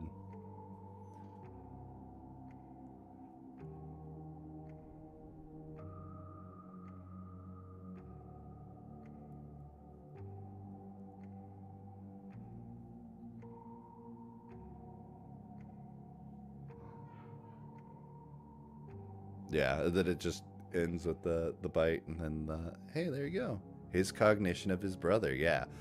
And that seems to be where a lot of people get confused on what I'm saying here, because it's like, no, I don't think his brother is literally tormenting him. I don't think he has any reason to. I think that's also why he's like twitching at the end here, you know, because I don't think that it is literally his brother torturing him. I think it's the idea of how would he feel knowing that I did all that my action caused all of this, or whatever. And I feel like that makes a lot more sense with the story. Do I think it's exactly what he was going for with all of it? No, I'm not Matt Pat. I just think it's a really solid read on the story. I think like this is something that has not as many plot holes as other things. I feel like it's just a, you know, pretty solid way to view the narrative that like at a kind of a base level where like you're not diving deep into everything, but you're getting like a lot of solid points where it's like, okay, look, here's this to this to this. You're given proper motivations for each character along the way. Yeah, that's a great way to put it, Star Blue. So Mike won't let himself rest. It's tragic. It adds a tragedy. It adds depth to everything. I feel like at the very least it recognizes what might be there writing-wise and doesn't act like I'm above it or act like anybody else is above it. It just goes, hey, this could be what's here, and that's what I find deeply interesting. Linguistic. And it's based. Got any fun things to say about that? Yeah, I think when most people talk about, they call it Mike Hell versus Will Hell. When they think about it being directly torturing the brother.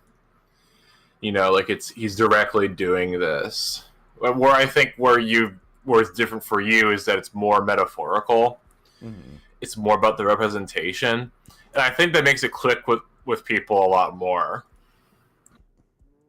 Because it's rather than a tragedy being forced onto him unwillingly, it's more like he's willingly doing this to himself. And it kind of reflects his actions throughout the whole story. Like even with the ending of 6. Yeah, specifically that where he like allows himself to burn there with everybody else. It's because he feels and then like he needs to suffer for his actions.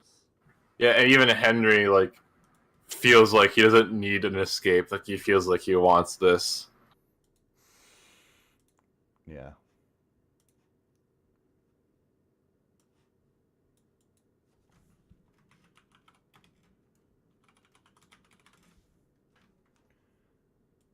Yeah, I think it's one of those things. I think a lot of people, when they first like started spreading that theory, they probably didn't have the perspective, like this whole thing leading up to it, you know, and that's the difference I feel with my video and all of that is like, no, it is completely about sort of showing how. There's a really good thing in the live chat. Sorry to interrupt, but it's Kino. Oh, you're good. Flaroge says, "What if the demon Old Man Consequences is talking about is the one Mike shouldn't have killed? So I mean, Old Man Consequences is telling him to let go of this idea of his bro and who he was." Yeah, that's great. That's a great way to put it. There was a lot of stuff like Old Man Consequences where it's like it's these one-off things that I felt if I went to like explain, there's a level of explaining where people can kind of get in on it. And I was hoping that with the video that like the way that I explain it as this huge narrative and how everything ties together well narratively, I thought that it would be really easy for people to pick up on it that way, like consuming it all as one narrative. But then you have obviously these like small details that people really pick up on and really focus on. And I felt like if I went with too many of those at any point, I could run into this thing where you lose people, where they're like, oh, you're not talking about this. You're not like, I think I mentioned it earlier. Like if I explained every single scene of 1983, you could get lost on what kind of narrative I'm trying to like display with the story. And I would worry about going too deep into any kind of details that weren't directly shown because of that. But I do think that that point about Old Man Consequences was probably something I should have included, for sure.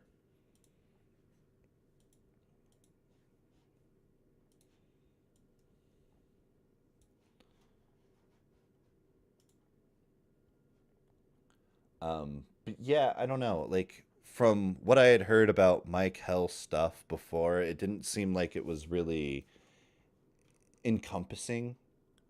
It really was just kind of like, I think it might have been a thing where they picked up on the narrative aspects that I lay out here, where it's like, this doesn't make sense if this is William, so maybe it's Michael. And it doesn't work that well if you don't have the kind of buildup of, hey, let's actually follow Michael's narrative throughout the games. Like, what happens to this guy? Why is he doing the things that he's doing? And when you actually follow it outside of game theory, just saying he's angry and he's trying to kill his father or whatever, undo everything he did,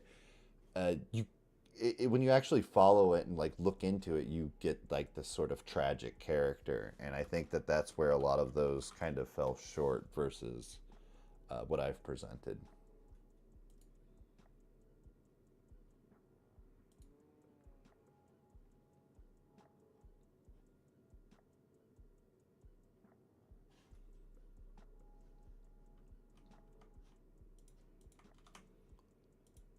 The next video is going to be about FNAF AR, right? No. Man. Like I said, I don't know that there will be another FNAF video, but yo, if they're cooking, guy named Mike, if they're actually cooking with Ruin like I think they are, and Help Wanted 2 is half as good as Help Wanted 1, we might get some more FNAF videos. Yeah, but it's all over if Gregory comes If out. he's a fucking robot, yeah, we're done. No more FNAF videos. yeah, Never again. I'm not touching it. deleting all the FNAF videos. It's gone. It's gonna be lost Gone. media. I won't. I'm not. I might delete my first fucking security breach video. I'm not deleting this video but I won't care. I'm out. I'm out if Greg's a robot. And I'll blame Matt Pat, and I won't blame Scott. I'll blame Matt Pat. I'll go, this is all Matt Pat's fault. I'm never interacting with anything Matt Pat interacts with again. This guy is a disease.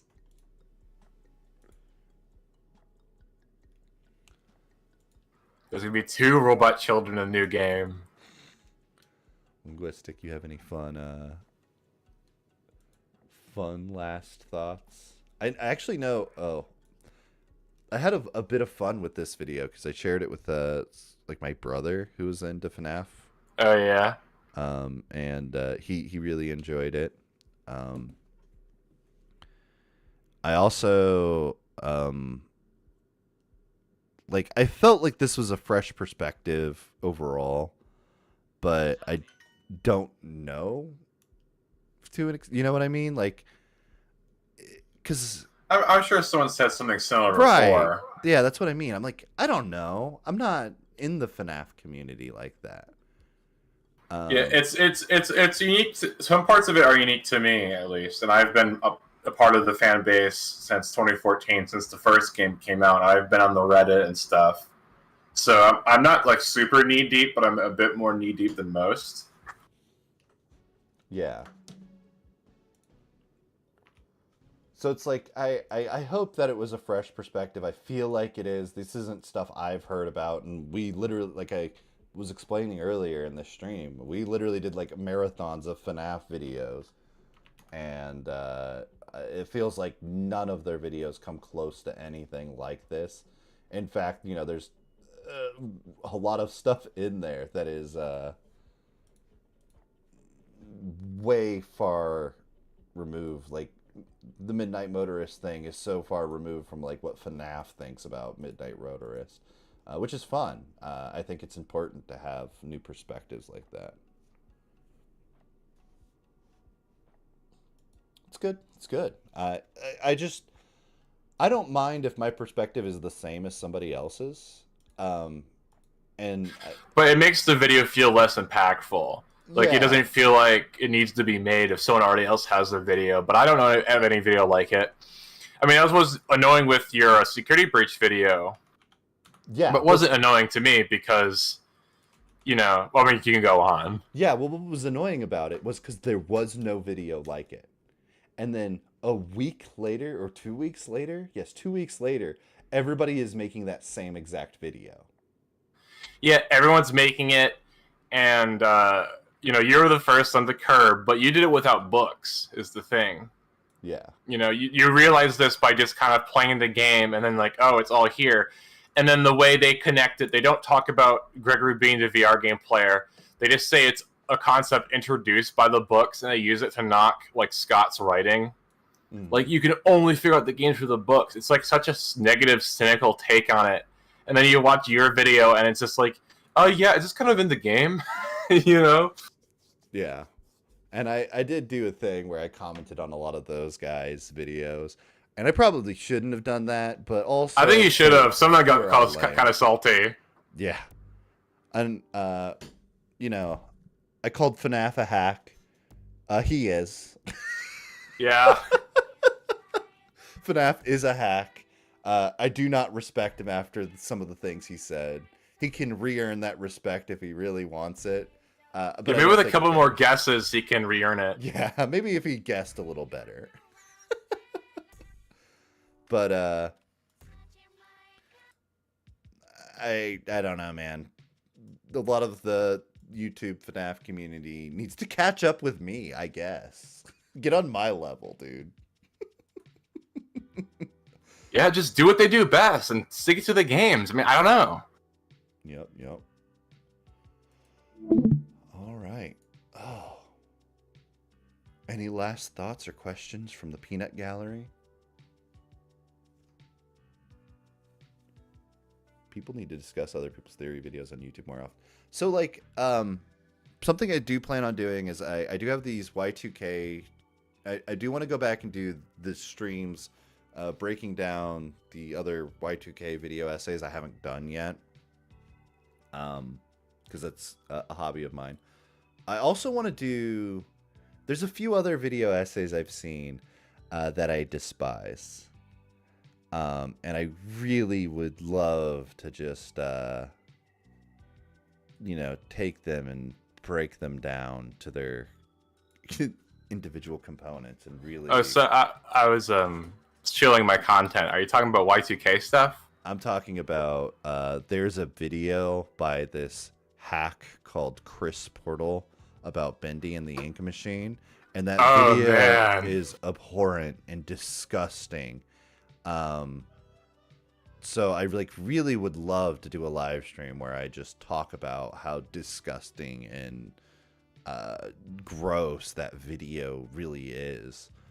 But that's for the future. I'm thinking about making it kind of a regular thing when I don't have content to produce, to kind of go, hey, let's do a live stream where I talk about like how disgusting some of these narratives that people put together in video essays really are.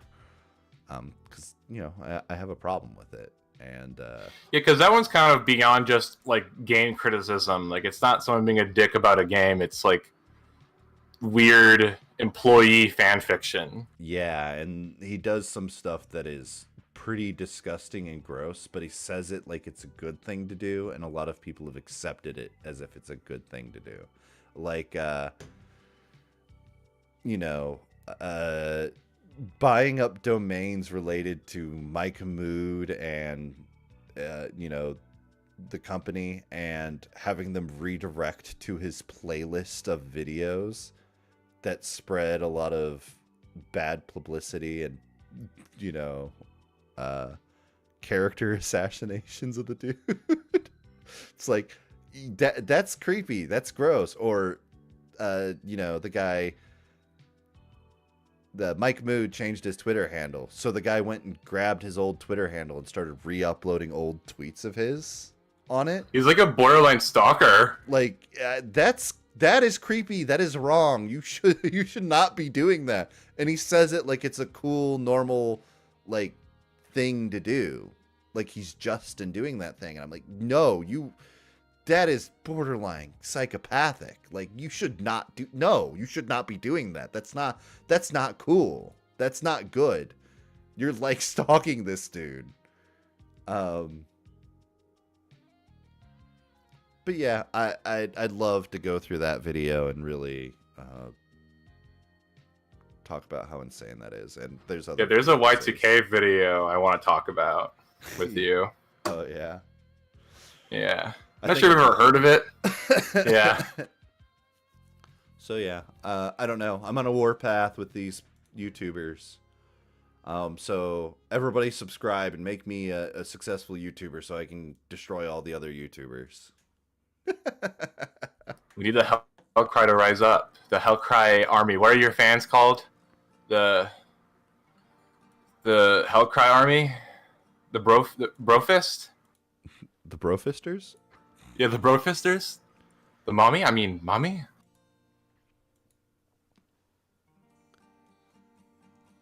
Yep. All right. I don't know that there's anything else. So... Yeah, that's it. Au revoir. Bye-bye.